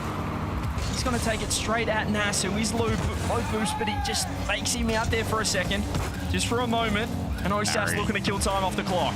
Yeah, great back corner Barry from Osaf, although he put himself in a bit of a blender. Did all right. Can't afford any mistakes, and he has. He's given it to Nas. Huge mistake. It's a huge mistake from Osaf. He wanted to go to the ground, but he lost all control over the ball as soon as he used his second jump. Nas could capitalize. 37 seconds. This is a long time in 1v1. And it just felt like Osaf, when he makes one mistake, he makes 2 or 3 immediately afterwards. He just doesn't recover. He's not got the boost. Oh my goodness, Osaf! What is happening? And he leans back on the camera. That is a crucial mistake. He cut his line way too fine. I'm expecting a kickoff play here. As neither of them trying anything. Osaf just commits to a normal wave dash. He's massively dove in. Oh dear, this is a tilted boy. Needs the save, gets it. Nas couldn't turn it on net quick enough, but Osaf is still 0. This is where Nas will just keep on moving forward. Osaf off the corner, lands in his own net. He's got a headache, and he's got low boost, but he keeps moving. He keeps rolling forward. Does he get the last chance? Can he pitch it? He looks for the bump. He flicks it to Mars. Where's the goals? That's not what we want. Nas up top, counterattack, reset, on net, saved. We have overtime, and is it for the last time this series? Nas and Osaf both go wave dash recovery. Nas bumped. Osaf commits, turns, can't find any 12 boosts. So he goes for the 100. Nas is so low, but he's sticking with it. There's a huge commitment, and Nas realizes it's probably not worth it, but he's still sticking around. And he's got 0 in the tank. He's a madman. Get back, Osaf with space. Can he win this game? It's do or die for the German. He looks for the bump. He lands the bump, and Osaf keeps the series alive. Well, he almost bowled it. But we're going to Neo Tokyo. 2 times he has found the air dribble bump. Wow. I mean, that looked over. He started that game so poorly. I think he ended that game so poorly. but the rest of it was enough to get him over the line, CJ. He doesn't make it easy, does he? He had 11 shots to 19. He had to do a mountain of work defensively. 11 saves. Nas only made 3 saves. He didn't spend much time down there at all, but he's conceded 7 goals. Nas, he's given Osaf the look in. And once you see Neo Tokyo, I always say it, Shogun, once you see that, you feel like you're basically at the distance. You can just start hearing Campfield. You can start hearing your voice. Oh, don't you dare. Hey, no, I'm in this game now, all right? You can get rid of that. Spent half my time recording that and complaining about the Champions Field announcer directly to the sound team, all right? I'm not having any of it. I mean... Wow, that is maybe the most impressive desk slam in Rocket League history. We need a tier list of it. There's a content idea for people. He's given that an absolute shellacking, and it's turned into a game win. Game 6. What do we do if the desk just breaks at that point? Like, do you just lose? Are you playing with your monitor on the floor? I think you've just got to keep rolling with the punches, just as Osaf has. He has held it down at W for a lot of this game. He just keeps moving forward, keeps staring into the fire that is the Moroccan on the other side of things. Can he force Champfield? This could be a good start. It's an overcommit. It will be the first goal for the German. All right, I'm going to say this with the most amount of love in my heart, and this is absolutely a compliment. Osaf is playing pure rap Rocket League at the moment, and I love it. Just stick around, challenge everything, dive in head first. It's gonna work. Absolutely is working against this man. Against this man, Nas. He's gonna get his second goal. Nas has 0 boost. Can he get back in time? He turns it on. Oh my goodness. Osaf puts it in reverse, finds the bottom right. Stuck with it, but Osaf was shocked that that ball not only got saved, but went out to the way it did. He was expecting it to be trapped against the post. But 2 goals up. It's hard to read too much from this right now because these players seem to trade 3 or 4 goals back and forth and then let the other one do it. Nas didn't do too well from his first touch, but he's gonna have a chance to go again. Opens up the angle. Osaf ego. It's ego challenge all day. Nas thought he had this 50 covered. He thought Osaf was in a compromised position, but he just flattened his Fennec on top of Nas and used him as a human T-box. 40 seconds in, he hasn't conceded yet, and he's got 3 goals to boot. Now, Osaf's come to the conclusion of, can't mind game me if I don't use brain. I'm just gonna send everything that I can. As first time challenge from Nas. The pace is now really upped. Nas plays very nicely in this little meta, tapping the ball between players, trying to get them into little wins. Osaf's playing for the big wins. He's committing. This challenge wins or loses the goal. And he's happy to play that way. Yeah, well, because he's been committing. Now Nas is throwing flicks earlier than he usually would. He's not playing his patient game. He's thrown Nas off his game, and he is finding top bins all day long. He has changed the mental of this so well. Because Nas, he's got new decisions to have to make now. And Nas will adapt to this. You've got to be certain of it, but is it going to be too late? He's already down by 4. What a response. Osaf, as you said, he has got Nas. Oh, what a flick with... How has he done that? I need to check his PC as well in the break, the way this guy's playing. Nas with the flick on nets. Great save from Osaf. Had the boost over Nas. He's turned the corner straight away. It's not in, and he's got to worry about the demo. He's been bumped out of it, but Osaf has missed the ball. Now he's low boost. Zap dash to keep the ball rolling. As you mentioned, he's just going to keep pushing forward, keep looking for that extra goal. They're just going to keep cutting rotation, challenge everything. As Fake's going up the wall, picks the 100. Nas, he managed to fake him. So, might take... I love this. Osaf's so done with this stupid, let's try and think about Rocket League. Nah, send it, and send it. This is what he did against Zen as well. Not to this extreme, mind you, but the confidence of this guy, the belief in his 1v1 ability, and the belief that if he just keeps sending the house will crumble. It's so good, and it's a great way to hit a flow state as well, because this is now not getting overcomplicated. He's not having to work so hard for these goals. He's just settling. I like this one as at least one back. Yes, one back for Nas. Delays the shot to make sure Osaf goes flying past.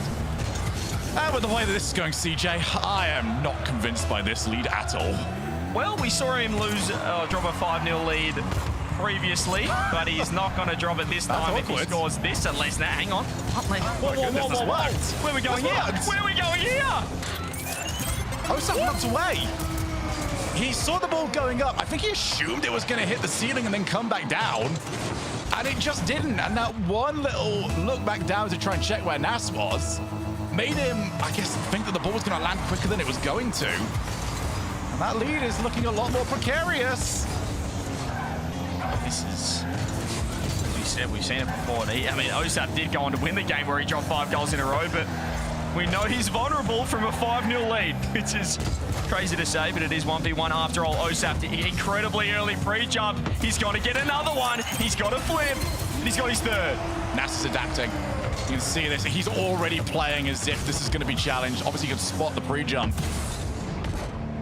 If Nas is now no longer trying to play low and instead just goes, okay, if you're going to dive at me, I can deal with that.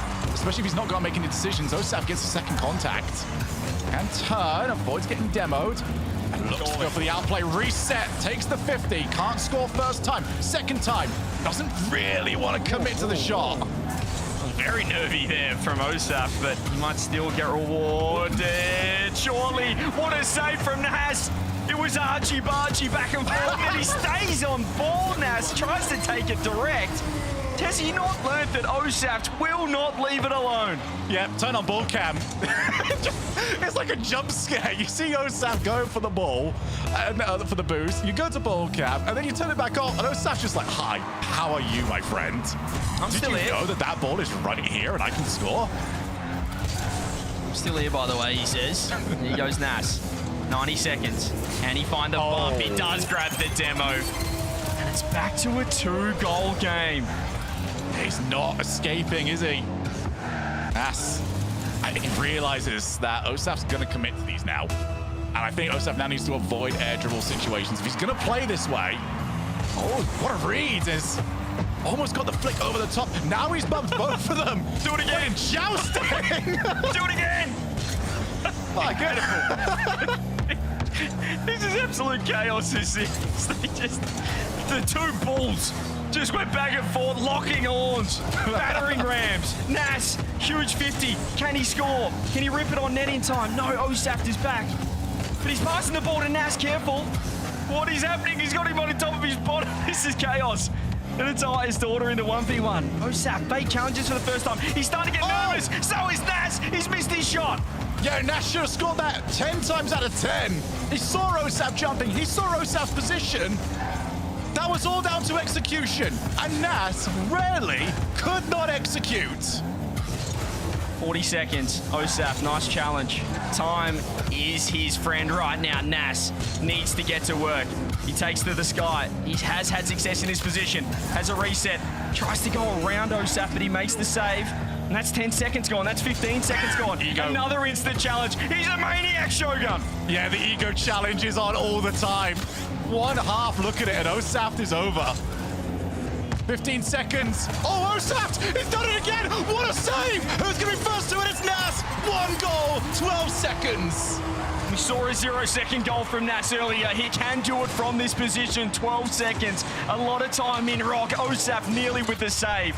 The momentum of the ball drags it into the net. Do we get Champfield? Can Nas force overtime? Can he find the goal? Oh my goodness. He wins the kickoff, Nas, and he scores! It's happened again! It's a carbon copy of the last game. Nas has got 2 back-to-back, and we might have another OT. Heck, if Nas can do it again, we might not even need another OT. Champions Field or nothing, and Nas is going to have the final look at this. Is it a back-to-back 5-0 disaster class, or is it a Nasta class right here? 0 seconds. Osaf fakes. He's got him in a great spot. He gets the demo, and Nas moves on to the grand final. Absolute, pure entertainment from start to finish. Nas and Osaf just put on a show.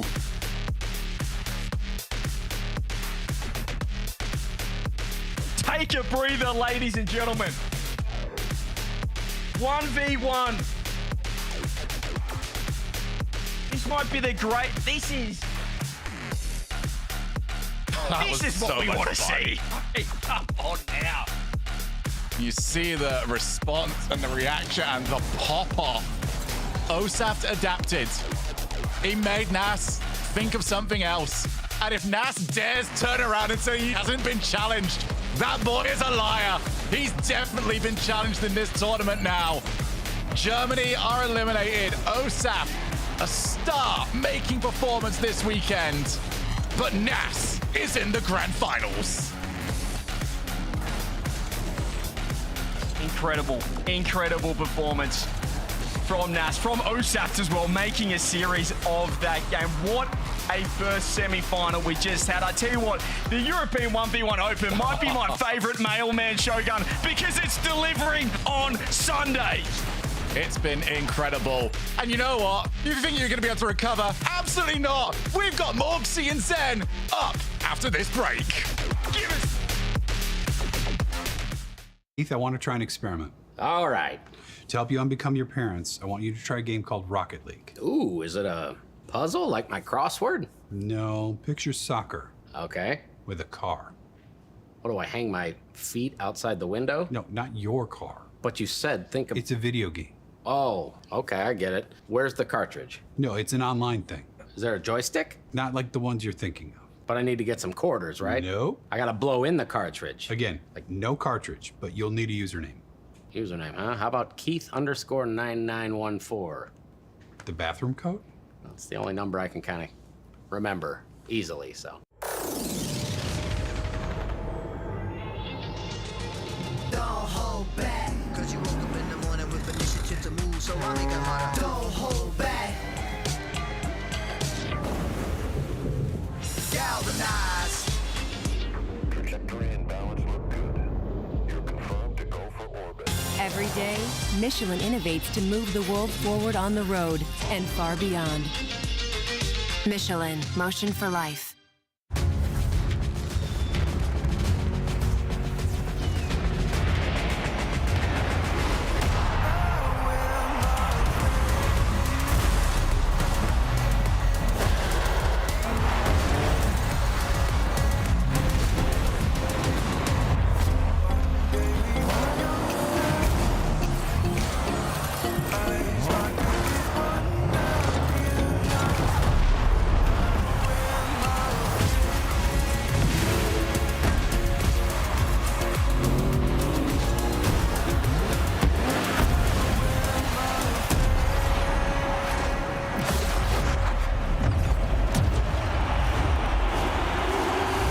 The magic of Rocket League is the stories you could tell about it. The 0-second buzzer beaters, the epic saves, the underdog victories. It's all there. As we return to this legendary arena, we'll witness Rocket League's story unfold together. Who will hang their team's banners in the rafters of Champions Field? It's time to find out.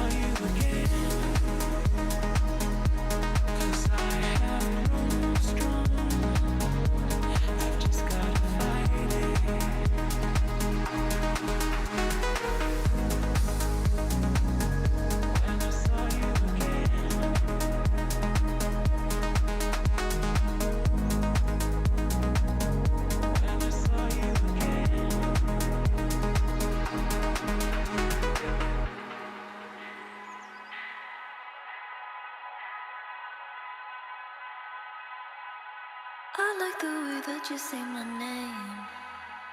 In the evening when we're far away from distractions, there's something special about that time of night. You like how I get into the mood, treat you like a man while I lose mood. There's something special about that time of night. There's something special between you and I.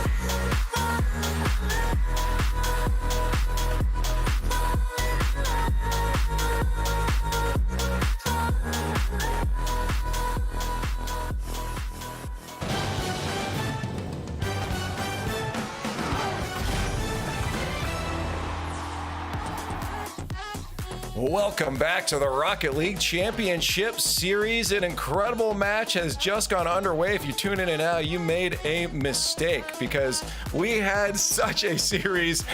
Emotions all over the board. You can see there too, from Naz, the celebrations, the frustrations from Osaf. But Naz, what a series. I imagine you were feeling the emotion in that one. Yeah, it's really stressful, but I'm happy I pulled through. Yeah, so humble. We were just talking leading up to this that, yeah, you said this was a stressful match for you. I was asking, was the last series a good warm-up? Was the last one a good warm-up? This one felt like it was finally a good back and forth between you and your opponent. Yeah, I think he played really well. I think this is like the hardest matchup. I mean, alongside with Zen, I played in this 1v1 RLCS, and I'm just really happy I won. Yeah, no kidding. I did want to ask, and some of the other guys want to know too, we've seen you in a bunch of different facilities before. We're just trying to figure out where this one is. Where are you at playing from right now? I'm playing from like the PXL college. They've been really nice, and they let me play here because my Wi-Fi at home is really bad, and the ping is good here, so I'm really happy that I can play here. Hey, shout out, that's awesome. Yeah, we're just looking. It looks like someone's got a meeting in the background, and you're just here casually winning. That's my brother. Oh, that's your brother. Okay, yeah, shout out. That's awesome. That's really cool. You got the family support there as well. Yeah, it's just cool to see you doing your thing and overcoming Osaf here. Talking about Osaf before we talk about your next matchup here, and what it could be. Tell me about Osaf, because a lot of people are real fans of him now after seeing what he's playing. What was Osaf doing so well, do you think, that he was able to keep toe in toe with you? First of all, I think his kickoffs are really good. I actually struggled with them quite a bit, but I managed to like find ways around, like delaying it or faking it sometimes. But his kickoffs are really good. I think he's a really mechanical player as well. He's kind of scary in the air, and sometimes he switches it up, so it's hard to read him. But yeah, he's a good player overall. Yeah, no kidding. I think most people are going to be able to walk away and say, yeah, he's a good player. But you did overcome him, and you've made it to the grand finals now. Looking at who you could potentially face, it's Moxy and Zen as the opposites. I guess for you, I'm going to ask the classic question.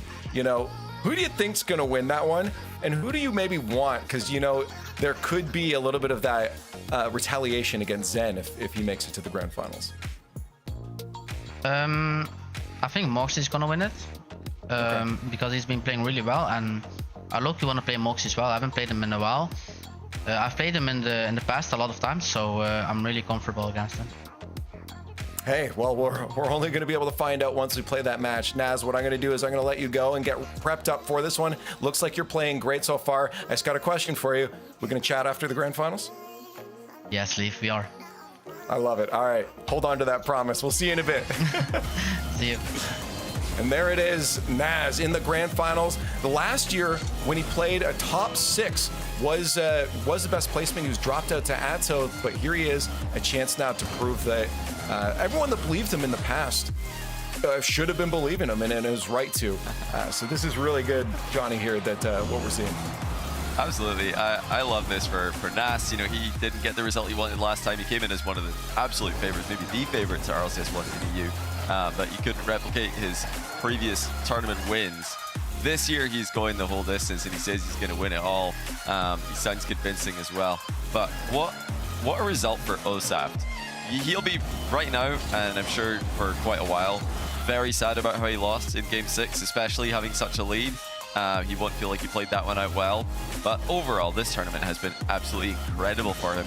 I really do believe this is going to be something that his career's already obviously kickstarted, but it's going to completely skyrocket his career. And everybody should be paying attention to his play. He is seriously the real deal. If I don't see a Osaf stream on Monday, I'm going to be so upset. Like, this is the time, mate. It's time to let the world know exactly who you are, ride the wave, just how good you are, because there are going to be people looking at him and going, all right, threes, how are you feeling about trying to translate that there? Yeah, no, that's the thing. I mean, take after Razear, get on that content grind right now, you know? At this point, this is the wave. You've got a lot of fans. You've proven yourself. Naz himself said he was stressed out in that. He just told me everything that he was doing well. Keep that going, and we're going to see him again, as Shogi just said too, in maybe even threes as well. This is a chance for these players to really put their name out onto the market for any of these teams, especially in the European region. Johnny, I find that European region is really good at pulling in some of these players and trying to integrate them into the 3v3 ecosystem. Yeah, particularly the French scene. They've been the best at it in the world over the past few seasons, but Osaf coming in from Germany. Obviously, he said the first people he's going to call after his big win yesterday is his German friends from the scene. I would love to see him get a chance to play with some of the best players in Europe. You know, I want to see the up-and-comers like Osaf, like Red Mob, get opportunities like that. Even Lord Valdemar, you know, he dropped out earlier in the weekend. But these players, they really impressed me, and it looks like their playstyle can translate to 3v3. Well, a heartbreak there, and maybe a little bit of desk break as well for Osaf, as he is out of the tournament, and we move to our next semifinal. One more player to send to the grand finals. Moxy versus Zen. I know a lot of people got their hearts set on Zen, but Moxy was the one that Naz was calling out as the likely candidate to make it to the grand finals, Shogun, and I feel like most people are going to be back in that. I feel like everybody's had to play so much Rocket League already today. And what is this? 3.5 hours into the broadcast, and Moxy's like, oh, now I've got to play some Rocket League. Okay, everybody else has had to scrap it until I make my debut on today's broadcast. But he's looked like the best player coming into this event, Johnny. He's looked like the best player during this event as well. Yeah, I'm with you on that. Moxy has been the best performer so far. He's the guy coming from the upper bracket, so for me, I agree. I think Moxy is the favorite, and I think he will be most people's pick to win this. I think for Zen, it's more the for him, it's about finding the balance. He said so in his post-match interview earlier. It's about finding the balance between aggression and obviously focusing on defense. He can't be too defensive against Moxy, or Moxy's going to roll completely through him. But at the same time, if he's too aggressive, Moxy's going to see him coming, and he's going to low 50 his way to victory. So Zen has to find the balance. Progressive fan vote is live. Hashtag mock, hashtag Zen. What's it going to be? I'm a little bit concerned right now. We don't see the shades out for Zen. It means he might be taken a little bit more seriously. And we know when you take Rocket League seriously, you start to lose. You gotta have fun. You gotta loosen up and let that flow state kick in. We'll see. We still think it's going to be a great showing there for Zen. The question is, do the analysts think that Zen is going to be overcome Moxy, or are we going to be agreeing with Naz in who's going to be joining Naz into those grand finals? Shogun, I'm going to set you up as our first candidate for predictions here. Listen, sometimes I feel like you just got to go with the analysts on this. I mean, Nas is saying that he's the best. Johnny's saying that he's the best, and that's the. But I'm not a smart man. I'm really not. I'm going with Zen. I'm going with Zen. You know, there he is. There he is. As he is going to be it. playing against Nas to try and see if Nas can get that revenge. Okay, well, I am curious then what Johnny is going to think on this one, because he's the smart 1v1 analyst. What's going to happen here? You know, I'm seeing all of the chances, all the reasons why Moxy should win this, and I agree with a lot of them. But there's just something about Zen. No, I'm just kidding. I'm picking Moxy. I think it's Moxy. Too late. You're getting CJ'd on this one. You're getting CJ'd. I think Moxy's gonna win. Well, I think if I were to use my brain, I think I know where I'm going on this one. But at the same time, I do think this is a lot funnier. I am also going to go with the greatest player in Rocket League. I am rocking with the Zen. Right, I'll put them on for the screenshot. Just so you, Okay. I know that's what you want, but there we go. I had to go and find these, okay? That took me like 2 minutes. I did fake out, production got faked. Like, so I know CJ's getting pranked. I faked that production with the glasses pulled, but I think really, realistically, it's gotta be Moxy. That's fair, and I think reasonably, if you're looking on paper, that's probably the right call to make, but that's not what we're here to do. We're here to have some fun. Chat, split down the middle. Let's find out who is joining Naz in the grand finals of the 1v1 European tournament. We've got Moxy, we've got Zen. It's a French face down. Let's see what happens. RLCS chat, here we go. We might have had 11,000 plus people enter this tournament, but there was only ever really 3. We have Nas waiting in the grand final, and we have Zen and Moxy playing a best of 7 to see who gets to advance. It's game 1, brought to you by Progressive. CJ.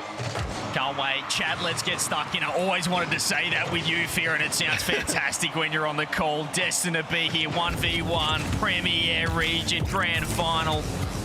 Awaits the winner of this one, and my goodness, a French derby right here. Will Moxy be able to warm up? But that's a question. He took it a little bit rough early with the mechanics.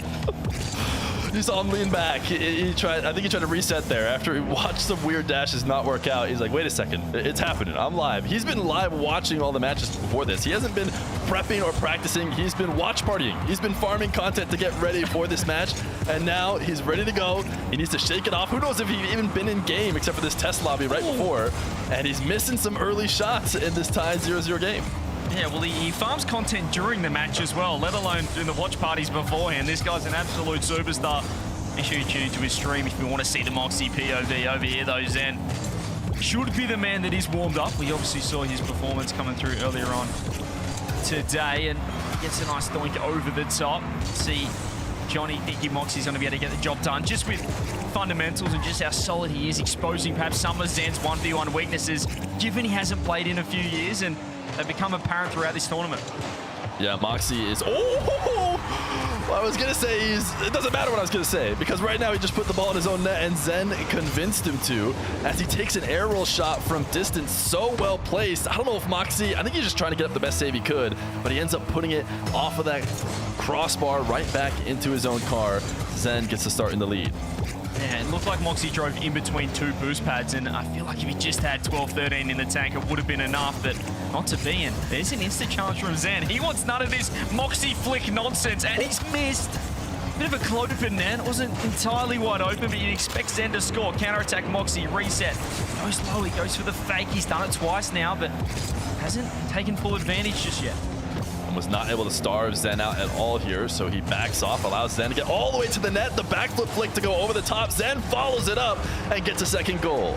It looked like Zen was trying to hunt Moxy for the bump. That's kind of looked like why Moxy didn't jump straight away in this challenge. Kind of drove underneath Zen, but quickly changed his mind there.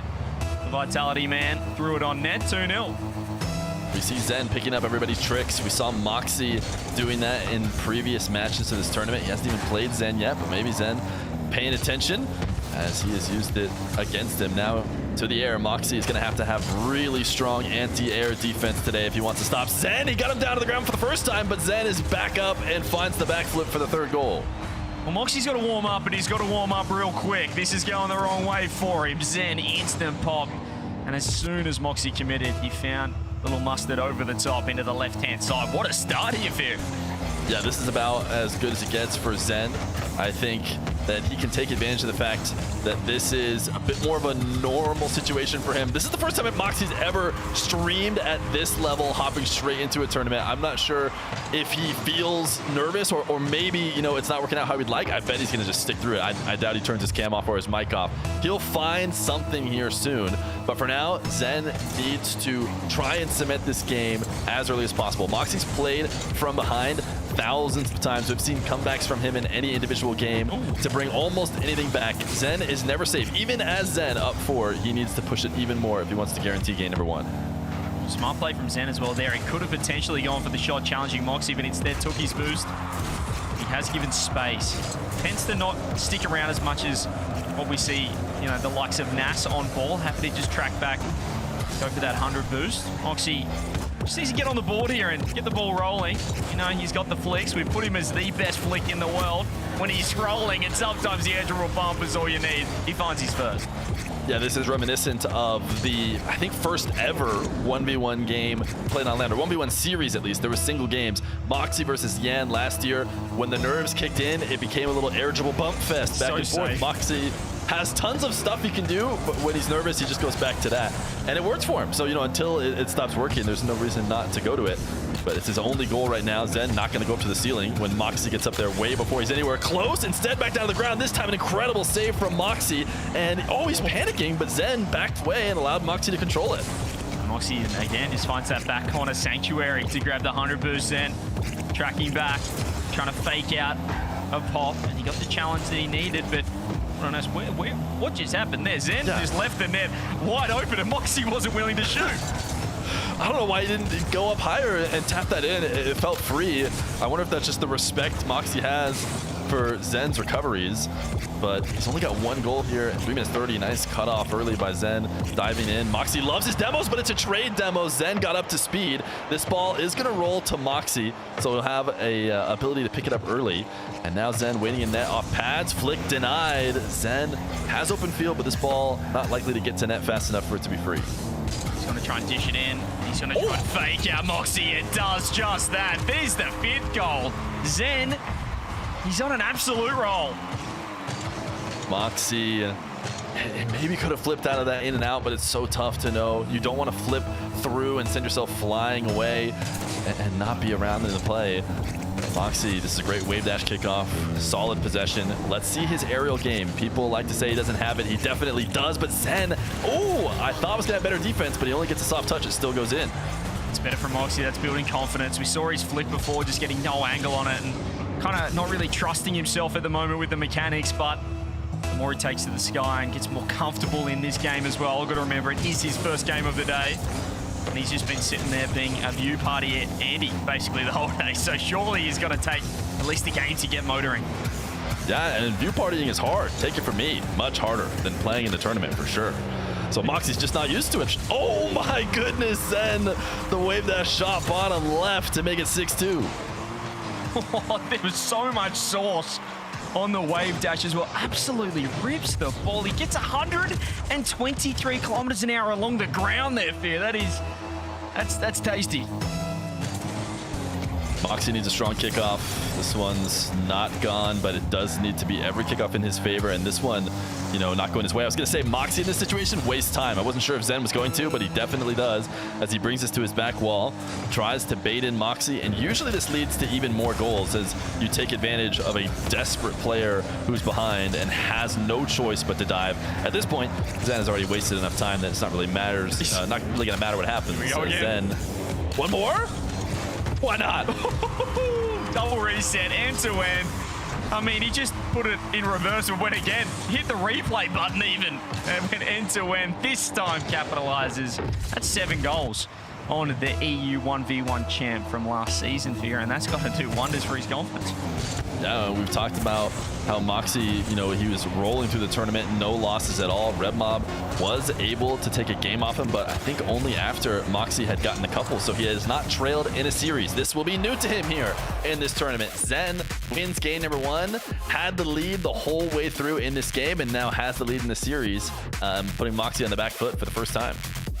You mentioned it before, we have seen lock-in mode being activated by Moxy, whether he turns his camera off, he turns his stream off, or something or other. So we'll have to see if he pushes that panic button early on. 1-0 down. It was a strong performance from Zen. Moxy had a lot of chances, but mentioned before, the safe plays, you know, the air dribble bump worked for him, but he wasn't really able to get that flick game going, and it just looked like he had the hesitation about him. He wasn't quite trusting he could get it past Zen.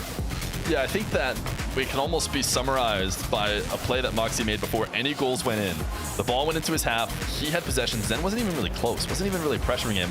And Moxy just had this weird landing misstatch where he's like rolling around, doing 360s, and just not behaving like we normally expect to see from Moxy. And I think that gives an idea of the moments getting to Moxy a little bit at the start.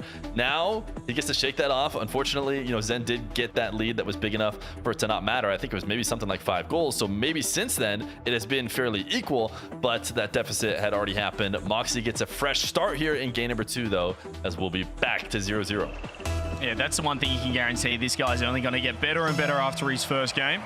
First game warm-up, it always is. Doesn't matter the game mode. And Moxy gets a crack off the kickoff. Zen, though, cuts rotation. Well, what rotation in 1v1? He cuts the ball straight away with a 0 boost in the tank. And just keeping Moxy honest with these little turns. And it's done him again here, Moxy. First goal for Zen. He's just a little behind the pace.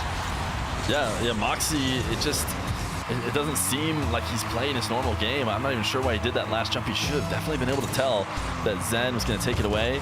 Should have been panicking. Delayed kickoff from Zen. He even had a little wave dash as well. So mix of a delay and a wave dash. He's going to use both to get the second goal. Yeah, this is starting to get ugly. He's just a step ahead. The delayed kickoff, as you mentioned, too good. Moxy, known for his kickoffs, but right there, he just didn't quite read Zen. As I said, he was a step behind in the air and a step behind in the mental game as well. I think we need to see Moxy get a chance to get a ball carry, get to what he really likes to do, maybe launch a flick here or there, just to kind of remind himself who he is. Zen should not let that happen, and you can see Zen positioning, doing his best to get Moxy no chance. You know, instantly pre-jumping a potential setup for a flick, diving right back on the ball, has forced Moxy completely away and has turned what is normally a position that is very advantageous for Moxy into a position for Zen. Great defense from Moxy. Maybe a missed touch there. And now this is Moxy's favorite spot. We need to see something good. Nice read of the early challenge. Moxy gets a goal. Zen missed a mid boost. I mean, how often do you see that from him? He just drove completely around it and left him in big trouble. Pre-flip to just grab a couple of pads and then turned into an instant challenge. And I think Moxy recognized he was in a little bit of trouble. He was looking for the early challenge. He's fired 2 goals as Zen has faked the kickoff, but Moxy is starting to warm up. Moxy has seen, 1,439 of these in the last week. He has watched everybody do that fake kickoff. He is ready for it. It is not convincing enough for him as Moxy equalizes here to try and get his wheels underneath him. He's in a tough spot. He's going to make a save, trying to save all 21 boosts to get back up in the air, but it's not going to work. Zen gets the third. Yeah, he tried to keep it close, but maybe the option was just to kill it to the corner and cop the fact that he's going to be on 0 boost. Just didn't stick on the ball. And I thought it was interesting there, that last kickoff there for the single jump. Last season, particularly in the 1v1, Moxy seemed like he just knew how to do the wave dash kickoff better than anyone else. But Zen on that occasion just got him. Yeah, I think he's lost his edge there slightly. He definitely, was one of the first people who would use it as their main kickoff. It became clear it was very advantageous in ones. Moxy, the ones main, realized, that's my standard. We call standard kickoff flipping into the ball, after flipping out towards the ball. For Moxy, standard is basically that wave dash, and anything else he does is actually a move away from it. So for a long time, he was the best at it. People got the hint, though, and have practiced it and have been able to catch up to him in that regard. Oh, Moxy tried to dump the demo, but Zen had other ideas. He only had eyes for that ball on the pitch. And 3 minutes 10 in, Zen's found his fourth. Yeah, Moxy, he's starting to heat up. He's had 2 shots, 2 goals, but Zen is still looking just like he's got the better of him. And Zen's doing a ton of delaying off the kickoff, which I really like. It kind of throws off somebody like Moxy, who's probably, repped the kickoff with both players at the ball more than anybody else in the game. I mean, probably no matter what kind of kickoff, he's done more than anybody else because he's played this game mode so much. But I think delaying it consistently is just a good enough mix-up to not let Moxy, get full control like he's probably used to having. He has to read just how much Zen might delay, how he might switch it up. Zen misses a little redirect off his backboard. Moxy wants a bump. Zen gets around it somehow and brings it to his corner. Incredible save. Moxy committed early to the bump, and Zen read it as a reset, waiting for the challenge from Moxy. He's being very patient, too patient. No, he's not. It's an incredible save. Moxy using every ounce of boost, just keeps it out of that net. I did not expect the first flick getting sent to the top left to come from Zen. I thought we were going to be seeing those from Moxy. Moxy was able to stop it, but then a fight for control in the corner won by Zen, and he gets his goal all the same. He has held on to this lead for the entirety of this series, and he is putting Moxy, into the hot seat. What is Moxy going to be able to do? Can he get anything going? This kickoff not going to go directly in, but he is going to get a boost steal. Great position to be in, and he will convert it. Yeah, as soon as he got the steal, he knew that Zen was going to dive for the challenge and throws it behind him. It's a great response off the kickoff, and after making an incredible save down the other end, he probably felt like he deserved a goal or a little reward for it. Gets it there, but still 2 goals down.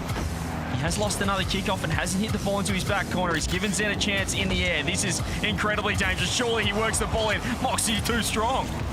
So patient. Zen is waiting behind that ball. Great counter.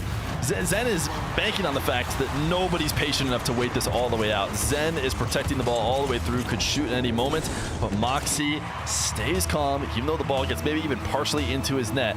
He's able to make that save, and then so quick on the counter. Trying to equalize now, him and Zen, getting caught up in the middle at the midfield. That is going to help Moxy. I think he's used to those positions. He's got control. He sees Zen creeping in, and there's that flick into the top left. There he is. When he starts getting that flick going, you've got to watch out. No matter who's on the other side of the pitch, Zen, as you said, just got a little close. He's shaped up, and a few too many instant challenges from Zen. Perhaps caught Moxy aware of the space in behind. If he does land the flick, he does so, but Zen has won this kickoff. Can he find the shot on net? He's thrown it off the bar. Moxy thought it was in. Lands on the crossbar, and now Moxy down the other end has low boost with the pop. Zen cannot stop challenging him. Fury can't help himself. He needs to. Moxy seems to know it too. 0 boost for him. He does happen to get a pad, but it seems like the plan was always to just use a little pop wave dash in order to beat Zen, and he's done so to get it over him. I bet if Moxy, could have it his way, this game would be played with no boost. Him versus Zen, no boost at all, and I think he'd feel even more confident. So as long as Zen continues to try and play those, midfield no boost type games, probably gonna go Moxy's way. Right now, he's got tons of boost. He's forced Zen away. And now Zen not challenging as much, swinging wide and then cutting off Moxy's flick before he can get it going. Zen seemed really worried about the physical play. I think he was trying to dodge maybe a demo while also picking up the boost, but he didn't get either and then gets scored on. Another look there. He just flipped over the top of it. Zen's missed boost twice in this game as we're singing his praises. Game 1, looking warm, looking hot and on top. But Moxy capitalizing on mistakes, and that's what he does when he has his opponent low boost. Or if not, he does punish Zen with space. Can he score here? It's a low 50. This time he makes it work and keeps it to a 1 goal. Yeah, Zen just, again, makes sure to walk this in as close as he can before the 50 happens, and Moxy awkward on the kickoff. Once you get the ball that close, no matter where the 50 goes, it's a great chance it still heads into the net. As Zen doing a much better job of picking up boost. Not something that I would think I'd have to mention, but he does pick up this one just barely with the tail end of his car. And now he's got 100. Nice dribble. Zen will equalize. I thought Moxy might have been able to have the save, but it looked like he just lost his momentum off this wall, put the brakes on. Yeah, perhaps thought Zen was going to go for the fake and didn't have the acceleration to make the save across net. 7-7. Zen has brought it back. Wave dash kickoff for Moxy. Zen tried to flip through. He is going to toss the ball away. This should lead to a space possession for Moxy. As Zen backs off, he's going to play off pads. Doesn't have time for 100. Moxy just going to slow dribble it to net. And I don't think Zen should have given the ball to a guy who loves this position. Yeah, I feel like other players might take it up the wall, take it to the sky. Moxy takes it straight on net. He saw Zen just pathing towards those small pads. And if he capitalized, if he caught him out of position, which he did, he finds the bump. Not even the bump, but the threat was enough, and gets the lead back, but it's going to be a big last 25.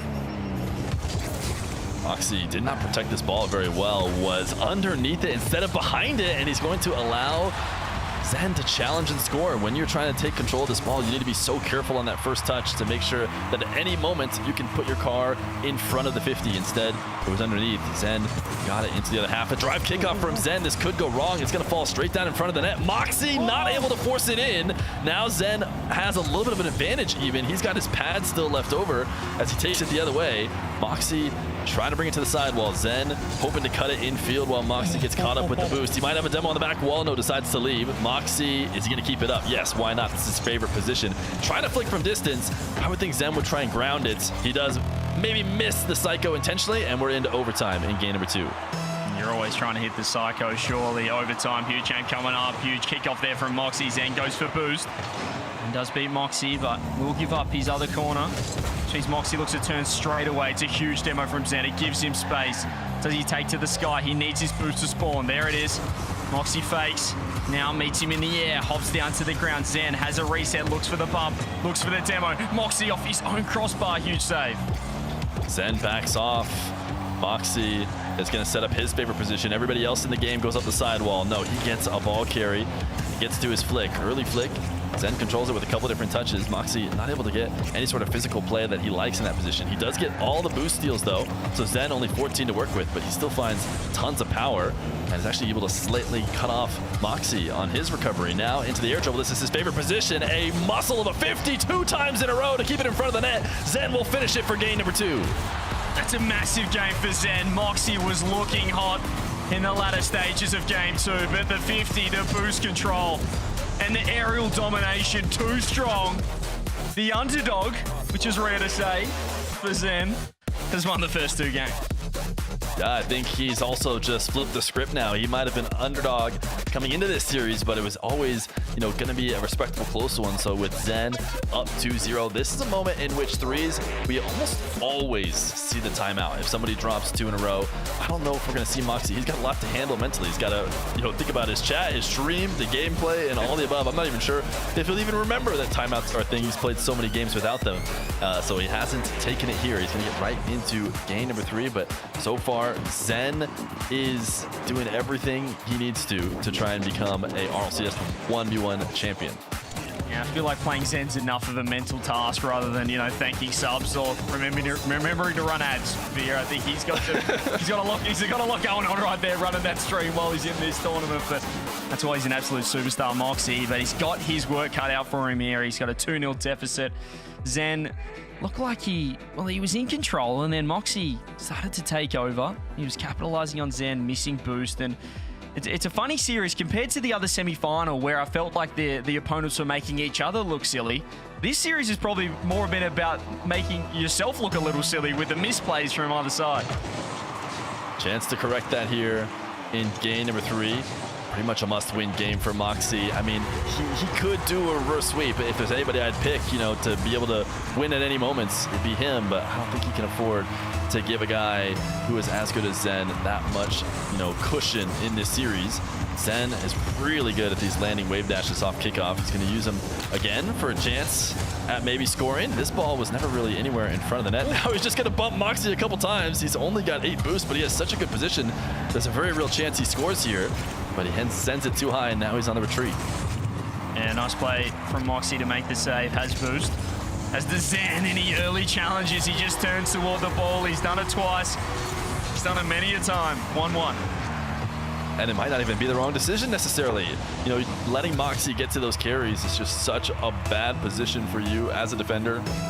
just turning in, making him think twice. You know, what we don't see is at times that the fact that Zen's been challenging like crazy has led to Moxy maybe just handing the ball away. You know, he gets a hard touch, but it's not to the net, and then it gives Zen control, and that is way better than allowing Moxy his opportunity to dribble. In fact, this time Moxy seemed to see the early challenge coming, but Zen had that read where that was headed. Now playing a bit of keep away, not quite good enough, as he wasn't able to follow that up with an aerial. It was too close to Moxy, as he wants to get something going. A little bit of a bump and a slight delay as he exits out of the corner to make sure he gets the respawning 100.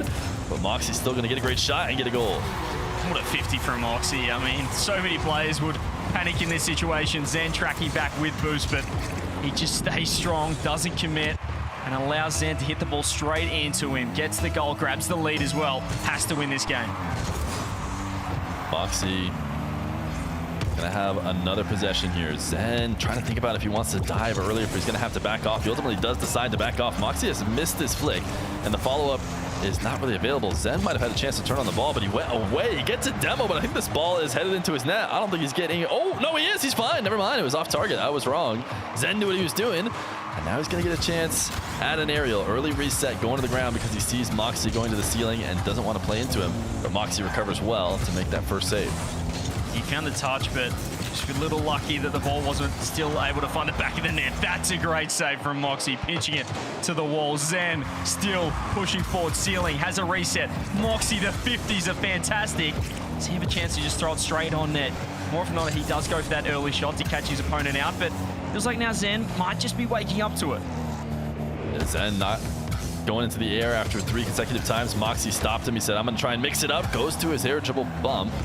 And that is also saved. Moxy is keeping Zen out in what feels like is an impossible task to stop multiple Zen attacks in a row. He's had possession for many, many moments now, and somehow Moxy saves that as well. That was right there on the goal line, and then he gets a counterattack. It's a goal for Moxy. What? How has Moxy not only saved this, but recovered to rip it down the other end? Zen thought he had Moxy covered. He found the bump near post. All he had to do was wedge it in, and all the forces suggested it was going to find the back of the net. It's found the back of the other one. Zen, I thought he was going to turn in for a bump on Moxy. Instead, he allowed himself to get bumps. And Moxy chain dashing a little, making CJ a little bit nervous there as he chain dashed back. But he was good. He had control, and he's got a great shot. Great shot on net, and there's the 4th goal. This is the response we needed. He had to win this game, and he's got the 3-goal lead. Still a lot of time for Zen to get to work, but Moxy's consistency on the flicks and his confidence to rip it when he has the opportunity, it starts to get scary. I think we've seen a lot of first possessions for Moxy here. Zen may change that story as he gets a bump. This does not seem scoreable. Moxy with no boost is actually going to stay on the ball. Maybe goes takes Zen's. I don't think he can afford to do that. Yeah, he turns back in. Knows he has to defend on 0. Zen's going to try and take advantage of the fact that he has not a great way to get around, and yet still Moxy on just pads gets around to make the air dribble bump save. Oh, Zen nearly got caught out once again as Moxy just drag racing his way around the pitch with Zen in hot pursuit. Zen in the corner. Tries to go quick. Moxy to the wall. He had to scoop up his own boost as Zen does retreat for the mid and then turns straight away. He's been caught out in this position, but Zen needs to challenge as the bump lands. Moxy recovers in time, and Zen's been caught out on the wall. That far corner has not been Zen's best friend. There's the 5th goal.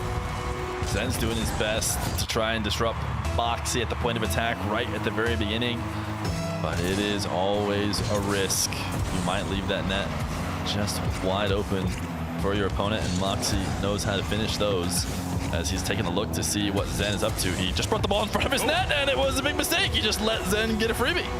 Yeah, I think you said, here you go, have this. It's a huge mistake. He went way too high and then looked like he tried to create the greatest pinch of all time, turn himself into a human mortar, a human missile, and missed the ball. I think that's what we're going to need to see from Moxy if he's going to actually drop this game. 3 goals. And Zen hasn't been able to find his offense, and I don't know if Moxy is going to gift too many. Zen catching this in the air, has his reset, can shoot at any moment, and decides to do it now as he goes top shelf.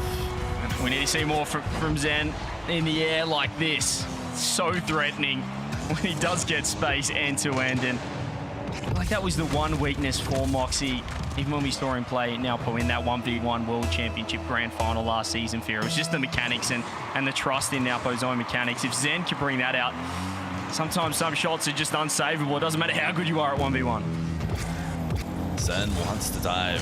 He's been doing it all day long. He does not want to let Moxy have possession. He knows he's down now too. Moxy loves that bump. This time it does not turn into a demo, and he just barely misses. I thought he was going to get it on target, but instead it's going to be Zen possession with 31. He's going to have to show a flick of his own, I imagine, if he wants to try and score. But Moxy does not want to find out what's at the end of that flick. Dunks it, takes it away, and it's 6-3. Yeah, Zen only had one option when the boost was depleting in the tank, and that was to find the flick. But Moxy, beautiful spacing. Just his positioning, his ground game is exceptional. Could just about be the best, and he hasn't given Zen an inch right there. When Zen does get space, he's looking scary, but when Moxy's nice and close, more often than not, he wins those battles. 25 seconds, Zen has to go right now. And Moxy loves to confirm games. He is down to just hang out back here in the blue half. Wait! He just threw the ball directly at Zen! I overhyped him. He's terrible at wasting time. I don't know what he was thinking. He had possession. Zen wasn't even that close, but he just power shoots it right at him. He looked at him in the air, and he just, I don't know, Zen just, he was in a trance. He just saw Zen in the air and said, that looks nice. I might hit him. Wave dash kickoff, Zen wins. Can he? Goal, he will be able to get another goal. It's going to be game on here if he just finds the net, and he will. Plenty of time. I'm actually really surprised that Moxy chose opposite corner. It felt like the only way he was going to get this is if he respawns basically right in front of it over here in this corner. Maybe it just didn't matter either way, but it felt like there's always a worse chance with the side that Moxy picked. But Zen within one, really crucial kickoff here to try and steal this game. It's going to be a fake kickoff. He's got more than enough time after he grabs boost to find a way to score this. It's not the easiest start to an air dribble, but when you're Zen, it might as well be free. The shot is in the air, but Moxy should be able to save it. It'll hit ground, and Moxy is on the board. Wasn't the best setup there for Zen, but he gave himself a chance. Still taking Moxy the distance, but finally, the EU 1v1 reigning champ gets his first game win on the board in this semi-final, and it might be the start of the comeback. Could very well be. Both players instantly leaving. There was no timeout call, but we're just looking at chairs now. Moxy has a chair stream, I guess, going on during an RLCS 1v1 match, but a really great regain from Moxy. We needed to see this from him. It is, you know, what we all want. We want everybody to play at their best ability. I think these two guys playing their best 1v1 probably does end up going Moxy's way. Zen always has, you know, a certain level that he can unlock that maybe no one in the entire world can match, but in one's, you know, Moxy is maybe that guy with the highest peak. So he's starting to see it here a little bit in game 3. It's good. He needed it, and he's going to try and keep that going as this series goes on. Yeah, it was a great win and a necessary win there for Moxy to get a 2-1 scoreline. If you're 3-0 down, it can certainly feel and look vastly different this series in this best of 7, but has found the first win on the board as both players have reset. They've found their computers, they've found their chairs, and they have locked back in, which is a good sign, Fear. It is. Nobody's standing up, nobody trying to play from down the hall, which I've seen players try and do.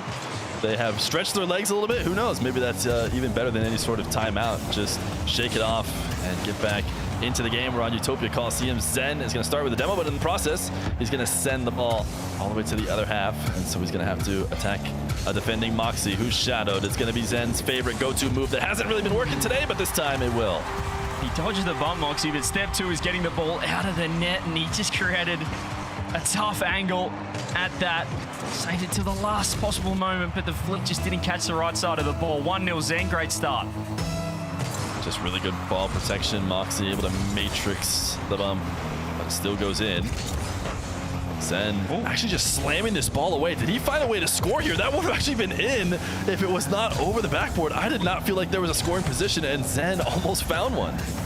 This is where pretty much only Zen would go for the shot there, but he's been caught out on the counter-attack. Moxy just too solid, and he ties it up. Zen's the only one who would go for the shot, and he's also the only one who would get too good of a touch that actually overshoots it. It didn't seem possible, and Zen found a way. You know, Zen would have to hold back on his strength in order to not overshoot it. But he's got a kickoff in his possession, as he loves those snap dash recoveries to gain control of the boost. He might try and go for a demo here. Moxy seems to see that coming though, and make sure to evade it. He's going to throw one maybe a bit dangerously onto the ground. Zen is going to get a decent counter here. Doesn't have to think at all about that save. And now into an air. I don't think he has a reset, but it's not going to matter. Moxy's at ceiling height, and Zen goes to the ground. He doesn't need a reset. And as soon as he saw Moxy just a little bit too high in the sky, he knew he was going to take a long time to get down to the deck. Ground pitch underneath the falling champ. And Zen, he's always going to have, well, he always has those aerial plays for you to fall back on in the 1v1. If he does get space, just so deadly. And Moxy's, not necessarily wrong to go up to the ceiling. It may look silly in this one occasion, but he's going to be able to slow Zen down a little bit.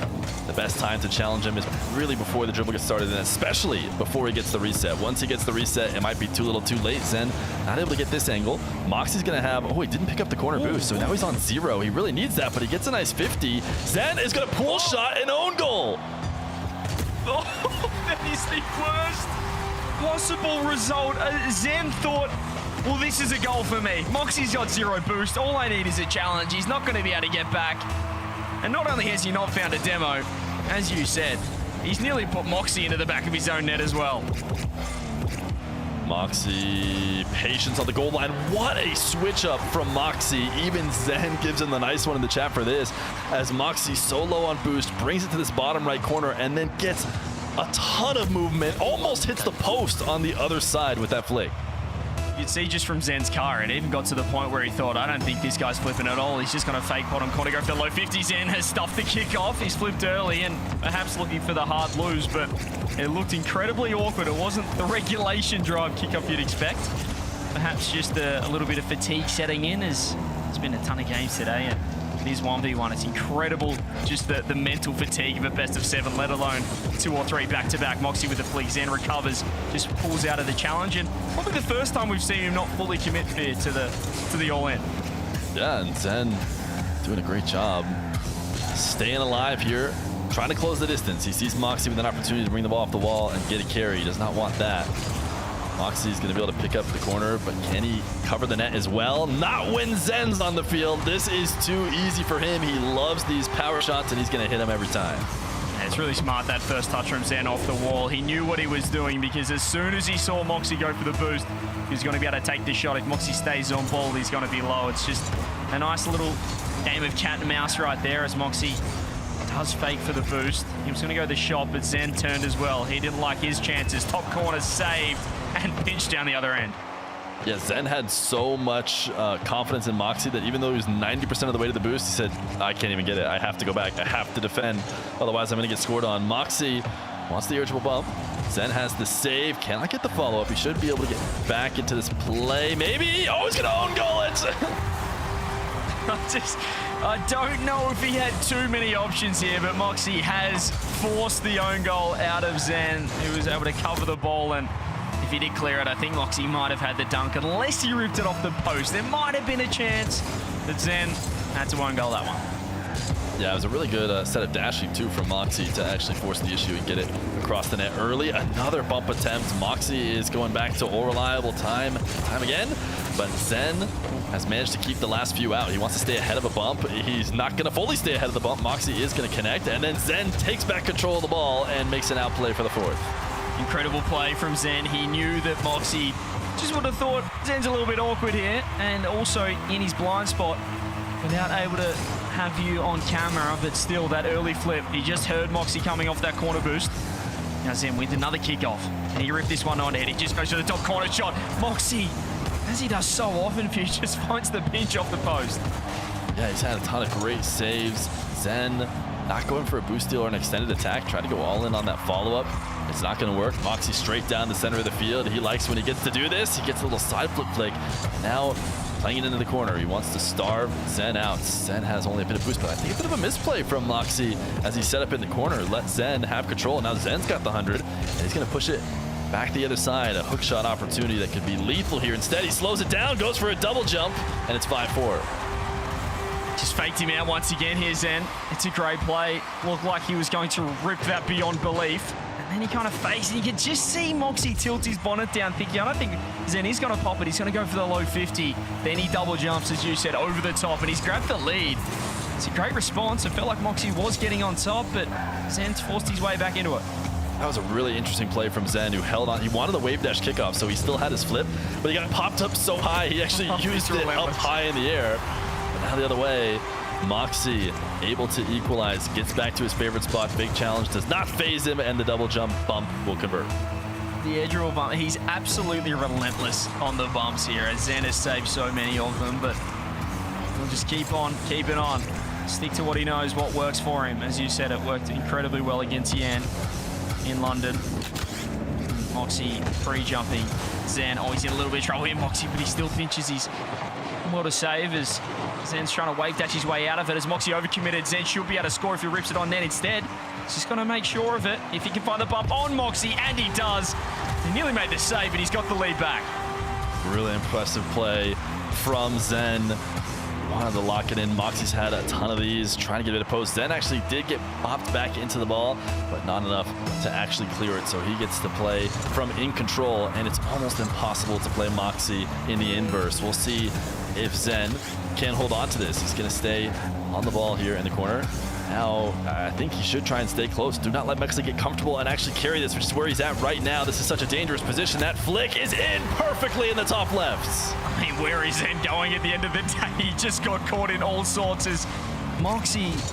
It's so difficult to challenge Fear. Like, the amount of angles that Moxy creates as he kind of snakes his way down the pitch, at any point he can flick it. He makes sure he doesn't get too straight onto the ball, and as you said, it just caught Zen out.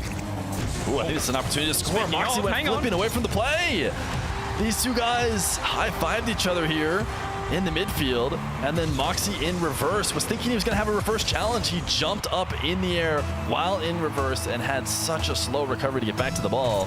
Zen going to have the lead, and if he has a kickoff in his advantage, there's only 8 seconds left. That little zap dash to get back to the ball. And I think he carries this, keeps boost, and probably 50s it down to the ground. Or he's just going to shoot. Why not just score? If Moxy's going to stay low down, just shoot it over the top of him. And Zen has his 3rd game win. And that's triple match point for Zen, the EU 2v2 champ.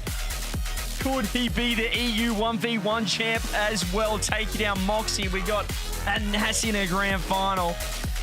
It felt like Moxy was starting to get the upper hand, even in that game after he took the previous. But Zen, it almost feels like he's fancying himself in those bump battles. He's backing his ability to recover quicker than Moxy, which is, you know, even less of a 1v1 thing and just more of a general Rocket League ability. Your recovery is so crucial in 3v3 as well. Up here, and more often than not, he's just winning those little battles, and then the aerial play, he can get to work. Yeah, he can do anything he wants. I mean, the 1v1 world champion Nupo is maybe the king of recoveries. We didn't necessarily have recoveries, I don't think, in our, perfect player setup today. But if we did, you would have picked Nupo, and maybe you have to consider Zen too, though, with the way that he's been playing. You can always keep yourself in a play. The way that Ones has developed over the course of the years, players get riskier and riskier and go for stuff that if you haven't watched in a few years, you think, no way, they can't be doing that. That's way too high risk. But because recoveries are so good, they've been able to get away with those attempts, get back into the play, and we're still seeing no timeout, by the way. We're about to get here quickly. I saw Moxy walk away for a second. I thought I even maybe saw him type something, but I'm here in the game and I didn't see anything. So he is going to stick to playing. He needs to win 3 straight in a row.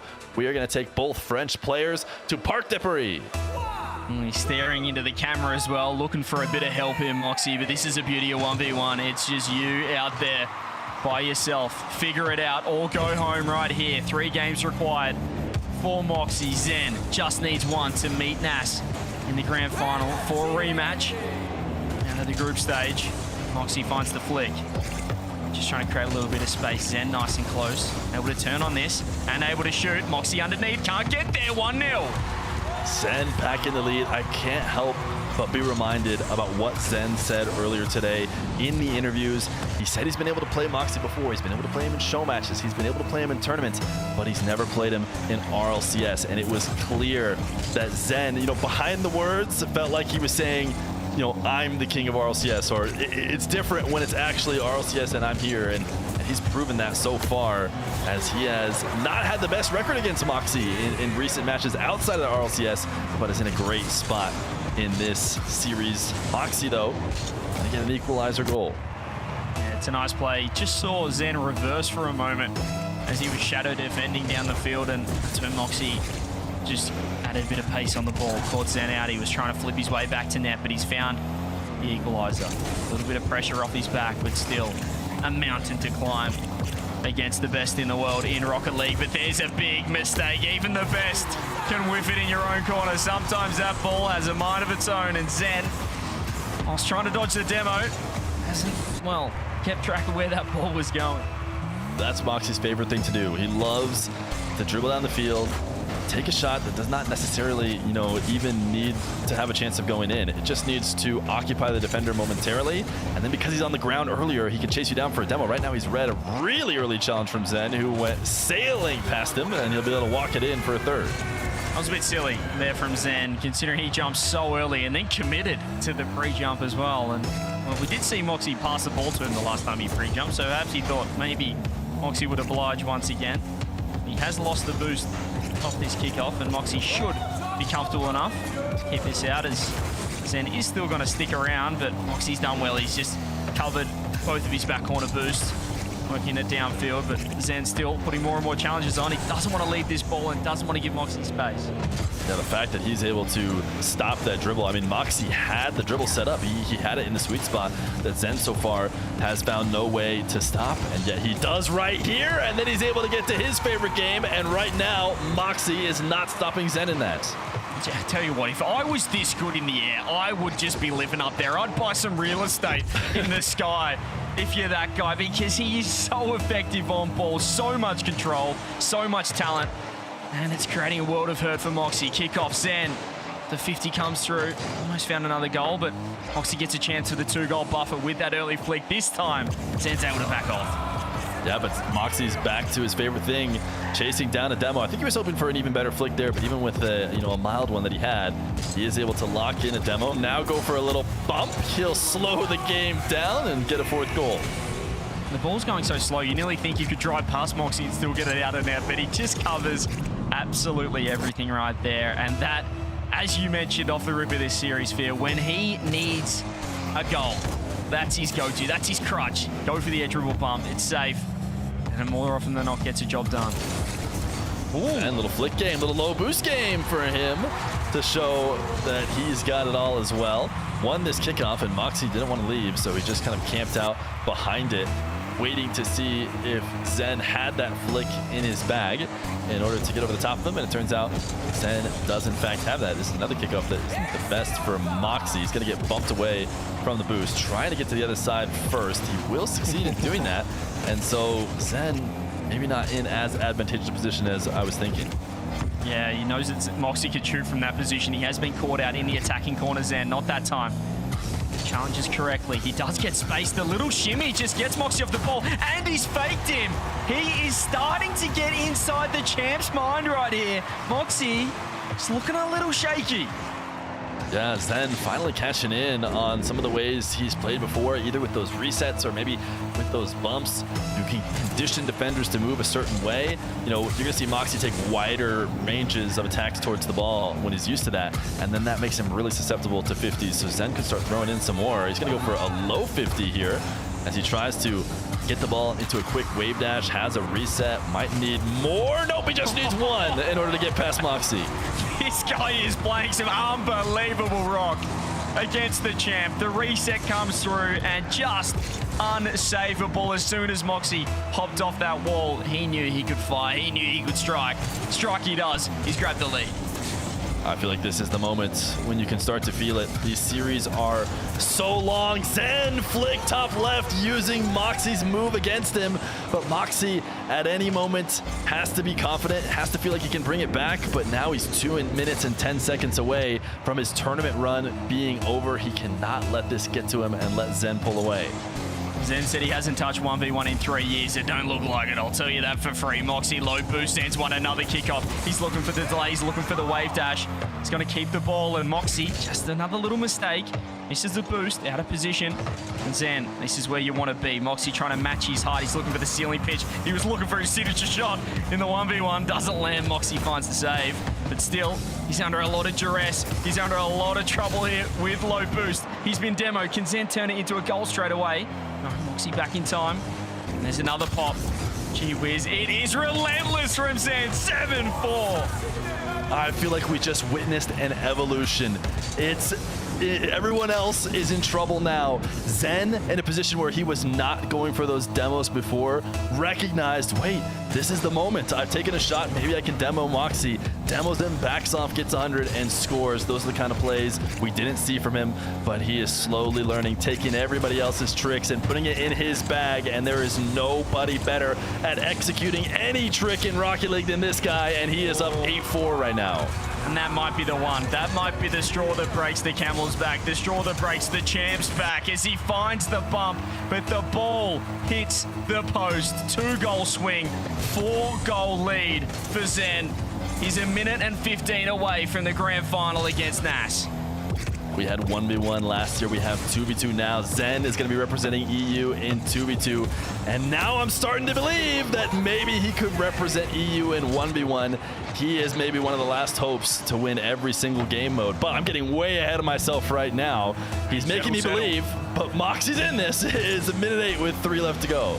You know better than anyone, it's a long time in 1v1. It's a very long time in 1v1. And what do you call it? That's the 2-point play. It's the goal into the kickoff goal. Yes, it's such a huge momentum swing. Moxy has dug his hole deep enough that he's needing a couple more 2-pointers if he wants to actually bring this back.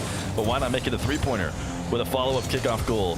He's into Zen's corner. Zen is going to try and bring this back and take a shot, which he does. Moxy wanted to clip a demo. He didn't go on target, though. Zen able to pick up the 100 boost. Moxy cannot punish. Zen makes it back and covers the angle for the long shot. These guys are booming the ball now as Zen gets convinced to get rid of it right away. Isn't able to steal Moxy's corner, but he's got more than enough boost to work with. Moxy right back to his comfort spot. Flicks, bumps Zen, and gets a goal.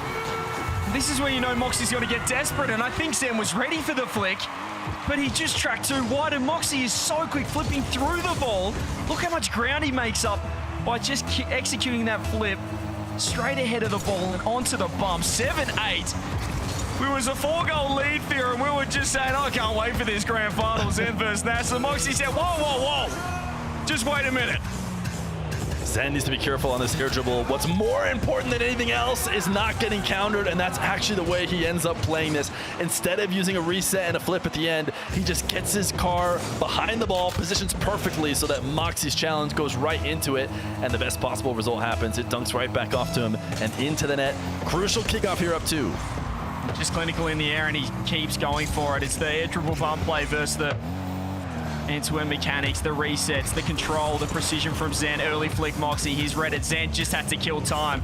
He's looking for the touch. He's Mr. Psycho. Could that be punished? No, Moxy's not ready.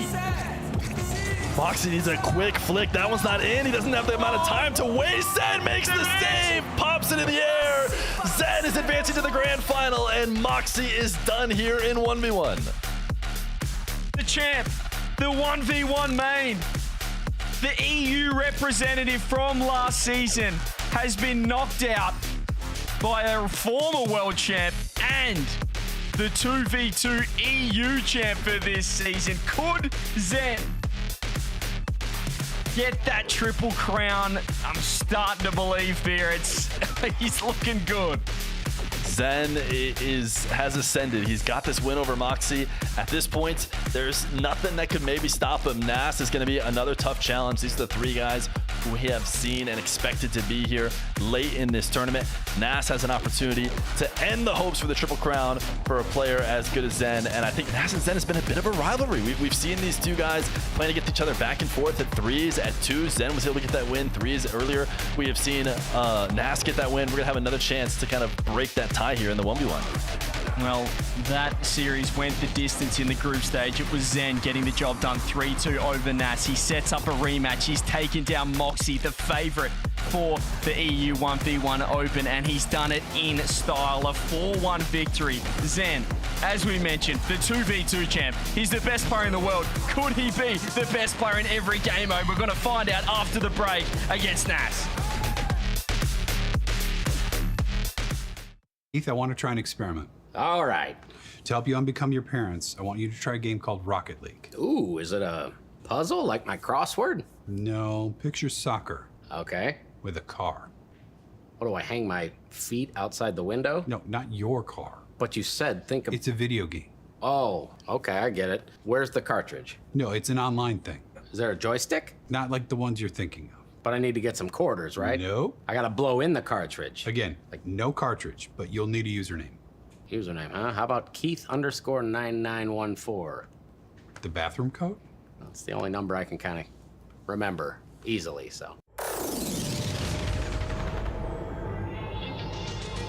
Don't hold back, cause you woke up in the morning with initiative to move, so I make a harder. Don't hold back. Galvanize. Trajectory and balance look good. You're confirmed to go for orbit. Every day, Michelin innovates to move the world forward on the road and far beyond. Michelin, motion for life.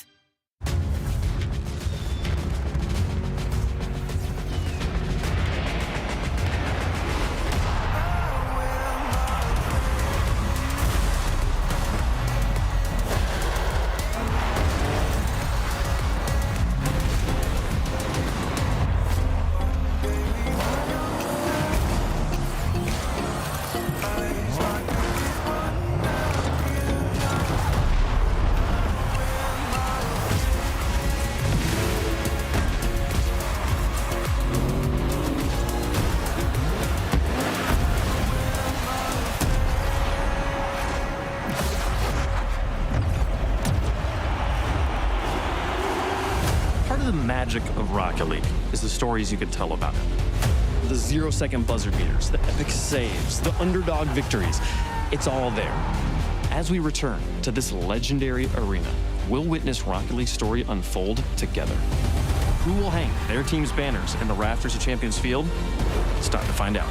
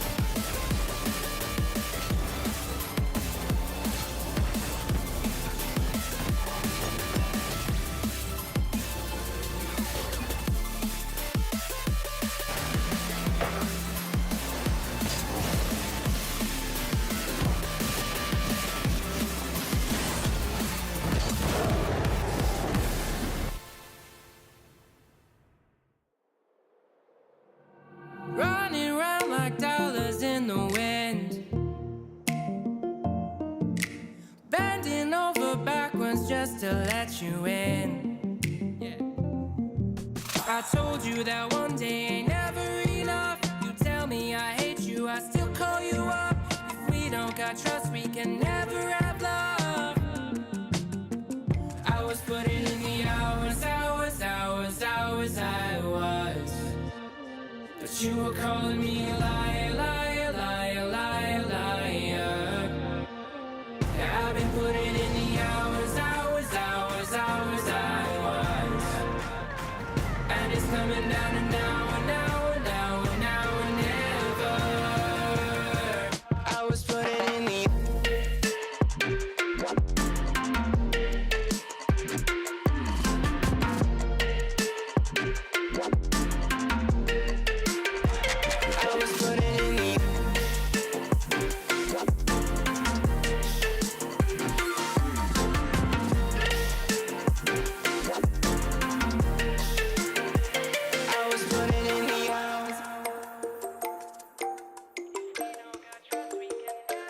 I'm sick of fighting the things that you said. I don't wanna burn all our bridges ahead. I'm tired of going to bed when you left me on red just to turn up the noise in my head. I told you that one day ain't never enough. You I trust we can never have love. I was putting in the hours I was. But you were calling me a liar, liar, liar, liar, liar. I've been putting in the hours I was. And it's coming down to now and never. I was putting in the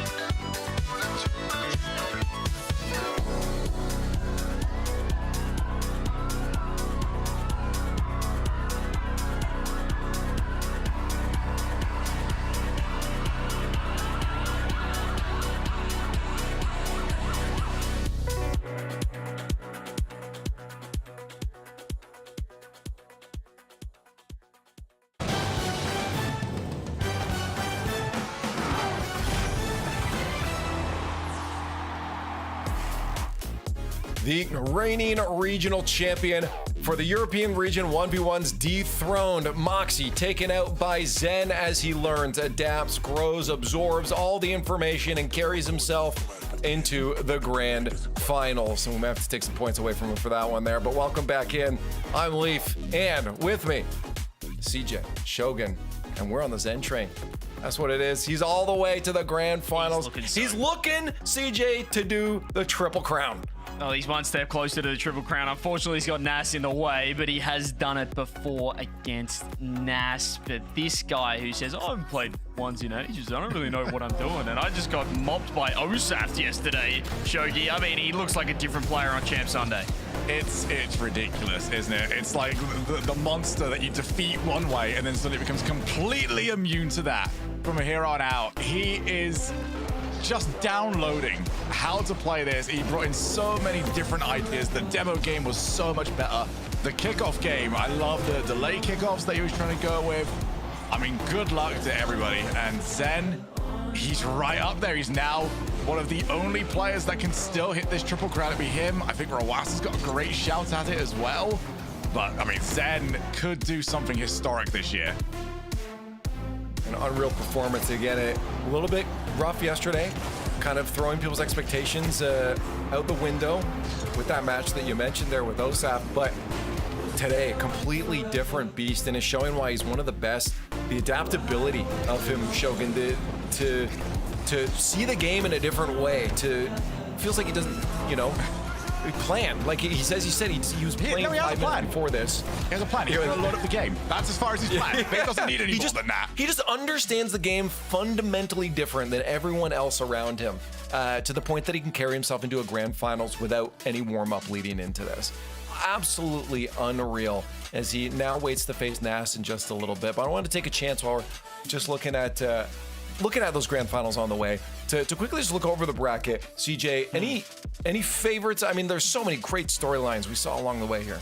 Yeah, I mean, credit to Osaf first and foremost. He comes to my mind straight away there as he's just putting his name in the spotlight, and he certainly did himself all favors in that semifinal as well. I know he lost 4-2 to Nas, but he looked fantastic. He was 5-0 up as well, twice in that series, Shogun, that we covered, and yeah, looked great doing it. Could have easily gone 7 and could be in the grand final. And obviously Moxy as well. He'll be disappointed with that only match today. He's only showing being a 4-1 loss, should I say, over Zen. But yeah, as a 1v1 main, he'll be back. He'll still be on the grind, and to do it with 30,000 viewers while he's interacting with chat, Shogi, is pretty impressive. Yeah, I mean, he'll be very, very happy with all of that. I'm hoping to see more and more. Hopefully, it continues to grow from today. I think that's the best thing that we've got about ones as well. We just develop these personalities. You can just lock on them a little bit more because it is all them. Yeah, you don't have to worry about, okay, who's the third on that team? What were they doing on their face cam? You see it right there. There's 2 cameras on screen. We full screen them a lot with all the reactions they're having, and it's pure emotion too, because you don't have anyone that you can shift the blame to. If you were playing well today, but maybe a teammate let a couple goals and whatever, you can maybe just kind of like, chuck that one away for a bit here. This man does not play enough once to think that anybody is taking a blame for a 1v1 loss. This one, the desk takes the blame. But we do have a grand finals waiting for us. So let's start talking about it right now. Nas coming off a great performance against Osaf there. Zen taking down that #1 favorite, the reigning champion in the European region in Moxy. And now, Shogun, they face each other down for grand finals for that spot to the World Championship. Yeah, and a chance for some revenge here for Nas after what happened last week. I mean, 2 weeks ago when Zen and Atto absolutely obliterated everybody in the 2v2 event. Now a chance to just reestablish, okay, you stay in your lane, buddy. Okay, I'm the previous Salt Mine champion. I'm the guy that actually competed last year. You're just in my little zone, okay? Stay in your lane. Hey, I mean, revenge for 2v2, but also revenge from Friday, where Zen got the job done 3-2 in the group stage. These guys keep on running into each other, and we're right at the pointy end now. 2 fitting grand finalists, Leaf, when both of them fully believe that they are the best player in the lobby and will get the job done.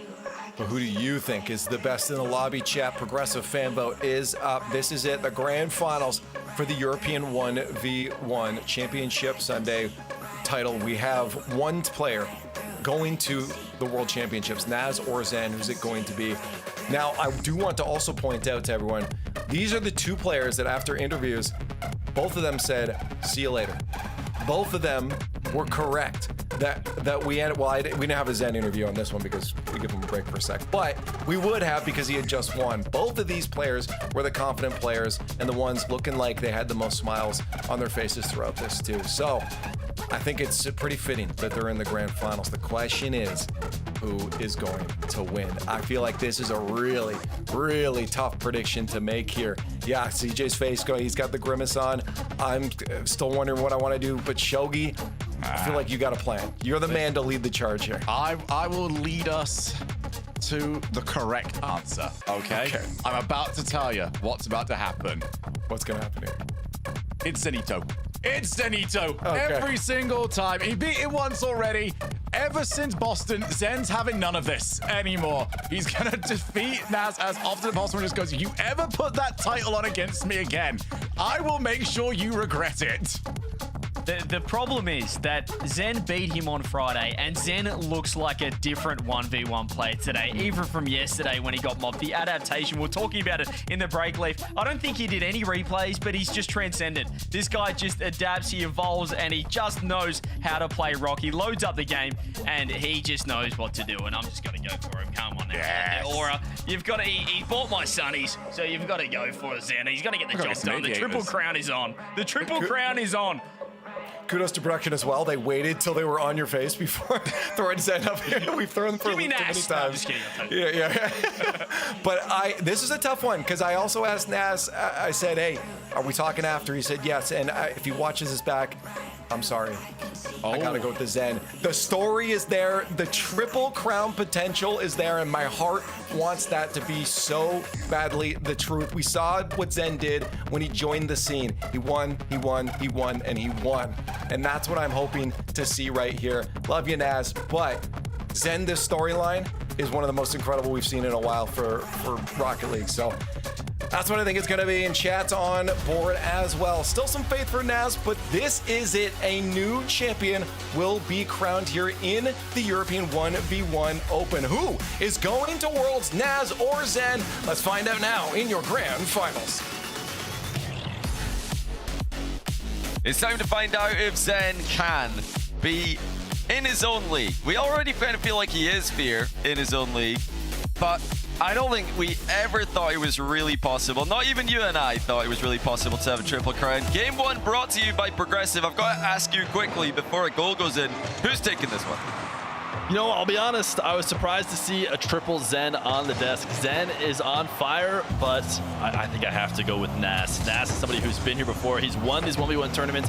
He's gotten good matchups against Zen. I'm surprised the desk leans so heavily Zen. What about you? I hate to tell all the Zen fans, but Fear might be onto something here. Naz has scored just in time for me not to be biased there. Or just after. I kind of agree. He did take down Zen in a grand final before at Salt Mine 3. He's beaten Zen in this exact stage. That was after Zen beat Moxy, so it's kind of scripted. You know, history does often repeat itself in Rocket League. It is worth noting that this is a matchup that has already happened in the bracket. This happened, you know, due to a really tough lower bracket play, or not lower bracket, but a lower quadrant. Nice wave dash from Zen to pop this ball up. But it was an early grand final. It was a best of 5 then. Zen was able to win it with some 0-second heroics during that series. It was closing down to the wire, so we're in for another good one here in a full best of 7.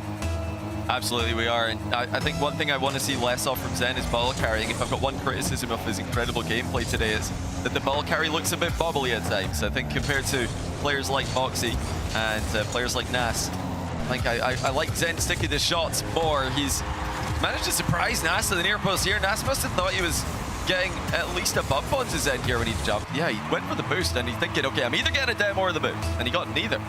Yeah, I think Nas made a mistake in a bit of a recovery early on, and then instead of recognizing he made a mistake, backing off it and looking for some other way, he said, I'm just going to try and fix this by dashing and going even faster, but he was not able to catch up to Zen. Good news for him is goals are quick in 1v1. You are not, you know, sitting, waiting for an opportunity for very long. Nas going to equalize within moments. Zen, he's been leveling up since yesterday. He told us earlier today, for him it's about finding that balance between aggression and shadowing in defense. There, he just sent it, didn't work out. Oh, that's a better flick. Hey, I take it back. He can ball carry as much as he wants. Zen can do it.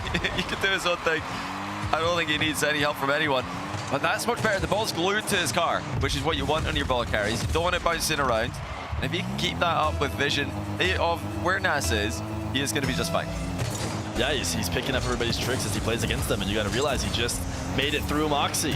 So he has acquired his talents now, and he's got the carries into flicks, and he uses it to get a lead. But what Nas is really good at, and what Zen might only be able to copy once he has taken control, although in this exact moment it's going to switch. I was going to say he's good at keeping possession and eventually finding his goal when he is up in the attack. He does make a nice save, and ultimately this is really still his possession. Zen's going to try and stop it off, and will dunk it into the corner. Oh, Nas trying again to bump Zen on the landing as Zen gets away from him. He's flicking the ball to the top corner. Nas is stranded in no man's land, and it's a 2-goal lead for Zen.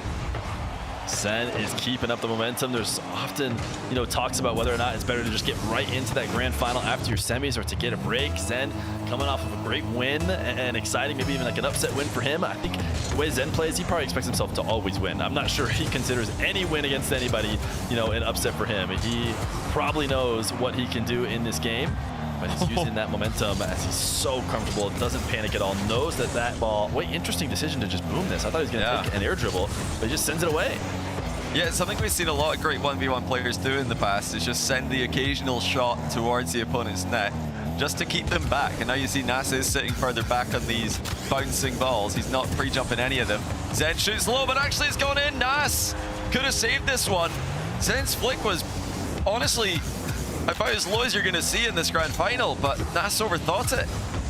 Yeah, I think you talked about Nas previously, how normally he's very good at forcing a player to play well before he'll react to those. But Zen is maybe with a player who gets to come in and gets that respect right away, whether he's hit something nasty or not.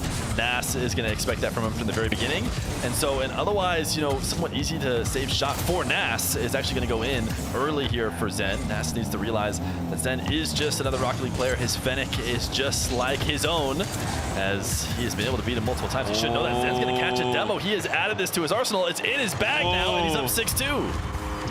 And yeah, this, like I said, it's added now to Zen's gameplay. I think he's been on a different level today compared to the Zen of yesterday. He has spotted the opportunities to demo his opponents when there's nothing they can do about it. That's what the 1v1 specialists are so good at.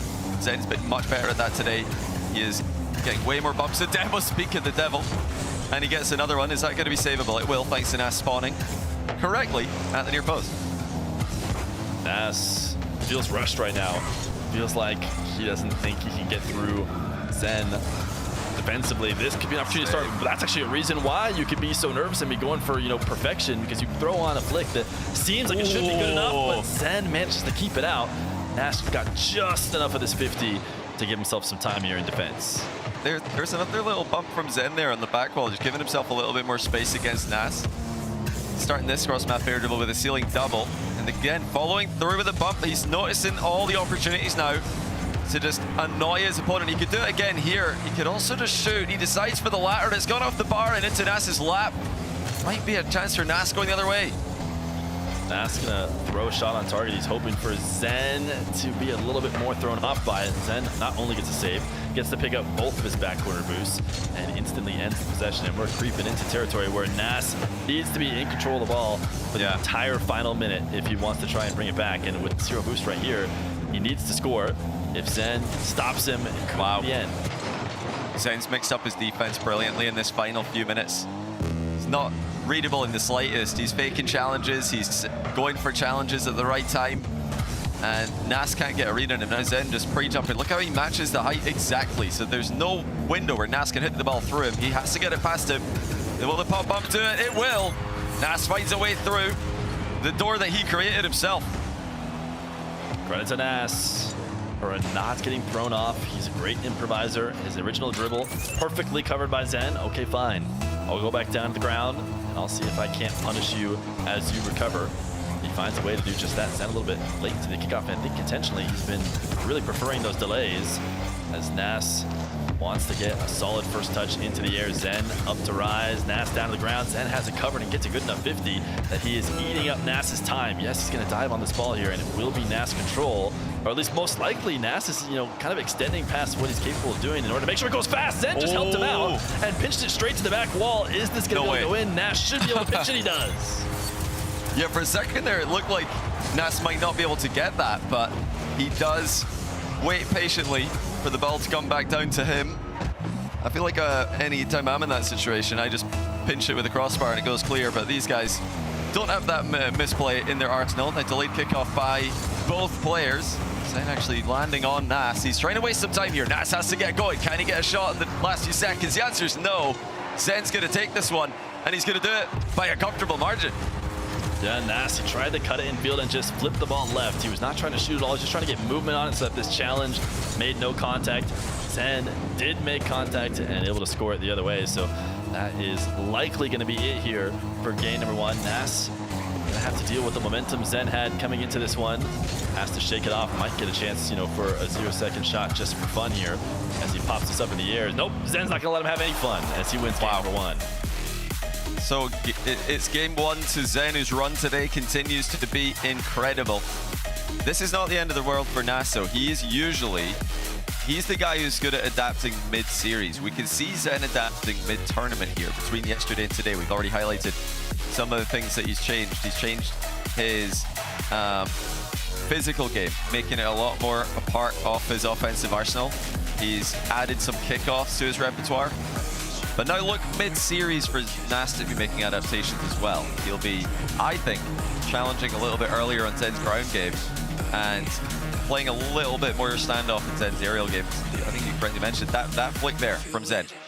Yeah, Nas can't believe how bad it was, really, if I had to guess. You can't believe that a player like Zen is hitting it right at him.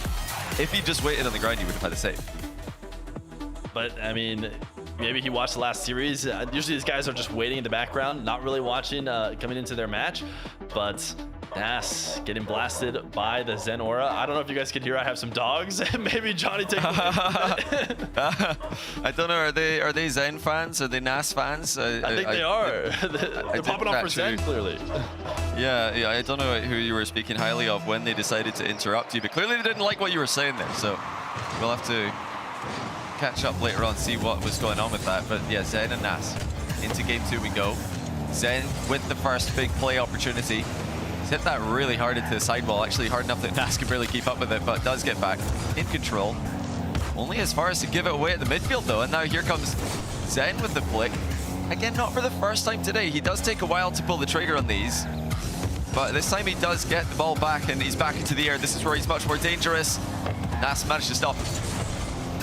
Zen gonna have to back off. Gonna be Nas's first opportunity in this game. Number two, tried to fake it. Zen didn't fall for it, but he is able to quickly wave dash back in order to make up the ground. He is watching as Zen plays so slow. They're trying to read each other, but Zen has nerves of steel. Yeah, that's a great shot by Zen. I love when he creates a bit of space between himself and the ball and his dribbles. I think this is where he can really flex the creativity, the mechanical mastery that he's got. Nothing he can't do with a Rocket League ball. Nas is starting to get into dangerous territory. You can give a game away to Zen, but you have to at least keep in touch with him in this one. Right now, Zen is flow state. I think that's the perfect way to describe it. Zen needs to get broken out of flow state in order for Nas to have a chance. And I think once he has, we have seen Zen maybe not always be able to re-enter it, but he's there right now.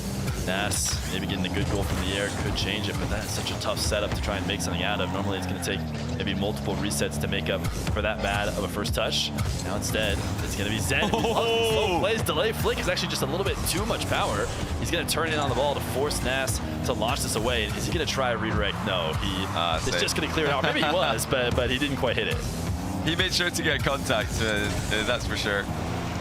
Nas is sticking to flicks mostly in offense. That's a great follow-up touch though. Can he put it? Oh no, he can't. Nas didn't have the boost and he didn't have the power from that angle. Zen with a chance to make it two.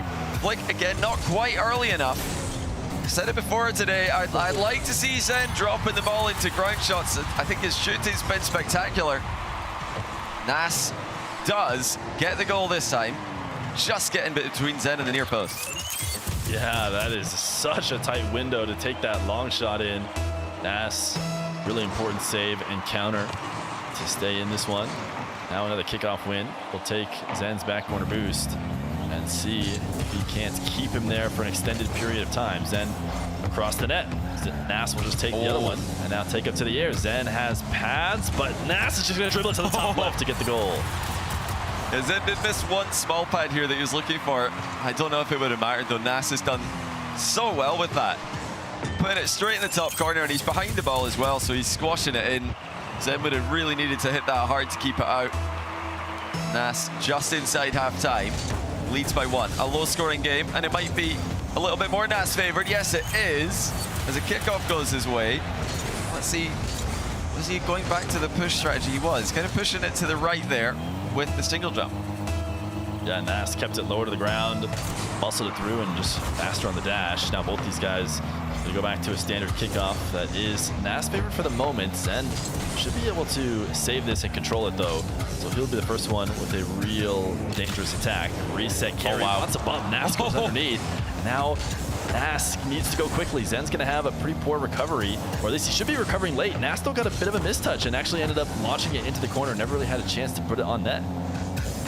Yeah, it was a great save from Nas. Just going to try and play some solid defense here against Zen. Try to avoid mistakes. Nas is so good at doing as part of what makes him such a great player. He doesn't give the opponent anything free to work with, and he's not going to give Zen anything in this play. No boost, no possession. Can Nas put it in the back of the net again? Sets up a flick, fakes it, 50s it through, and it's 4-1. You totally understand why Zen jumped here. We've seen Nas hit that flick before, and he positions the ball perfectly where it's the most lethal. Zen knows if he doesn't jump early, he's going to get got by the flick. Nas, I've said it many times before, never has a plan. He just gets prepared for anything, and when he sees what the defender is giving him, he'll take it. This time he takes it low when Zen jumps. And now reset wave dash, able to cover that somehow. Nas jumped up and was covering barely high in the air, and yet still kept the low 50 out. Yeah, I don't know how Nas managed to get goal side of that in such a strong way. Zen just pushing him off with the boost there. Needs to get a goal pretty soon. Otherwise, it's going to get very risky, and it's going to be Nas getting a goal, actually. Shots down Zen early here, not giving him any space for the aerial play. And this is becoming a very Nas favored game. He's taking him out of flow states. It's official 1 goal in only 3 minutes 30. That is not flow state for Zen. So he's making him think twice, starting to, you know, really dictate the game a little bit. Zen having to just barely dodge, hitting it in his own net, and Nas is the one striking through the air now. Wow, yeah, Nas on a great streak here. Every single kickoff that he's won, he's piling the pressure onto Zen. He just can't survive. Almost no one can survive indefinitely against Nas in offense. He's one of the best, if not the best, at keeping an attack going in 1v1. Then hits him with a delayed kickoff. He's going to get one back.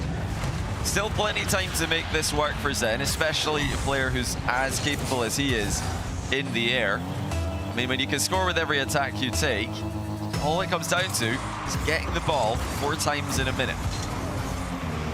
This one is potentially going to go Nas favored as they 50 each other. Nas doing some checks to see what Zen's going to do. Zen is actually up at the ceiling behind the ball. I wasn't watching Zen POV, but I'm not sure what he's doing up there. He thought Nas was going to go for an aerial play, but Nas just cuts it in field. I think Zen thought the ball was more on the wall than it was, and he expected Nas to be going high there. 7-2 though. Nas firmly in control. Zen going to keep playing. Of course, you can forfeit in the second half of a ones game, but like we said before, Zen is more than capable of scoring enough goals in this time frame. The more difficult part is getting Nas off the ball as he makes it 8-2. And yeah, now it's becoming, even for Zen, pretty impossible. Yeah, it's not easy. You know, I don't think we've ever seen a kickoff, or sorry, a forfeit after the kickoff like you've wanted, but you know, there's always a chance if this kickoff had gone straight to his net, but now that it hasn't, you know, Zen is playing for the rest of the series here in these moments. Nas really needs to stay locked in though. I would say there's a lot to be gained as Zen's just gonna flip past the ball. This feels like a really big forfeit moment when somebody misses a dive like that. Yep, I was watching Zen's car, stop moving, he's had enough, we're gonna head to game 3. Yeah, I'm interested because Zen could be just trying some other kickoff strategies. He lost a lot of kickoffs in this game. He's got different kickoffs he can go to, of course. But he might be, trying to figure out what works against Nas right now. Nas is going to keep adapting. We talked about it. He's one of the most adaptable players during a series. He's clearly made the necessary adaptations here to take Zen down in the second game, and by a large margin as well. So now that the ball's back in Zen's court, what is he going to do to try to swing it back in his favor? I feel like Zen has the ability to peak above everybody else, but he'll need to maintain that over the course of an entire series to take down somebody like Nas, who is able to maybe hold this rock solid level a little bit more consistently. I think that's why both of us kind of favoring Nas. If Zen wins, it'll be a magical run, and I definitely believe in his abilities, against anybody on LAN as well. But he has to, keep the magic alive. Nas definitely stopped that here in this game. He wants to play a one-style match like he's always done, and he's found that on Forbidden Temple. Yeah, Nas will be playing for more of the same. Zen, no doubt going to be theory crafting right now, thinking about what kickoff he wants to go for next. Is he going to try to stick to what's been helping him a lot today, the slightly delayed wave dash recovery kickoff? We talked about it in the pre-show a few hours ago. Zen's just arriving slightly later, letting his opponent hit the ball into him and then trying to control where it goes after that. But it's easier said than done when Nas is the player hitting it into you. He can dictate his will as well. And let's see. It does go hard into the side. Well, Nas is going to have this one. And that's a terrible start for Zen. It's Nas again, crushing it from the center circle. Yeah, he just gets goal side of the ball, and Zen is trying to win it off to that side ball. He's coming very diagonal on. He's going to have another opportunity to maybe adjust, or we might see more of the same. Zen delays this time. He's going to delay on the diagonal as well. I think that's not a bad idea. I was talking about that in his match against Moxy. He had almost majority delays. Great early reset from Nas when he sees Zen coming to challenge. Nas is just so good from these positions. If Zen goes, Nas can outplay him. If Zen backs off, Nas can just continue with full control in the air and a flip available. It's always a position that's going to favor the attacker when they've got the aerial mechanics that these guys have. But this is all going back to the kickoffs. Nas is in control again. He is running rings around Zen. It's going to be 3-0 in 20 seconds. Nas is showing everybody what he can do. I think going into the last RLCS 1v1, he had been the tournament winner most recently and might have even been the favorite at the start of that tournament. I think minus a couple matches right before this tournament, I was having Nas looking like that top guy. He is showing, he's in the argument. If he can play well, as Zen is going to have his pinch stopped, I think he can move his way into huge, 1v1 historic status. But we'll wait until he's actually won.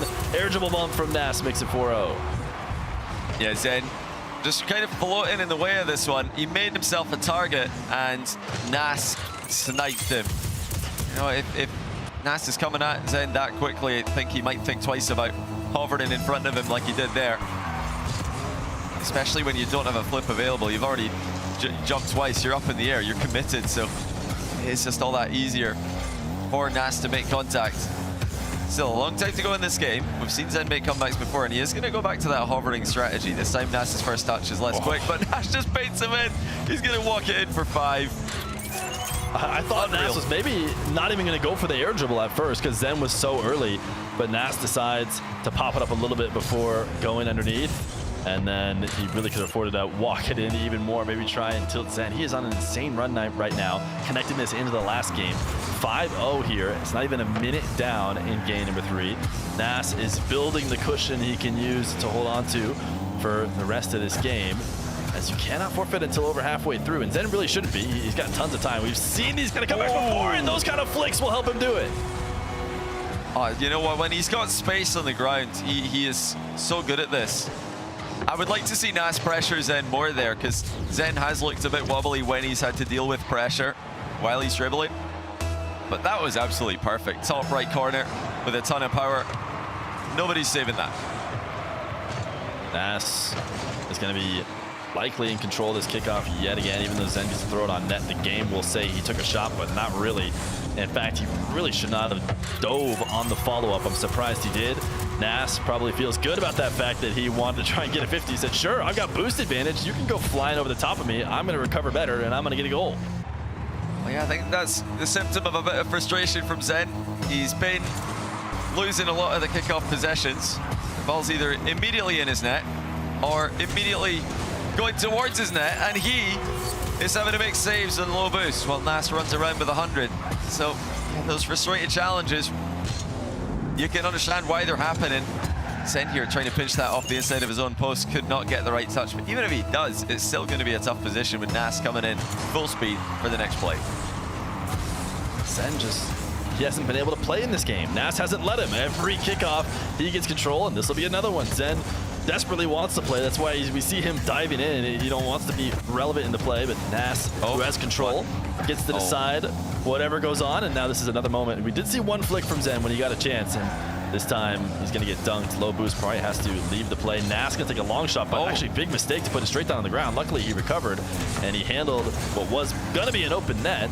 Did Zen dive in too deep? He did with Nas shooting the long shots. That is just crazy. I mean, Nas is making Zen look so normal. This is something nobody's been able to do this whole weekend. You know, Osaf beat Zen 4-1 in the upper bracket yesterday, but the games were a lot closer than this. 8-1, and it looks like Nas could score more. We're barely 2 minutes into the game, and he's scored 4 goals per minute against the best player in the world. This is ridiculous. Oh my goodness, and he almost didn't allow Zen more. That could be so frustrating too, but Zen forces a tough save out of Nas. The backflip shot was pretty powerful, but the follow-up is there as well. This game can get rolling off of the back of kickoffs, but you know, it's hard to believe. I feel like any player who has a strong kickoff can make any sort of comeback. You can always dream, but that's never been Zen's strength. We haven't highlighted his strength. He's gonna catch a demo here. Nas looked like he was maybe trying to undercut Zen or something, but he's the one who dies. Yeah, you're absolutely right. Nas was trying to get underneath Zen here, mid-flip, and trip him up. If Nas trips up Zen, it's going to be a goal for Nas, but Zen lands on him with a demo. So it was definitely a bit of a risky play there by Nas. Didn't work out this time. He's just so good at baiting Zen into these 50s. Trying to get the ball to go anywhere else but where it ends up. It's going where Nas wants. Look at, he just drives away as soon as Zen makes a commitment to the ball. Perfectly controlling the engagement. Nas is comfortable now, and he's got no reason not to be. He's going to delay here to stay one step ahead. Takes up the boost. Looked like he was hoping for a touch, but didn't get it, and now is staying on top of the ball. Maybe for good reason. He's potentially got...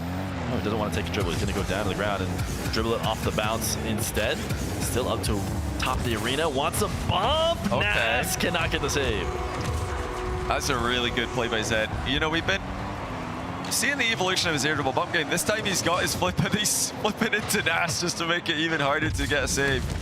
And there's still a long time left. The main issue for Zen, though, is he can't get consistent possession from the kickoff. We're going to need to see more tricks from him if that is going to change. Yeah, maybe throw, you know, a full-on fake, a delay. Yeah. Sometimes you could just leave the kickoff. You know, we've seen players just on diagonals half flip away. Yeah. And we haven't really seen anybody do that yet today. It could work to throw Nas off here or there. A little bit more creativity. Might get yourself a possession that you can then convert into a few in a row. But Nas is so filthy when he has control, and he's going to wave dash this to the post. I mean, he can make a move on that ball anytime he wants. And instead of flipping it on target, he goes into the post to himself. And again, just like game 2, Zen is going to stick in this. Like you mentioned, he could just half flip on the diagonal. He could be going for full fakes. But I want to see bigger delays from him on the offset spawn. I think that's what Zen really needs. He's still got time, and he flicks it past Nas in the midfield to make it 5. This is absolutely still a game if Zen can get Nas out of his kickoff repertoire and into something a bit more Zen focused. And even if he brings this back here, you know, electing to stick in it with 5 in a minute 30, certainly possible. But even if it's not possible, even if he just gets a few goals, it could mean something in terms of the confidence going forward. Let Nas know, you know, you aren't controlling this series anymore. You can tell that I'm starting to find a spark here and there.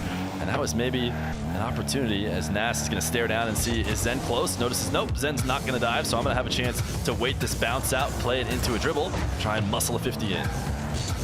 It's good defense by Zen. 2 consecutive saves on Nas aerial plays. Just over a minute left, Nas returns the favor. Huge dunk on Zen. And now with plenty time. He could walk in an 11th goal with a minute yet to play. Nas is completely destroying Zen. I don't have the scoregami open, but if Nas gets a few more, I think we could be looking at one here. It is a ton of goals. Not often do you see players power through. I think this is the magic of RLCS in terms of there we go. Early forfeits. That is a nice fake, but I think Shoot this. it could. Oh no, yeah, Nas gonna back off. So he's gonna get at least a 24 boost possession. Wave dash, fake, Nas covers it. So, you know, this is a better outcome than a lot of the kickoffs we've been seeing. So even though this hasn't resulted in a goal for Zen, he's still much more in this play, and he was in control of the ball there for a bit compared to some of the other ones where Nas is completely forcing him into his net. So that's another thing we want to see Zen go back to, that little delayed kickoff where he just turns completely away on the diagonal spot. And like I mentioned before, I don't know if Zen knows the strategy in ones at all, just half flipping away from the ball. But it is a strategy I've seen him do in 2s and 3s, so he can maybe go for that if he's got someone who, maybe a coach is listening and they can tell him to. This game's over though, Nas with a win.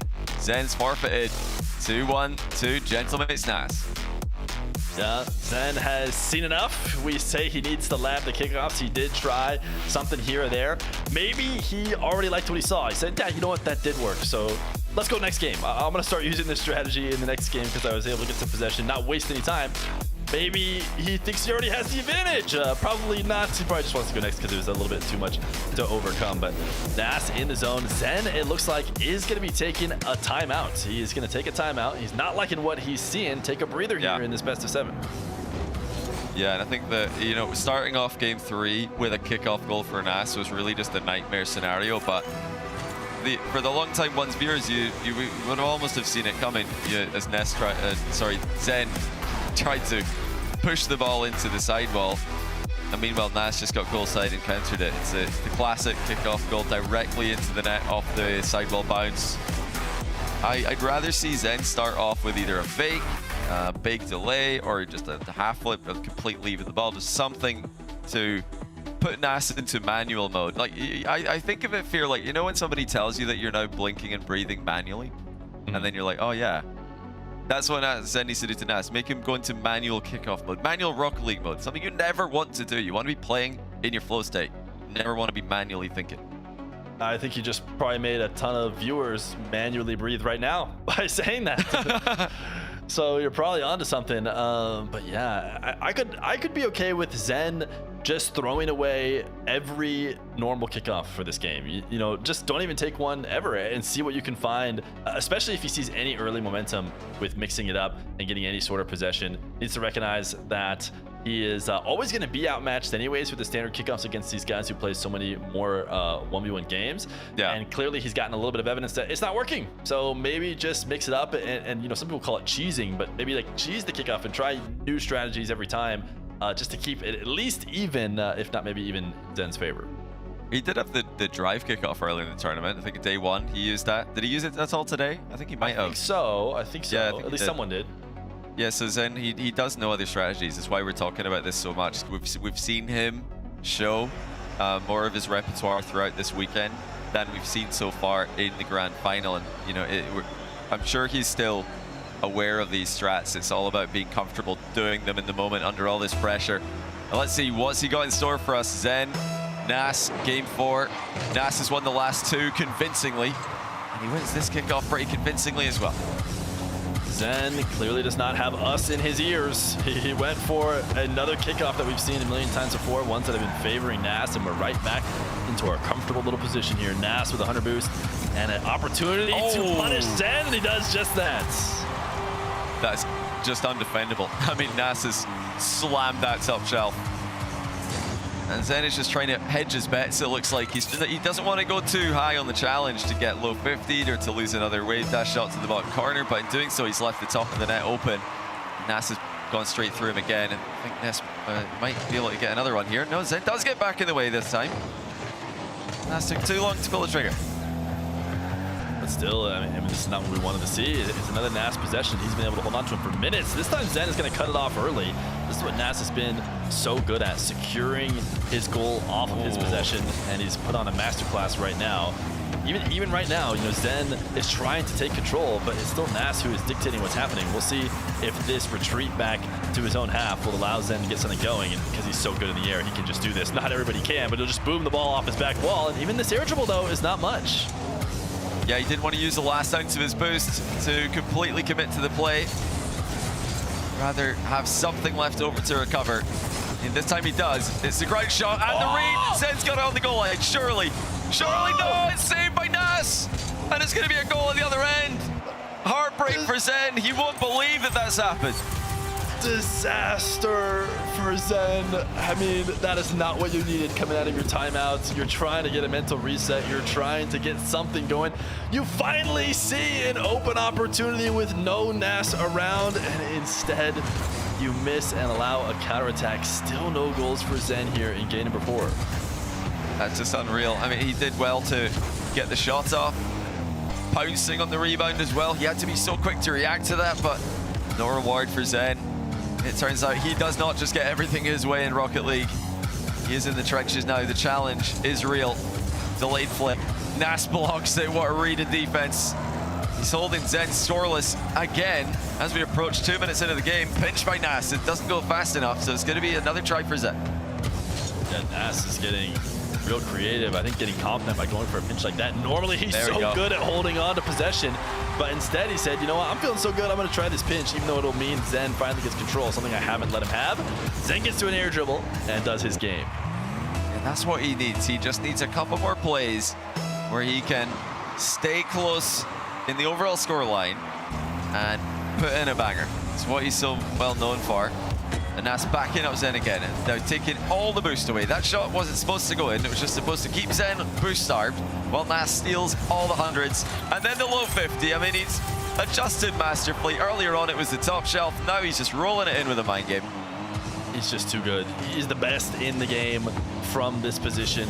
Just about any position on a wall to air dribble, I'll take Nas. The back wall maybe is for Diaz, but anywhere else, this guy's just too good. Every moment throughout the dribble, he has multiple different options. You can't challenge him at any moment, and it just makes people look silly. Look like they're always choosing wrong, but it's because there is no correct option. There's only wrong choices. But Zen now, wait, Nas gonna miss a backflip, it'll be Zen goal.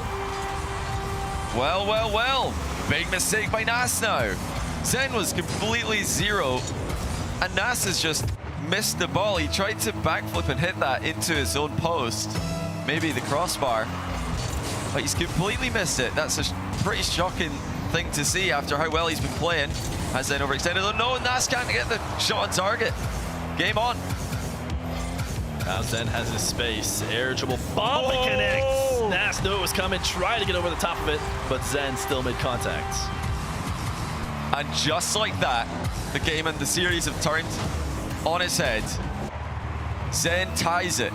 2-2-2 on the score, or 2-2-2 on the timer, I should say. And look at Zen, he's even looking over the ball. We saw Moxy do that against him earlier. He wants to see what Nas is doing. He's trying to spot a weakness.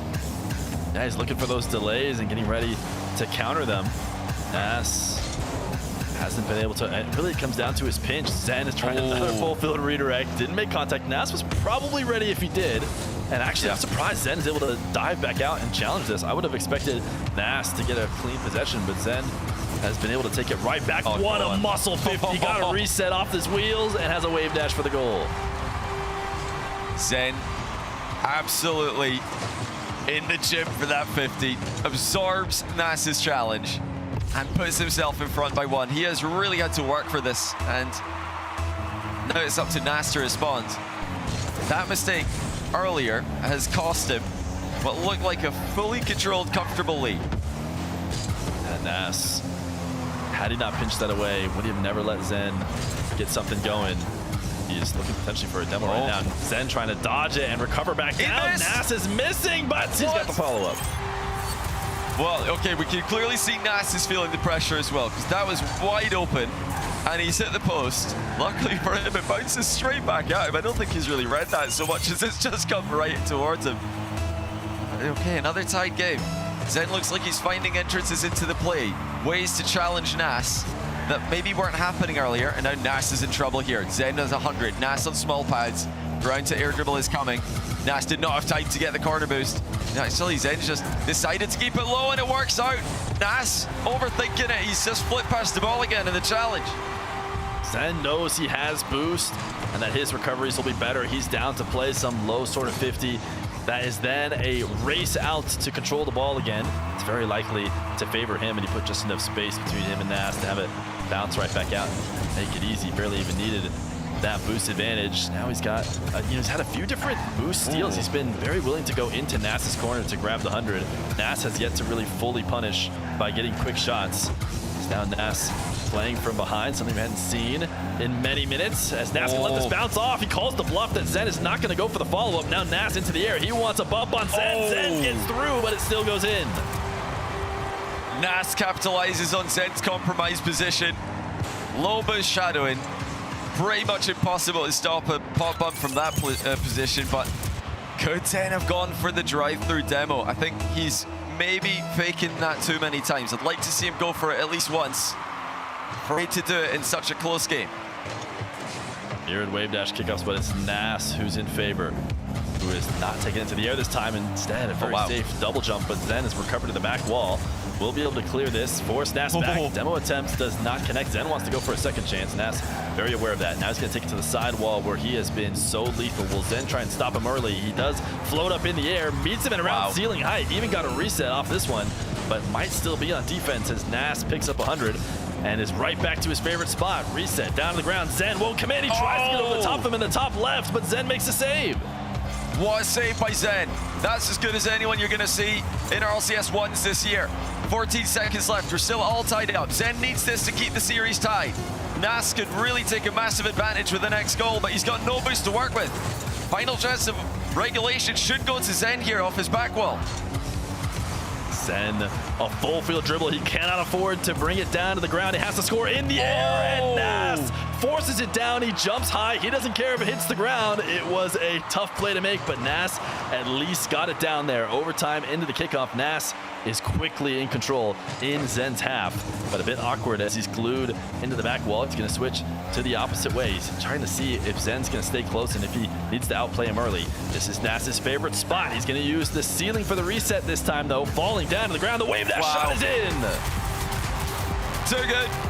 Nas is just simply too good. You cannot defend against this guy for the entire game. When he gets into these positions, the burst of acceleration that he gets when he wave dashes into the ball, it's just too fast for even Zen to react to. 3-1. Zen had his chances. Nas looking a little bit nervous at times, but he's taken 3 straight games. There's no timeout for Zen. And it's just a one more game needed for Nas to become EU RLCS 1v1 champion. Nas, he clearly knows what his advantage is. In those final moments. I mean, it's interesting to look back at it now, considering how close the game was. For that 2-point swing for Zen not being able to score that. At the time that happened, Nas had insane momentum, but Nas went to his bread and butter in OT when he had that opportunity. He went to the sidewall air dribble. You see one right now. He's just so good, the best in the game in these positions in a 1v1. He will break you down. He will make the right choice, and here you see him going to the ceiling, noticing that he's got the wave dash down and powered into the nets. Nas takes his 3rd game. He has as many lives as you could almost hope for here to try and finish it out and be EU champion. Yeah, still, for Zen, if he can focus right now and think to himself, well, games 2 and 3 were one-sided losses. Game 4, I figured out a lot of things at work there, and I've started to get back into the series here. Combine that with the fact that Nas did look nervous at times during that last game, and it's something that happened in last season's RLCS 1's tournament as well. Nas can get shaky in these positions. If that combines with Zen just learning one more thing, all he needs is like one more thing to go his way, and he's very much still in this, but you cannot give Nas a big lead. We have 2 players who are not afraid of the moments. These are LAN winners in both of them. 1v1 is a different beast when it comes to nerves. Nas on match point, always the hardest one to win, but he's done it many times before in many even tougher environments. So will he be able to lock in and end it here? Or can Zen get something going? Zen is going to have a great opportunity here as Nas forced it back all the way back. Zen late flip. Nas saves, but he's inside the net. Has to use all that boost to recover, but he does and gets the touches on the ball. That's a critical touch for Nas. Zen was going to be clean through a goal if he didn't get that one. Zen can smell blood in the water here. He knows Nas is pretty close to 0 boost. We can see he had just about 0. In fact, yeah, exactly. Nothing available to him there. Perfectly timed reverse challenge for 1-0. Back to the kickoff we go. It's been a weak part of Zen's game in this final, and it's going to be a difficult position for him straight from the get-go here. Made a bit easier by his ability to generate speed in other means rather than using boost. But Nas is still the one attacking consistently. Yeah, Nas way over pops this one though. Is down to reset. I don't want to see Zen allowing Nas to get to his wall to air dribble. Zen is sticking close. That's a moment when Nas was trying to set it up. He's been so good at it. Zen needs to be there to stop him. Now he's convinced Nas to play a little bit of ground game. A little flick, something he's learned from Moxy, but Zen has that saved. Crucially, he forced Zen into net. Should slow down the recovery, but both these guys are so good. They've been doing such a good job of getting out of the net quickly and stopping any follow-up shots. Zen getting bumped a little bit, but won't be able to stop this. Nas wins out the close quarters battle. Both of them are giving each other love taps in this position. And honestly, good idea by Zen to half flip back there, but it wasn't fast enough. Nas ties it just past 90 seconds. He continues to control the game from the center circle, and he'll do so again here. I mean, to do this so consistently is so difficult. Oh, Zen's messed it up. He tried to snipe the post, but he sniped his own top corner.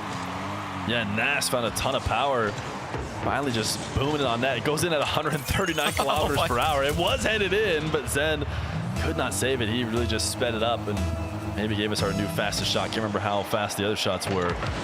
2-1, Nas, little delay here. He's mixing it up and doing what we were hoping Zen would do, but nice demo. The off-ball demos have worked, and Nas picking the respawn's not good enough. And that's a 1v1 move through and through. Zen, lower boost, but still realizes he can get supersonic and take Nas out of the game. The goal is his reward. Ties it with what could have been a losing kickoff. He managed to turn it into his favor. Nas is going to win this one, though. He seems like he's just coming out on top every single time. Zen pre-jumps, misses. Nas buries it. 3-2.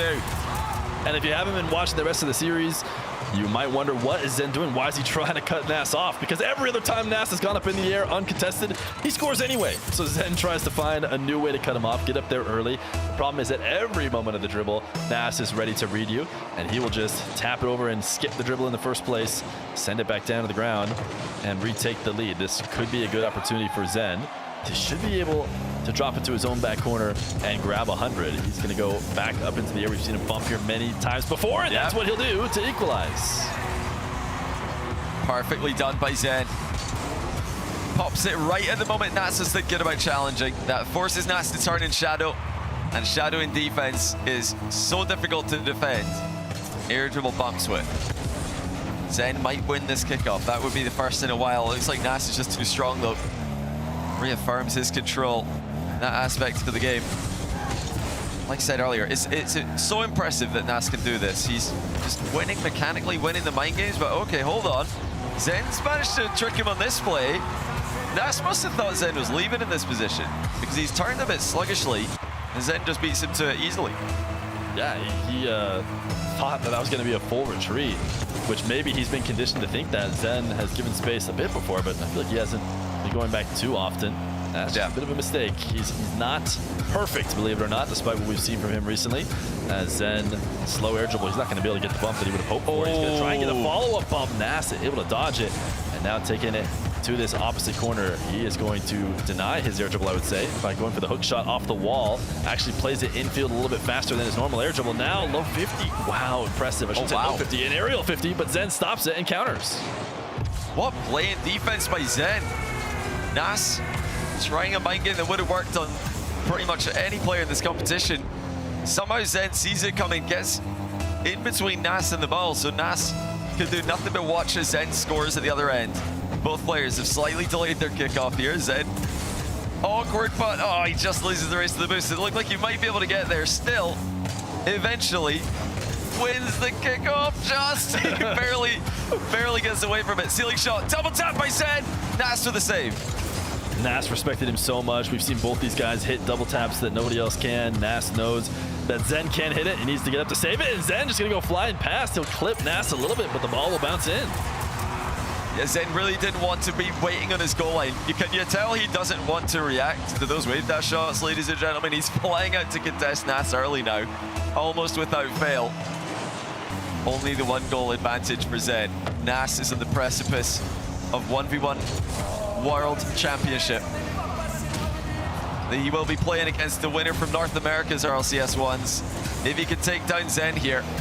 Zen, right now, is down by 1 in this game. Oh, that's a weak flick though by Zen. Lacking tons of power. Luckily for him, the recovery is good enough. That's what I was talking about earlier. The recoveries have gotten to such a level that you can get away with even that. That one was very poor. He's going to dive and just barely make connection. Nas gets a double jump to intercept in a demo. That is not an easy demo to land. Nas quickly back into the air. Zen just faking off that ceiling. He goes down to the ground. Oh my goodness, the final roll through from Nas to get that goal. That is absolutely ridiculous from Nas. Ceiling reset. And then the follow through flick mid-air. I mean, when somebody does that off a ground dribble, it's hard enough to stop. Never mind off an aerial. 54 seconds left. Zen's got to get the lead back again. He's won the kickoff, though. This could be massive for him. First touch out to the midfield. Nas made such a tough challenge there. Zen did a good job putting the ball in the worst place to get to if you're going off the ceiling. He kept it hovering at the midfield high. Nas able to make good contact. Now he's into a shadow. Zen loves his bump. Nas gets up early to try and stop it. He's trying to look down and see what is Zen up to on the ground. How do I get him beat? But no, Zen has got the win in the corner and forced it to nets. That's such a brave challenge by Zen in the back corner. If Nas just gets a bit higher on that, it could go into the midfield. Zen spotted an angle that he could attack the ball with, but these are going to feel like the longest 26 seconds of the game that Zen has to hold on to. He's gone for that drive kickoff. That might help him out here. Can he get back to the ball? Yes, he can. This is what Zen needs to do. Just waste some time. Zen has been relying on that drive kickoff in multiple times when he tries to close out the series, and the kickoff mix-up works. Yes, the ball ends up back in his own half, but so often he is able to gain control of it shortly after. He's done just that, and he has himself a winning position here in game number 5. 14 seconds to go. Nas needs a kickoff goal, or at least a very strong kickoff possession. He might get one. Both players are low boost fighting. They're bumping each other, but this will be fine for Zen. The ball is bouncing in a harmless location. He's won game 5. We're headed to Neo Tokyo. Zen is still in this. It seems like a few pendulums have swung back in his favor, including Fear. One of the kickoffs going his way, actually more than one, but I want to see more drive kickoffs from this guy. That is such a cool strategy that he can mix in and keep Nas guessing. Yeah, definitely. Right now, he's relying on it as his safety valve. He clearly thinks that it's a good strategy for him to maintain possession and secure a win. We've seen him do it a few different times now over the course of the tournament as a way to take some variability out of a kickoff that clearly has not been going his way. When he's tried to play the kickoffs regularly, they don't work out. So every time he goes into a late game situation with a kickoff, he knows, I can't go back to what I'm normally doing. I'm going to have to do something different. And what he prefers right now is that drive kickoff to control the play. Yeah, if he could just do that earlier in the game, I think he might even, as Nash scored one of the best goals we've seen this tournament just quietly, but yeah, Zen, he got a goal off of that drive kickoff on the counter-attack that came afterwards. If he can do that strategy in the middle of the game instead of waiting until the end of the game, I like it at the end of the game as well, but in the middle of the game, he might just get a free goal if Nas delays, which Nas has been doing. If Nas delays is by a sufficient amount, Zen might just chip the ball past him and have an open net. So I want to see it in the first half of the game here. Even, you know, maybe not the first kickoff of the game. He could go for it here, but at some point, we're hoping to see that strategy again. Yeah, and we saw at least at one point, people checking over the top of the ball to kind of check for those delays, and that is, you know, a great way to counter that. Maybe you don't even need to check over because your backup plan is if they do arrive, you have, you know, what happened to Zen in the last one. Way to dodge the demo. Keeps boosting in the air so he doesn't land, so Nas can't take him off the map. Oh, it's so clean by Zen. Perfect catch and flick, and then just pirouetting over the top of Nas, who is coming in to try and trip him up. This is where Nas will seriously start to get nervous. He needed a 5-goal comeback against Osaf in the semi-final to win on Neo Tokyo. If he lets Zen go that far ahead, it will not be as easy to come back from. But okay, early on, we're seeing Zen diving in high for a challenge, and Nas low 50s it under him. So next time Zen's gonna need to stay lower, and Nas might try to counter by flicking high. You always just want to be the one to be one step ahead, and it's tough.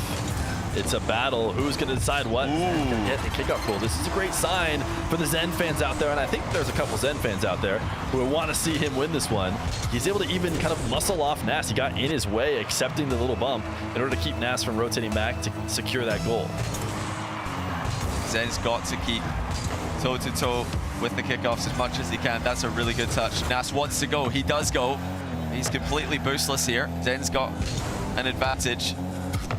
It's like Nas might have baked him out anyway. What a play by Nas. He just twitched his car enough to make Zen think that he's gonna go. And Zen panicked, jumped up, lost control. Open net for the Moroccan. This series has been back and forth. It's gonna be Cinema 1v1 has a way of always producing content. And we have got some right here as Nas looking to try and retake control of the series. Actually pretty quick off the wall, and it's gonna allow Zen a wall to air dribble. Nas deciding to wait on the ground this time. No fake up high, let Zen get to work, but Nas able to react on the goal line, make the play, and now is looking to try and force the issue the other way, but a bit of a missed flick is gonna lead to Zen having control. Yeah, that's a small moment right now, but could be an indicator of a larger trend. Missed flicks in ones usually mean nerves are starting to creep in. Nas flicks early here, just keeps it simple. He's not going to run the risk of missing in a more dangerous position. Oh, that's good use of power slide, the landing by Zen. He manages to keep his momentum. He would have otherwise lost all of it, but Nas saves it into his crossbar and has control on the follow-up. Yeah, very intentional by Nas. He is using Nas' ability to set up his end of possession for Zen. If he just throws it to the back wall, then the possession will continue and he'll be in tough shape. So he's worth taking that risk. This is going to be a tough bounce for Zen as Nas waits on the ground. Doesn't believe in Zen's ability to get an angle. So he's going to stay glued down, and he was right. Zen did not find one. Now Nas the other way. Hasn't really been able to find the power on the flicks that I think he would like. There's been a few moments where it's probably scoreable if he did get it. This one has a little bit more, but still Zen has the coverage. Yeah, these flicks are not full power from Nas. He's lacking power on all of these, at least compared to what we know he's capable of. He's definitely feeling the nerves here. We saw it a little bit in the last game. We're seeing it more in this one. And of course, the nerves are an all-time high in RLCS 1s. You got no teammates to help you out. You've got no teammates to challenge for you. Nas pretty jump in air there. Zen takes to the scenic route and bounces it past him. Nas in absolute shambles as Zen takes a 1-goal lead. This is such a mental win for Zen to get Nas up in the air on the fake and then to pull off. Just hurts so much to watch that ball bounce in. If you're Nas, Zen just left it, and Nas could not recover in order to stop it. Now gonna play from behind. Zen has done the impossible. He's gained control off the kickoff, and he's got a side flip for a goal. And we're inside the second half of the game. Zen is starting to ramp up as the series goes on. Think back to games 2 and 3. Zen was getting absolutely farmed. He loses game 4 in much closer fashion, and since then, it's been getting just a little bit better for him every passing minute. Nas has got to find an answer. He's got to respond, because Zen is gaining confidence. Nas was hoping to cut that in really tight to punish Zen, but Zen dove out. This is way over the top. Zen wants to control it. Almost became a victim of a demo. Wow. But managed to survive. This ball is just a little bit off target. And Nas will look to go the distance. Zen floating up to ceiling heights. Nas waiting for that 50, hoping the follow-up will be in his favor. He's able to grab Zen's boost, but Zen will be able to at least buy a bit of space. Again, Nas not going to the sidewall. He wants to bring this right back on target. Punish Zen for being out of position, and Zen went to the boost, and it did not work for him. And Nas sticking to his guns. Even though his flicks have been suboptimal in this game, he believes he's got what it takes to get goals using more in the future. That one worked. 1 minute and 41 left. 1 goal in it. Zen delays the kickoff big time. Nas is bounced off the top of the ball there, so his recovery is going to be just about as slow as you get. He is back here, but his boost is low. Does so well to stick to the ball, though. trying to launch it away. He's going to be able to reset on 100. Turns in field. Zen pass to himself. A little bit of separation between him and the ball, and Nas sees that and uses that as his opportunity to pounce and try and take it away.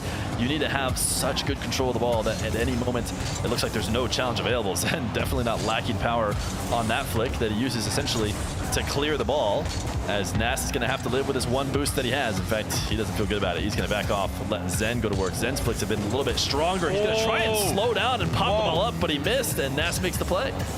Yeah, he's trying to go high there with it, but Nas is not falling for it. What goal line save by Zen at the other end, though. He misses the boost, has to go back for it. Nas also committed, misses his bump on the exit. This is Zen's play to take an advantage of the game, but Nas has tripped him. With 44 seconds left, it still could be Zen putting the pressure on. Zen has boost, they both do. Shot, he baits Nas in! Nas thought they were going to be doing another set of air dribbles where they try and match each other. He thought he could get closer, maybe even shadow. Zen says, I'll just shoot it! I'll just shoot it on the net if you pull in, and gets it over the top for a 2-goal lead. I've been waiting for when he's going to go back to this. His shots today have been absolutely unreal. Zen by 2, 37 seconds to go, but that might just be straight in. It goes post and out. Nas with 100 boost though. Turns it back around quickly. Delays the flick, but Zen doesn't fall for the mind game. Nas trying to bump to secure this, but he's just passed him out. He's just helped him out. Oh, he had to pass off the back wall too, but then Zen confirming that Demo also does not allow that counterattack. Zen has the ball. Nas immediately dives. He's all he needs to be, and it works. Well, Zen was on the finish line, and then out of nowhere, Nas spawns in. It's a double tap with the ground. 13 seconds left. Can Zen hold on? Nas got to pick that spawn. He knew what he was doing. He didn't have to wait on luck. Zen is trying to delay at a crucial moment. Nas almost rolled it directly into the net. He's got to reset off the back wall. Zen is trying to camp out and cover the angles. It's going to be a backward flick to pop it up in front. This one is not. Oh, it is on the ground. Zen has confirmed a champions field in the 1v1 grand final. Timeout, Nas. Can you believe it, ladies and gentlemen, for the second season in a row, 100% of RLCS 1v1 seasons in EU, we are going to Game 7 in the grand final. Longtime 1v1 fans will know that this is by far the most scripted game mode in Rocket League. And this is one of the reasons. We just keep on seeing Game 7s in grand finals and tournaments. We've got another one here today. Players are just too good. They've been refined at the end of this tournament. Anybody who wasn't on their game is not here. And what we have left are 2 players who are playing at the top of Rocket League in general. It's not just 1v1. Players will include these 2 guys in their lists of the best players in the game right now. And they have now been battling back and forth. It was 3s at first, then it was in the 2s grand finals, then at the edge. Now it's the 1s grand final. It all comes down to one game, and Nas wants a breather before it. Nas has called timeout here before this Game 7. I think that's smart. I think he's making a good move here, Nas. He's got to be feeling the pressure here. Zen, of all players, coming back against him. This is something we've seen before. Last year's iteration, Moxy led 3-1 over Drally, going into the fifth game of the series. Drally won the next 2 games in a row, and then Moxy took Game 7. So if Nas is trying to fully follow last year's script, then maybe he's just been going for the content farm, the Game 7 content. It doesn't look like it, if you ask me. I think he has been trying to win the games. But right now, so far, we are following last year's tournament to the T in the grand final. We'll talk about scripted. I mean, that's the script. They have to, they have to follow the script here in this one.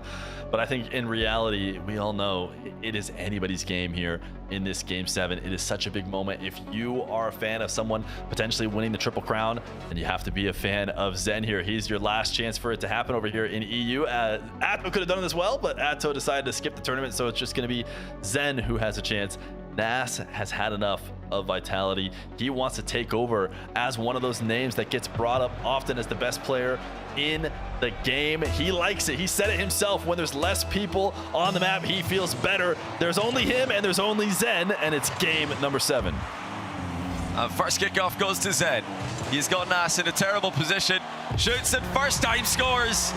Zen leads already, just 7 seconds in. Zen able to flip out ahead of Nas, prevent him from recovering well, and then such good placement.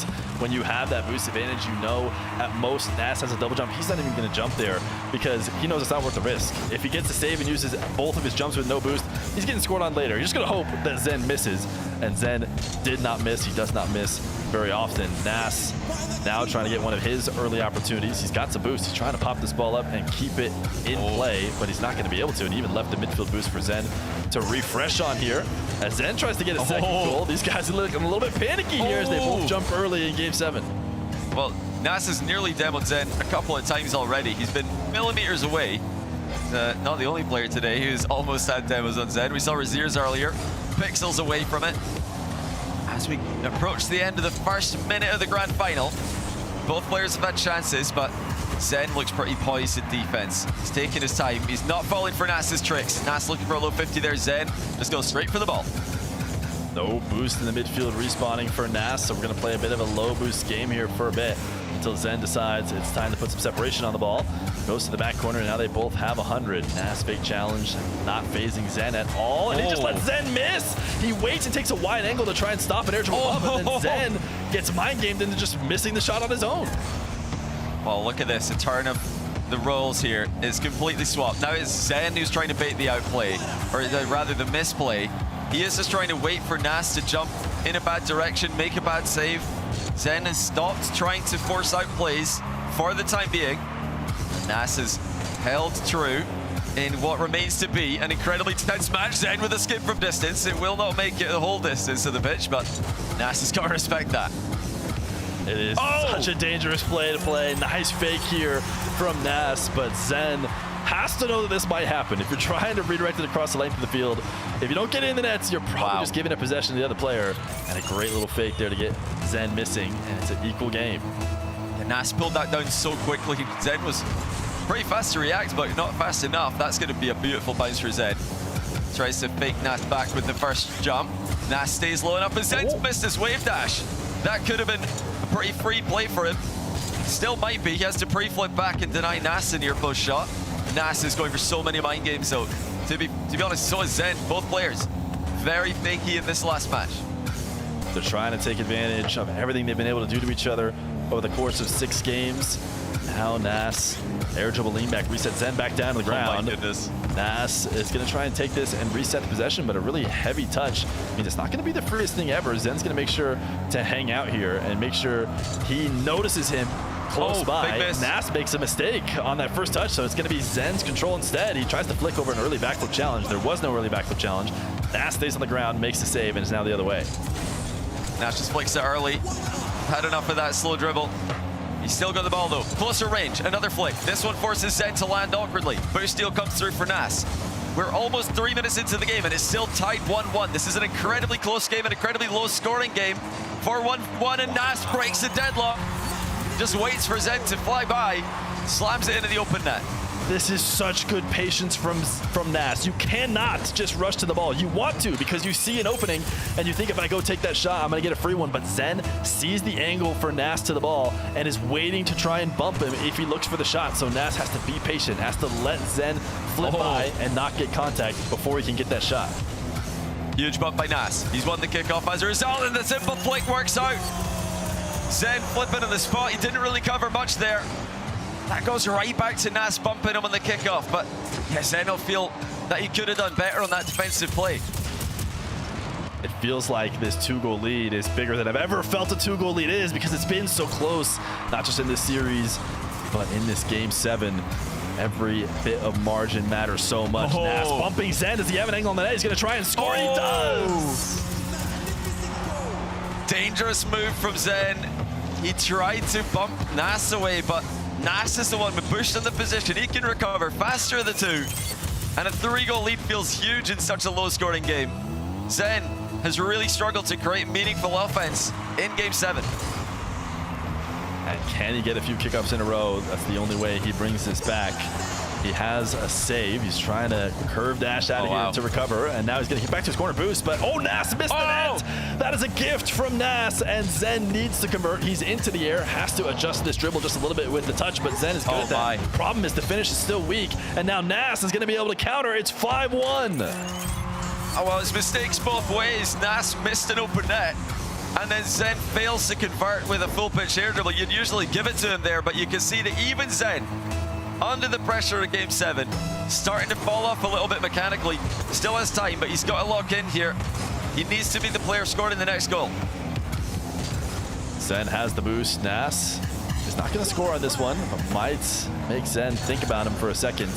Zen trying to control the dribble. Actually, really heavy first touch. Close the distance between him and Nas, and allowed Nas to be able to challenge right away. Zen being patient. Still huge advantage for him on the boost as Nas retreats to net. He sees the early challenge coming. He knew Nas was panicked, and he gets his goal. That's composure from Zen. What a catch and flick that is. No time for Nas to make a move towards the ball. Zen just knew it was likely Nas is going to go for it. But like you said, he's got to win some kickoffs here. He's not completely in desperation mode yet, but he's about to be if Nas can run about 20 more seconds off the clock. He still has time to even fake kickoffs if he wanted to. They're a little bit slower, but they give him possession, and that's what matters. Maybe later he'll need to take even more risks, but air dribble reset for Zen. So good at this, tried to put it in the bottom left corner, but Nas read that, has a save, and could maybe ice out this game with a really strong air dribble himself. No reset there, is that a scam? I don't know, but he takes it down to the ground. 50s and stays in control of possession. Where is Zen at? Ground double from Nas, a bit too high. Zen's gonna get the counterattack. And now Nas is the player who's missed his shot. You know, both players have gone for it with the aerial game, but they've failed to execute. Nas cracks the crossbar, and Zen rolls it into the other end. He's got time here, 26 seconds. Only 2 goals needed. Still has time to do a kickoff that will control it into a back corner. He's got a slight offset here, which isn't the easiest one to do it with. He is going to just rush down the ball. Standard kickoff from both in this crucial moment, and Nas is going to win it. Zen's going to help it in. Oh, Zen, he felt like he had to do something here. I think he did. Nas has shot that one well. Zen trying to knock it into his back corner, not able to react fast enough. And now he does need a kickoff goal to stay in control. Nas could end it. Will we see any mix-up from him? Delay from Zen. Nas has it into the attacking corner. Is he going to try and do a possession play? He will. He's taking it into his own half. Zen's trying to chase him down as Nas plays a bit of keep away. He wants to be the EU 1v1 champion, and he has taken away. Resets. Is there a dunk? It doesn't matter. Nas is your EU 1v1 champion. He staves off the comeback by Zen. Zen's giving him a GG's congrats. Always so gracious in defeat. But it will be Nas, the champion, second year that he tried. And what a run he's made in order to make it happen. I'm going to go through the lower brackets, something we rarely see in RLCS these days. But he's also beaten Zen in the grand final in a Game 7. I think deserve it, especially when you look at overall the aggregate score. He definitely deserves this one. Definitely. Nas is just, he has played so much solid 1v1. It would be a shame if he didn't come out as a 1v1 champion at any point during the RLCS. He's won such great tournaments before. Now finally gets to put that RLCS 1v1 title on his resume, and maybe could have a chance in the World Championships as well. He's going to have the winner of NA. He might come in there as one of the favorites. Nas has a chance to cement his legacy as a 1v1 player, and he's done a lot for that here today in this game. Yeah, absolutely amazing stuff by Nas. He's done well, and you know, congrats to Zen also. He's really the only player who's doing this, competing at such a high level in all 3 modes. He's made a major final in 3s. He's won the European 2s. He's made the final of EU 1s. Just truly one of one. But unfortunately for Zen, Nas is just too good, and it's the second big grand final he's taking him down in. First we had Boston, and now we've got this. I see us on the broadcast right now, so I'm assuming we're live. We have a technical issue right now, so that's why we're staring at our computers. Guys, but yeah, production can't hear us. We can do whatever we want, and we can't get told off. We are. Start a poll. This is our. Okay, Chat, could you be quiet just in case production needs to talk to us through Twitch chat, please? Wow. Hey, what a grand final though, Leaf. That was unreal. Unbelievable to get to game 7. We wanted a champ field and wanted a Shogun on that field, and we finally got there. It was beautiful. Good. Absolutely nuts. I mean, I was hoping for an OT though, at least Shogi, at the end of this, because I think that would have been the perfect ending to this. It's just how do you play against Nas when all that pressure is on you? I was talking to CJ and yourself about this as we came over. Nas plays every position like he sees checkmate in 10. And he's just, all right, you hope he makes a mistake at some point. You hope he doesn't see it. He does. He always sees it. Of course he always sees it. So, I mean, just, what do you do against that? He's too good. Yeah, he's Nas just had the kickoff edge. You could hear Fear and Johnny throughout the entire series pretty much talking about it, and he just has that poise under pressure as well, and you could just see Zen crumbling in that game 7. Nas, he'll be happy to get revenge, and I can't wait to speak to him as well to get his thoughts on that series, because yeah, what a grand final.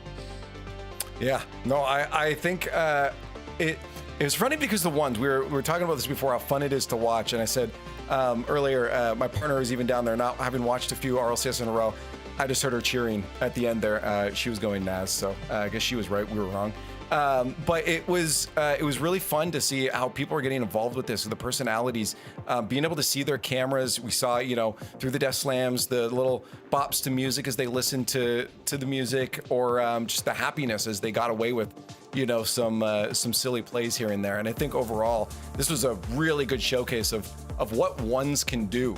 Yeah. In terms of the esports, Shogi. Can we talk about how cool it is as well? Where high-level Rocket League looks as cool as it is. We are so lucky where these players, they don't get a 1-goal lead and just go, okay, I'm going to go and try and sit back. We're so lucky that high-level Rocket League involves just, okay, I'm basically going to freestyle this, and that's actually the best way to play. Yeah. Nuts. Yeah, absolutely nuts. And I think we have a deserved 1v1 EU representative for the World Champ. It just makes you more excited the fact that we do have 4 players this time at Worlds for the 1v1. Rather than just having that grand final, we are going to get the best from each region. And yeah, they'll be going toe-to-toe. Yeah, I mean, CJ, looking at the matchups that we had and the quality that we got from all the players here in the European region, what, I guess looking across the board now, what are we thinking in terms of what Europe is bringing to that global stage for ones? You look at Minas, like one of those other regions, right? Yeah, I think it's for Europe in particular, it's a testament to the individual talent that we have of some of the best 3v3 players even in Europe. You look at the fact we got Nas and Zen. Obviously Nas known for his 1v1 and Zen, a few years ago, but taking down Moxy, who is a 1v1 main, and then you've got the kind of the guys that are getting the reps in with 1v1s, the likes of Osaf and RevMob. But this grand final, it felt like 2 deserved competitors going toe-to-toe, as we said, Shogun, and to go 7 felt fitting as well. It's so good.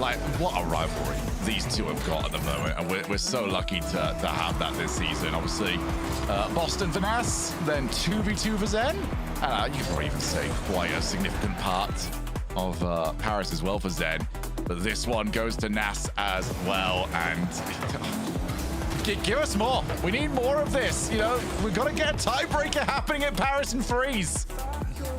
No, I agree. CJ, I mean, overall, as long as a day it is, I feel like this game mode, again, as I was saying before, has proven that so many cool things can happen. We saw so much creativity when it came to even a back and forth in a grand finals like this.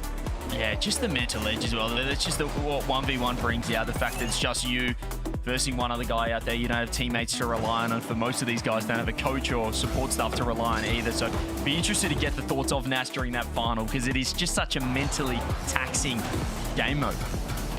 Well, the good thing is you're going to be able to get his thoughts in a few moments. We'll be having an interview just after these highlights are finished up here, but we're going to watch the glory of a Game 7 because, again, right down to the wire, it looked like it was going to be close, but then Nas just ran away with it. Zen just couldn't keep it up here, and we've got the man of the hour on the line with us right now. Nas, congratulations on winning the European 1v1 playoffs. Thank you. Thank you. He's holding it in, man. I saw the celebrations at the end there. This has to mean a lot, especially coming out of, top 6 from last year's 1v1s. And also, of course, a little bit of a revenge, it feels like, maybe in the name of Oski coming out of the 2v2 as well. Did that means a little bit extra beating Zen? I mean, yeah, of course. I can't let him get the triple crown, as they say. He already beat me in the 2v2 final, and I can't let him beat me again, right? That's fair enough. That's super funny. The fact he's like, yeah, I'm just not gonna. He stole the story from us, though. He stole it away from us, CJ. Yeah, I mean, I want to ask you as well, Nas. I mean, with Zen, we all predicted Zen coming in to this grand final just with the form that he was in over Moxy. But I've just got to ask you, what did you think that you had in terms of the edge over Zen? Where did you think you'd get him? Because the kickoffs were fantastic, but what did you think coming in terms of that 1v1 matchup? I mean, gameplay-wise, I mean, his kickoffs, he was like struggling hard with the kickoffs, so I had to capitalize on it. I mean, after game one, I saw that he was struggling with it, so I had to lock in on the kickoffs, and I did.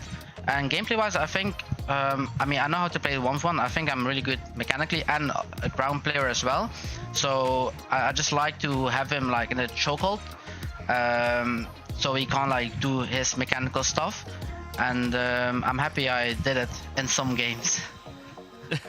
Mate, you are unbelievable the whole way. Show you, what do you got for him? I mean, I just want to talk to you very quickly. I mean, we've gone through this whole European thing. You've conquered Europe, but the rest of the world is awaiting. We've got North America as your next targets. Give us a prediction. Next week, North America, who is going to take it and who are you playing at the World Championship? My mind would say Diaz, but I hope I can play first killer.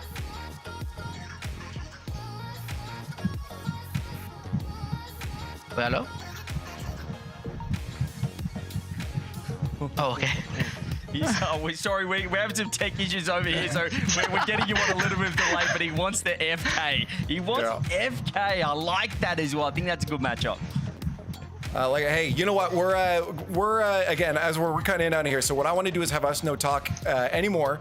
Naz, I'm going to give you the floor. One final thing out. You've won it. You stopped the triple crown here from Naz. You get the floor. Shout out to anyone you want to now, since you've won the 1v1 championship. Shout out to my family. They support me a lot, especially in this 1v1. They like watching me playing 1v1. So shout out to them. Shout out to Gentlemates, the fans, the org, the staff. They supported me all the way through. Shout out to my teammates as well. And shout out to the college for making me play here. And that's all, yeah. I think. Ledge. We're sorry, mate. We've got him back, Naz. You're an absolute superstar. Leaf. Take it away, please. Send him off.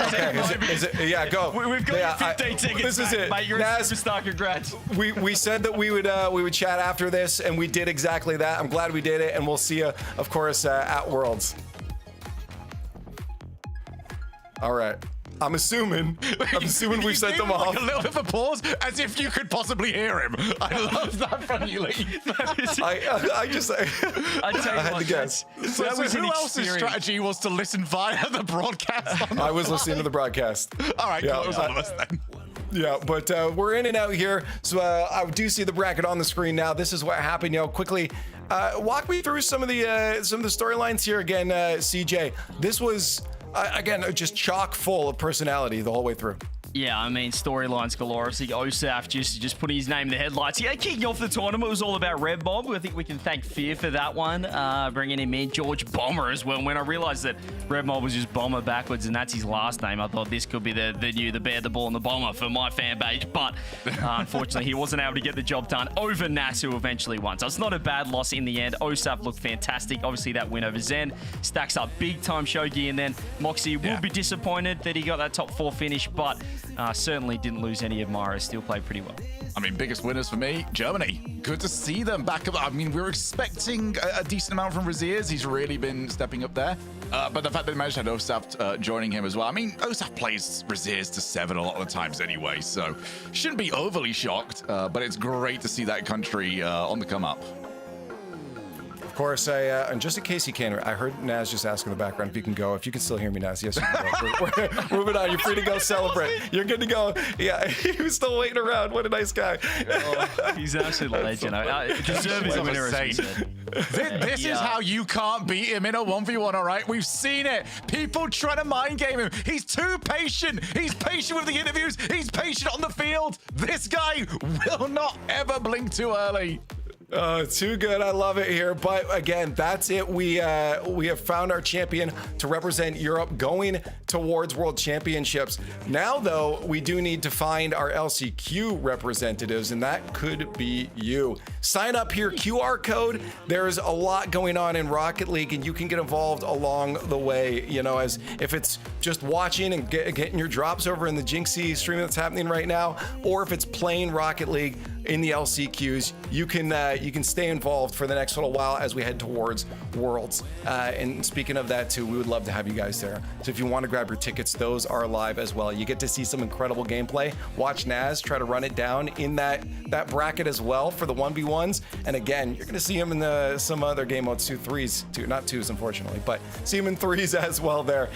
No triple crown for any player here, at least in the European region, but you know, still some good gameplay. Yeah, I was gonna say it's still on. There's still possible. Yeah, it's still possible. Still got a chance. I can't remember. Did Jan get through over in South America?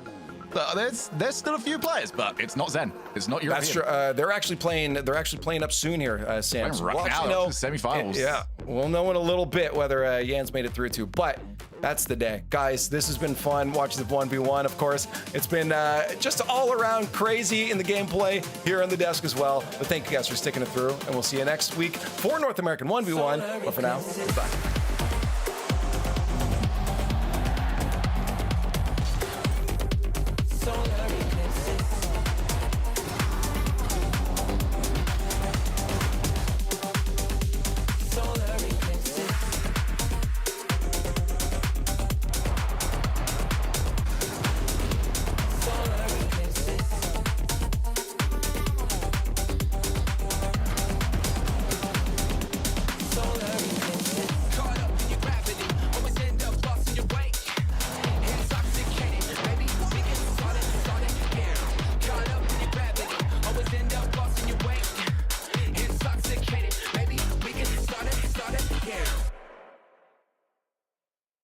Okay, the plumber's fixing that burst pipe. We should be all set. Good thing you're protected 24/7 with your home and auto bundle from Progressive.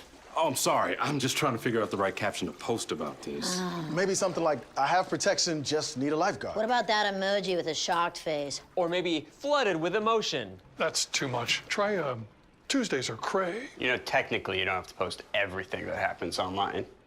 I totally believe you. Life is meaningless without affirmation, am I right?